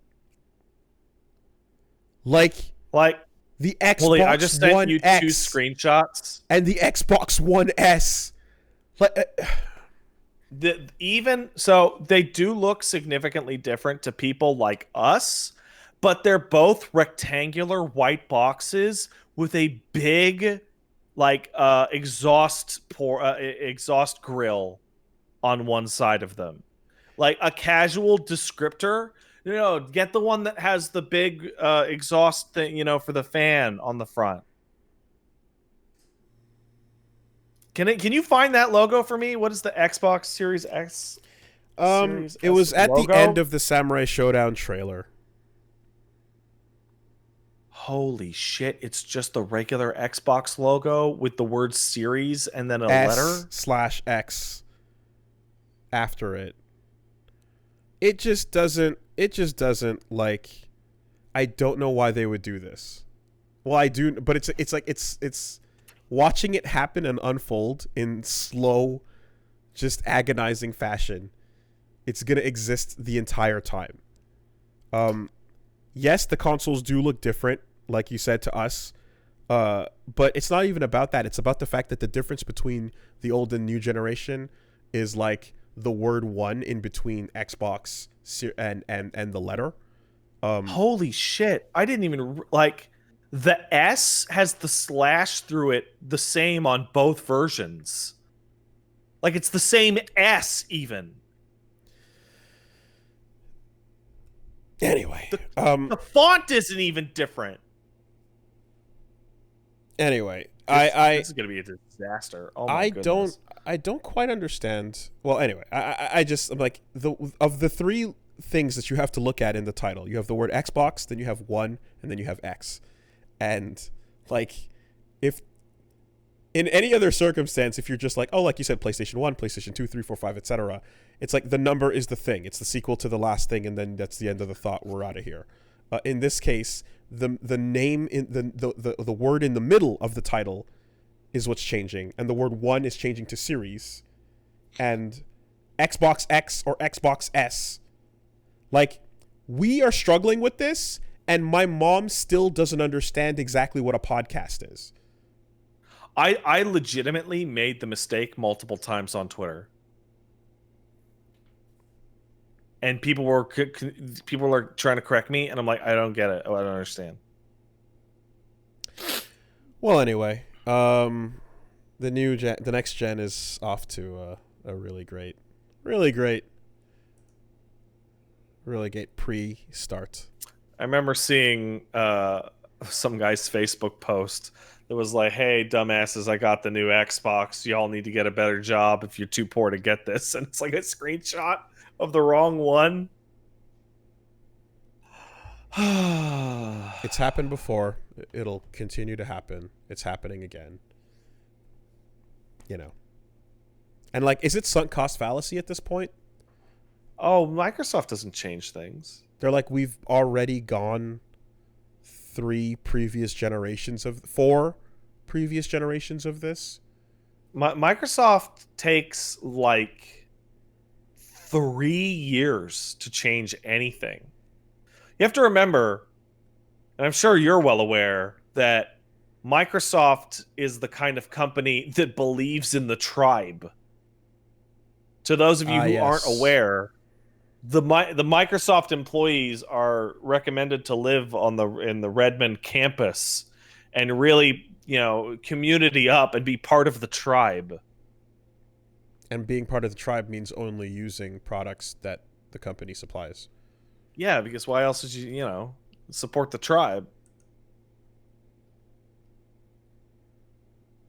And like a lot of the really insane shit you hear out of Microsoft is because, well, it's for the tribe, Yeah. And it's this weird like cult-like thing where it's like, well, the campus in Redmond has everything you want. You got a barber, you got a dentist, you got all this Pat, stuff. None of this matters, right? Because listen, the point is this. PlayStation let you down, didn't it? Yeah. Xbox is going to let you down, isn't it? Oh, yeah. You need something new. I do need something new. You need something Bezos. I was wondering what the adjective you were going to use was. And it's like, oh, okay. All right. I thought you were going to say you need something from the moon. You need a Stadia killer. Yeah. I pulled up an article for Wooly before the podcast started that in the Google results called Luna a Stadia killer, but then you click on the article, and I guess they changed that because of how stupid that is. Introducing Luna, Amazon's cloud gaming service, where it's easy to play great games on devices you already own. No waiting for lengthy downloads or updates. Just play. Get yourself one of these controllers. It looks like a Switch controller. To be fair, what are you going to do? Controllers are a solved problem. Are they not at this point? Can we just say as an aside? Controllers are solved problem? We're going to put the right analog stick there, and we're going to the left analog stick will go we're going to put it on the bottom this time. No, the top this time. I love, we can definitely take a second to enjoy the likes of something being a Stadia killer in the same way that humanity is a dinosaur killer. Like that's true. Like, oh man, did you see that fucking thread? We wiped them out. We won that war. Did you see that fucking thread on the Stadia subreddit? Oh, it was the Bethesda being bought out by Microsoft thing, and it's like Stadians. I think we should start worrying. The most important reveal. The most important reveal of the Stadia subreddit being worried about Microsoft buying Bethesda is not that they're worried about that actual transaction, but it's that they call themselves Stadians. Oh yeah. Oh yeah. Ah, yeah, baby. Love it. Listen, man. I don't know about you, but I'm about to fucking start the northern chapter. The Canadian Stadians. The Castadians. I found it. I've been looking for this tweet. I've been looking for this tweet that sums... I don't even have to talk about this topic anymore, because I scrolled down and found the Mr. Feel tweet that summed it up before I even heard about the fucking thing. Shoutouts to Mr. Feel. It's honestly... Wild Ride. That's at Mr. Feel's Wild Ride. It's honestly pretty brave of Amazon to see Stadia slam into the wall and everyone in the Stadia car burn alive after their bones were all crushed to gravel and go, no, we can do it. We're different. I learned about the Luna from that tweet. That is beautiful. That is beautiful. I'm a fan of these all-star accounts on Twitter where you just you get the take all summed up, for you. I don't have to formulate my own take. Yeah. I can just take this person's take and say that I agree with it, and now it's my take too. And the best part is that, like, even if they cringe listening to our shit, oh yeah, I still get to enjoy the quality content that they put out. So it's great. I enjoy it. It's just it's good. It doesn't have to be reciprocal. It can be one way. Fucking Google is a tech company. Why would Amazon think Amazon, the fucking company that their game studio had to fucking unrelease the first game they ever put out. Okay. So the Amazon Luna is dropping its details. It's showing you a list of titles. Right off the bat, it's showing you stuff like Fury, Sonic Mania, Control, Grid, Indivisible, Blasphemous, Plague Tale, etc. Right? Surge 2. Yeah. They've got a bunch of real games in there. Okay. So $5.99 a month is what they're pitching for this, right? But there's something about it that's particularly unique, from Stadia, because when we talked about this, we talked about the fact that you're paying for a subscription service to then go and purchase games that are not real, that are fake games that you don't own because you don't own them because they're not real, but you bought them and they're there, but they're not there. And you can get your metadata to say that you bought the game, but you don't own the game. You don't own anything. You bought nothing. So this is the state of Stadia.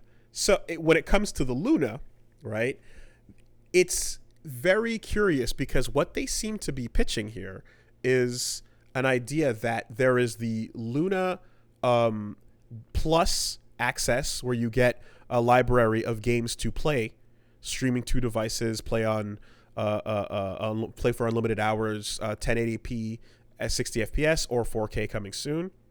But they have a second option that's not detailed yet called the Ubisoft channel. And this implies that there can be or will be plans for company-specific channels so that you're getting company-specific game passes. Congratulations, Amazon. You looked at Stadia and you said that business model is terrible. You know what we need to do? We need to take the ever wonderful and popular cable TV model and bring that to video games. You got your Ubi Pass channel, you got your EA channel, you got your fucking your Actiblizzard channel, the whole thing. You got every individual company potentially selling you a channel that you can sign up for to play all of the games within that company's library as a separate add-on to your service. But Wooly, aren't there like thousands of game publishers? Theoretically. How many games from a publisher are you willing to pay for every month versus the cost of the full game? I can't see a way that this can ever make any money. I can. How? If it's actually latency free. If the actual thing that Stadia said it would do ends up being real in this instance, and if the default lineup that you get under their Luna Plus $5.99 thing includes a significant amount of games that people would want. What I can't see is people necessarily going in on $5.99 for every single company that they want to play games from. But this is a ridiculous notion that doesn't exist yet, and we don't know how this is gonna. What new method of flop will we bear witness to? I should mention that when I say I can't see a way that this makes any money, I don't mean this concept. Okay. I mean this. Physically, this thing. I mean this one. Okay. And to answer your statements about, well, if it is latency free, this fucking podcast is being broadcast on Amazon servers and isn't latency free. Correct. Also, I have to locally record every single one of my streams now after the Amazon servers shit all over themselves and lost the most important cutscenes in my remake stream. I had to re-record it. Are you saying you don't think Amazon's the one? I'm saying that I don't think that Amazon is the one. That's right, guy from chat. I also can't wait to see the Lab Zero channel for $5.99 a month.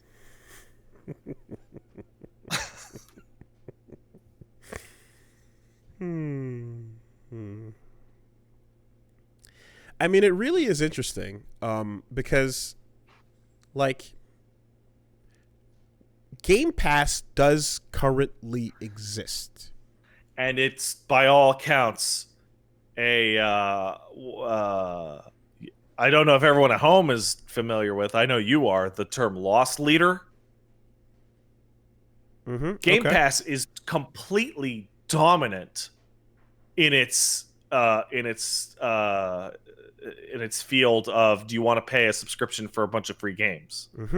There's absolutely no question that it is like a great deal, other than the fact that I look at it and go, there's no way they're going to be able to keep this up.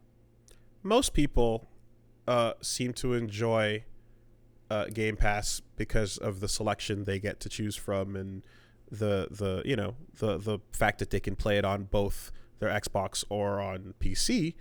But we can add another bullet point to that list of pros. You get to actually download the game. Yeah. That you want, and to it play. Runs locally. You get to actually download it. Hey Wooly, do you wanna hear my tinfoil hat moment? I talked about this on stream a few days ago when I learned about the Luna. All right, Wooly, what are you streaming this week? Probably streaming some Tsushima, some fighting games, some good stuff. Yeah. So now, what if, I don't know, let's say you were playing the Halo, right? Playing the ODST. You're not playing that this week, I don't think, but you say next week, right? You're playing that Halo. And people in your stream are watching you on Amazon's Twitch and say, boy, that sure does look fun that Wooly's playing that Halo. And a little text box comes up. It says, hey, did you know that you could click this button and play Halo right now? No downloads? You could play that Halo right now. Just click this button and sign up for Luna. And it'll be a little drop-down box underneath the game title. And then the people in your chat are going to go, I already own ODST, or fuck that, I'll get it on a Steam sale. That's fucking stupid. I'm imagining... And that's how they'll make a big success. I'm imagining... let's, like, if someone were to actually run with this and we got company channels, I'm imagining a world where someone signs up, subscribes to the Ubi channel, and then spends the month binging all Ubi games, and then on the 29th doesn't re-up, and then on the 1st of the month they jump over to EA, and then they play all the Battlefront and COD that they want, and then they cancel that shit and jump on to the next one on the next month. Oh, see, Wooly, that's why single-player games are dying. But then, if you're going to pivot to multiplayer games, why would you ever subscribe to more than one company's multiplayer service? Is there no happy medium between holy shit, that's a ripoff, and holy shit, how are you making money, you idiots? No. Is there no middle ground? The only middle ground I could see is if it was Game Pass was like had multiple tiers. And it was like, hey, do you want to spend $40 a month? but you can play everything versus, hey, you spend $10 a month and you can play 2 games or whatever. Like, there's no way to make the math work. What, like, it's like, what? There's a reason why people buy things. Would it be like divided by genre? Would genre make it okay? Like sports package, racing package, also, RPG package. You know, like genre in the video game industry might be the most horrible classification of anything ever. I could argue, I could like what is a fight role you playing for game? hours on Yes. on what an RPG is. What is a role play? Yes, this is true. This is true. Not only because movies, you just have what do you see with your eyeballs and how do you classify that, and then games. How does the movie make you feel? And then, but then, video games have all of the above plus what are you doing with the controller and when. So yeah, action adventure. Well, hey, good luck, Luda. God bless. May your war smite the Stadians. May you crush their empire or what remains of it. May you flatten and raze their fields and slay their cattle so that they may no longer feast. And we'll see where this new Amazon Luna world takes us. Hey, Willie, do you want to hear the most baffling exclusivity arrangement yet? The one that Todd Howard just signed? Nope. The one that Sega signed. Okay. You see this Yakuza one? No. This is legitimately baffling. Yakuza 7 will be coming out on the 10th-ish, 13th for the Xbox One, the Xbox Series whatever, the PlayStation 4, and the PC on, I think, November 10th, and I think the 13th for the series, because that's when it releases. It will be coming to the PS5 in March of next year. Microsoft literally bought exclusivity for next gen. Just the PS5. No.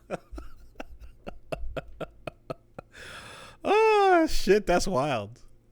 Also, you get a free upgrade of the PS4 version to the PS5 version when it comes out, but your saves don't transfer. Okay, so it's only in North America. In Japan, it'll obviously be on PS5.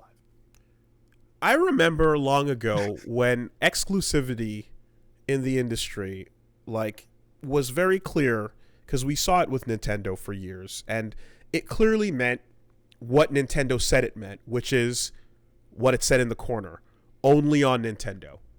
You want a Nintendo game? Buy a Nintendo thing. It's the only way you're going to play Donkey Kong. There's no other way you're going to play it. That's it. Exclusivity meant this one thing existed in this one place. Now it means we are anti-exclusivity. We are shooting one version in the head and killing it dead for a while. So when I saw that the PS5 version was the one that got delayed, I was like, crap, I wanted to get it on PC, only to be shocked that the PC version is coming out is fine on the fucking 13th. Yeah. No, shocked. The industry we live in now is one of direct competition between two companies that don't give a fuck about anyone else. And they don't even give a fuck about whatever's the current. Other competitors. Like, literally, all I care about is your new shit. Your old shit doesn't matter to me. Fuck your new shit. I've never seen anything like it. That's crazy. It's the weirdest. And also, people are, like, out of all the exclusivity deals I've seen in a while, people are super pissed off because I don't know if you know this, but you can play every single Yakuza game on the PS4, including this one. this is a series that has been exclusive to Sony's consoles since like 2004. I think Yakuza 0 recently came out on Xbox, maybe? Like, it's really weird. God damn, I wish it's like, we're going to grab the exclusive existed. at the 7th game, which is actually like the 15th or 16th. These are the kind of plot twists in the industry that make me really miss Castle VidCons. Yeah. We wait. You can anthropomorphize this easy. We wait not to murder your children, but for your second born. We wait for the new one. And we fucking I don't know, dude. Like, there's something to it. Just we don't care about whatever's going on currently. It's just that one. Fuck that one. I wonder if it applies to Europe. Oh my god, region North America PS5 only? Oh yeah, Japan's gonna get it on PS5. Day and date? Of course. It's a Yakuza game. Oh wow, yeah. Oh, this industry's the wackiest shit ever. This is the wildest. Oh my god! Oh, hold on. This is the wildest. Yakuza 7, PS5 Europe. Don't let Americans get it for their PS5 when they're excited about the new console. Sega to promote the title exclusive, leaving PlayStation fans. As it turns out, Like a Dragon will be getting an upgrade on PS5. PS5 upgrade path is also being planned for a Western release. Okay, so it's Western and Japan. But hold on a minute now. PS5, I imagine, has the same region-free settings as PS4. Sure, but the Japanese version would not include English on it.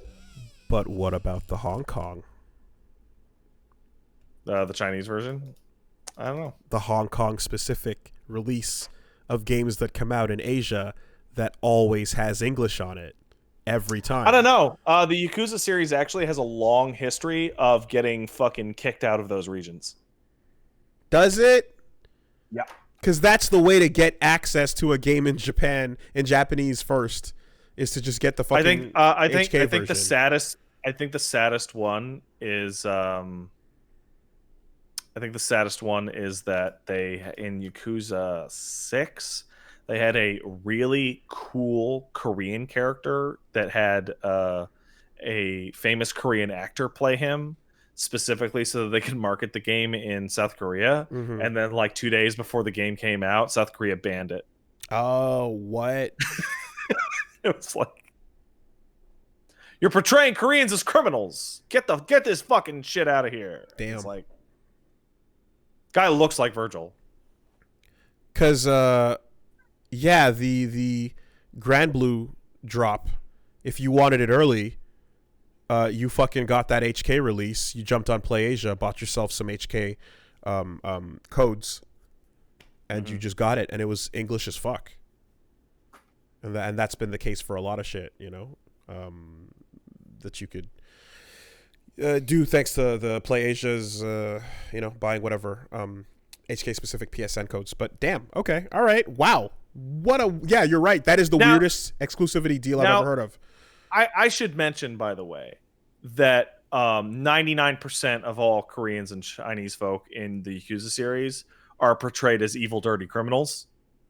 And in Yakuza 6, I believe, there's a story sequence in which Kiryu learns the lesson that it's like, you know, I thought you were evil just because you were Chinese, but I learned that that's not necessarily the case for all of you. Wow.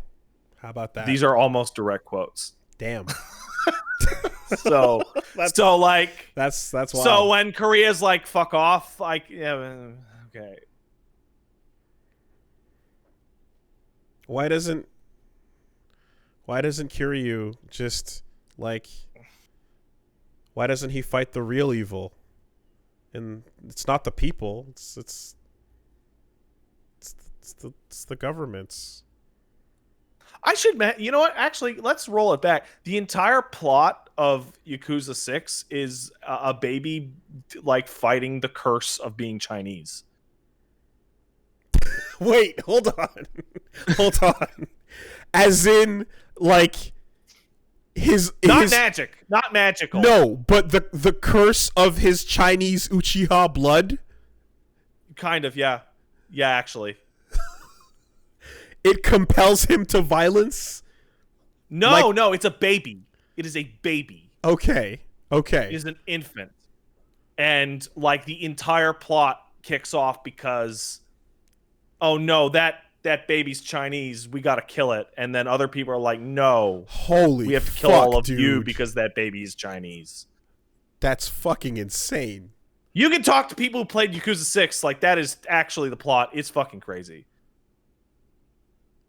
See, but if it's a baby, then at least you get the clear, plausible deniability on your story, because it's like everyone saying that can just be out of their minds. Whereas if you wait for... Don't worry, it applies to the parents and the grandparents and almost everyone in the story. But I mean, like, if you wait for Rock Howard to grow up, then you find out that, oh no, his evil burning geese blood really does compel him to evil. So, if everyone's like, that baby guy has got to go, and then the game is like, these people are crazy because they're saying that baby has to go. But then the baby grows up and it's like, oh no, the baby really does have to go. That's a bad. Do you understand? The difference between the crazy of the people in the story versus the world and the camera confirming what they're saying to be true. What the fuck is this franchise, dude? It's the most Japanese franchise around, for good and ill. It is made by a Japanese team that makes a successful game and does not give a shit. So you play it and you go, oh my god, these dudes are fucking dinosaurs. I mean... Have you seen how Westerners are portrayed in that series? I have not. It's hilarious. You know, there's times when, you know, like I'm playing Tsushima and I'm like, I wonder how modern day Mongolia feels about this video game, you know? And then you're like, well, it is history. But the same can't be said of Ryoga Gotoku. That's not history. That's not real. Hell no, it's not. That series is a fucking trip. And watching it progress as it became more popular, and as Nagoshi totally, for realsies, didn't become super good friends with a bunch of real Yakuza, seeing like the heroism of crime families just get kicked up. Well, the final stage is where you get to that Passione level where it's like, we're a gang to stop the drugs. That's what it's about. We have to become a gang to protect the people of Italy. I believe that is an element of 2 games. Plots. Of course. Because that's what's happening with drugs in Japan right now, right? The gangs are actually teaming up to stop the drugs and are totally not having wicked sick drone battles with cops because drugs have escalated to a point where drop-offs are being done with drones, and so police have countered with their own drones to stop the drug delivery drones. But now, which means the drug dealers are using their own drones to stop the anti-drone drones. When pressed for comment, police statement was released. They're having the most fun they've had in years. In all honesty, as like hilarious and goofy as that is, the idea of criminal versus law enforcement activity being taken like literally off the street doesn't sound like that bad of a thing. Proxy war with your drone battles. Right? Like, when you don't have Saga guys in the street that could possibly pull a piece, fucking and you Saga. instead have toys fighting in midair. Like, oh yeah, okay. That seems like a legitimate improvement. Also, Judgment totally called that. Literal sky crimes. That's true. The amount of drone focus in that game is huge. Like the level and lengths that people will go to just so you can get fucking high. You know? Like, yeah, I can see how this fast forwards to a state where Astral Chain versus Scope Dog, you know, Scope Dog drug running, and the fucking the Astral Chain department chasing it down as we escalate, just all in the name of dropping off a fucking 8-ball to some rich asshole. Well, anyway, it's good times. Let's get some letters and get out of here. We're running. All right. Hey, if you want to send in a letter, long, send in to castlesuperbeastmail@gmail.com. Where does the time go? We got one coming in from Nepwar. Says, Dear Beastcast, overall humans got pretty good stats and attributes, all things considered, but I think we missed out on not learning the marking P trait. Being able to mark your things so that no one takes it and recognizes them as a legal system is a legit way to claim ownership that would make things easier in my opinion. Bomb-sniffing dog dropouts can find jobs in a urine-marking society, creating at least a dozen jobs and lowering unemployment. I love how every stupid idea is always just at the end. It's like, and it would lower unemployment and be good for the economy. Piss markings? Listen, I pee on my own stuff. I'm not going to pay somebody else to pee on my stuff for me. I mean, some places have going rates. Talk to Jim Norton about that one. Yeah, I bet. Hey, I think we can do a little bit better than fucking straight up whip the dick out and mark your territory. I think we can maybe do a little bit better. But it is true that animals do kind of, it does cut to the chase. Yeah, I mean, but also, you know what animals do? Like Elmo is a cat. Elmo needs to mark his territory. There's no necessary need to actually piss all over. That's for extra extreme situations.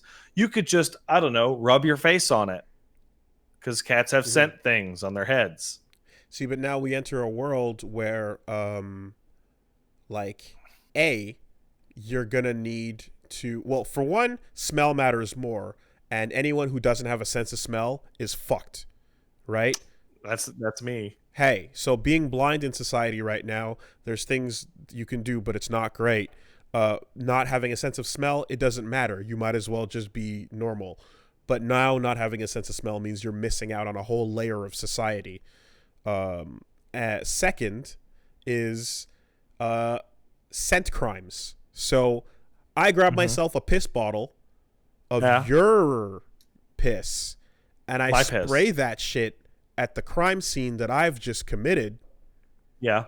And now we got ourselves a little frame going on. All right, so I have an obvious question. How'd you get my piss bottle? No, I didn't get your piss bottle. I got a bottle, and I put your piss in it. Okay, could you explain how that occurred? You used the bathroom somewhere in my vicinity. Uh-huh. And I didn't flush, and you just ran in there as fast as you could. I collected it with... You used the bathroom in a public place? And failed already.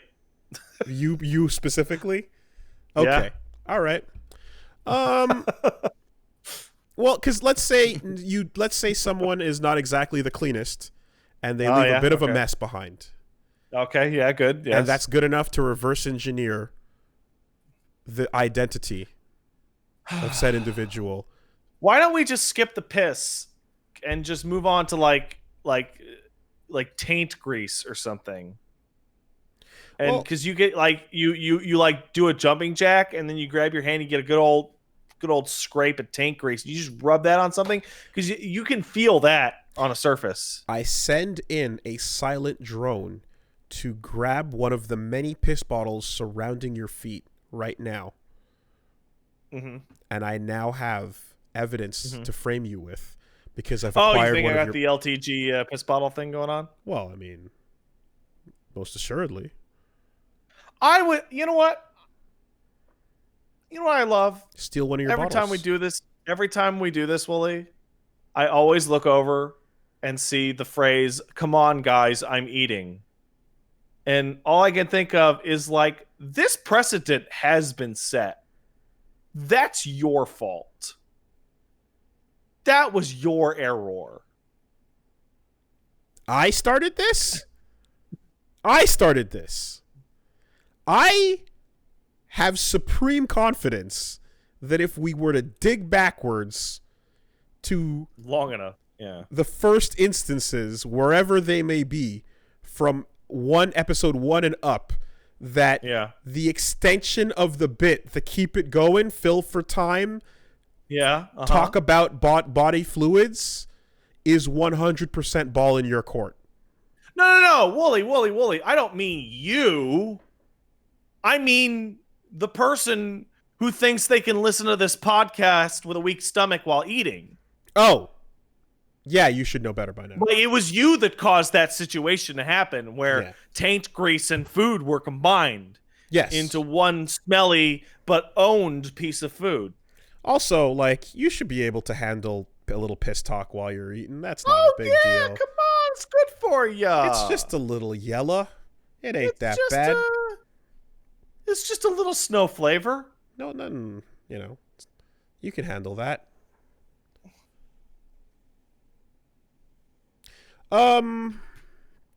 Anyway. It's just a little moldy potato. And we'll just take another one over here from Court saying, "Dear Sassel Cooper Beast, growing up I..." What now? What was that? He's still mad about the potato. Oh, no. We're talking about people eating while listening to this podcast and how stupid that is.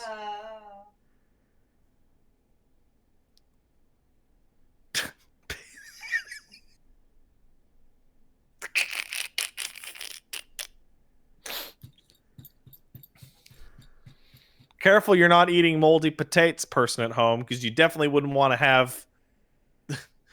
you definitely wouldn't want to throw up your mold while listening to piss.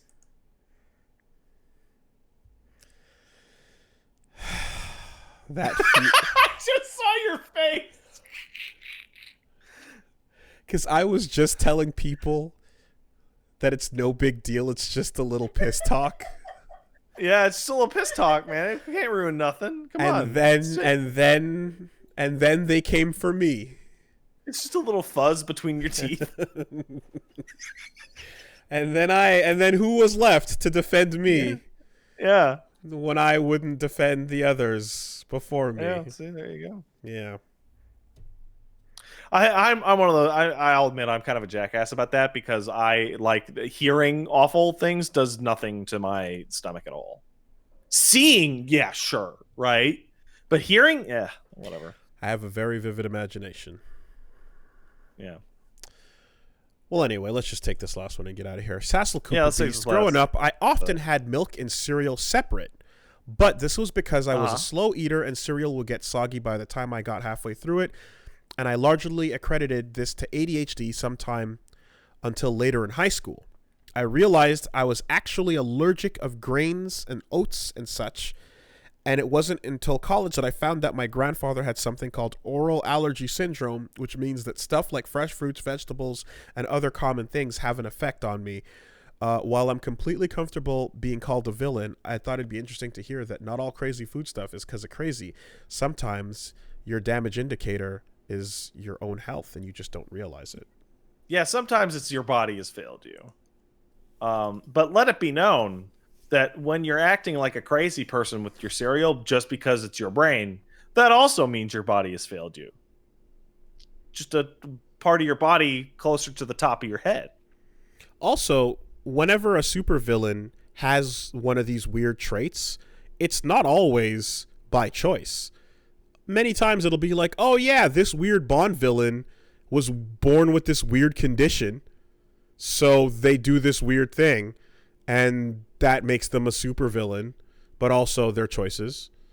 But, you know, there's a lot of them where they're like, yeah, but also they kind of have this weird thing about them. So what are you going to do? Think about every Bond villain ever, right? Like, so just because you're born with it doesn't mean you're not evil. That's right. All right. We'll leave it there. I literally just got the update. Hey guys, the fucking GeForce 3080 is out of stock. That's the update. Thanks, robot. Thanks. Thanks, I appreciate it. Well, keep on keeping on. Will do. All right, you all have a good week, everybody. Bye.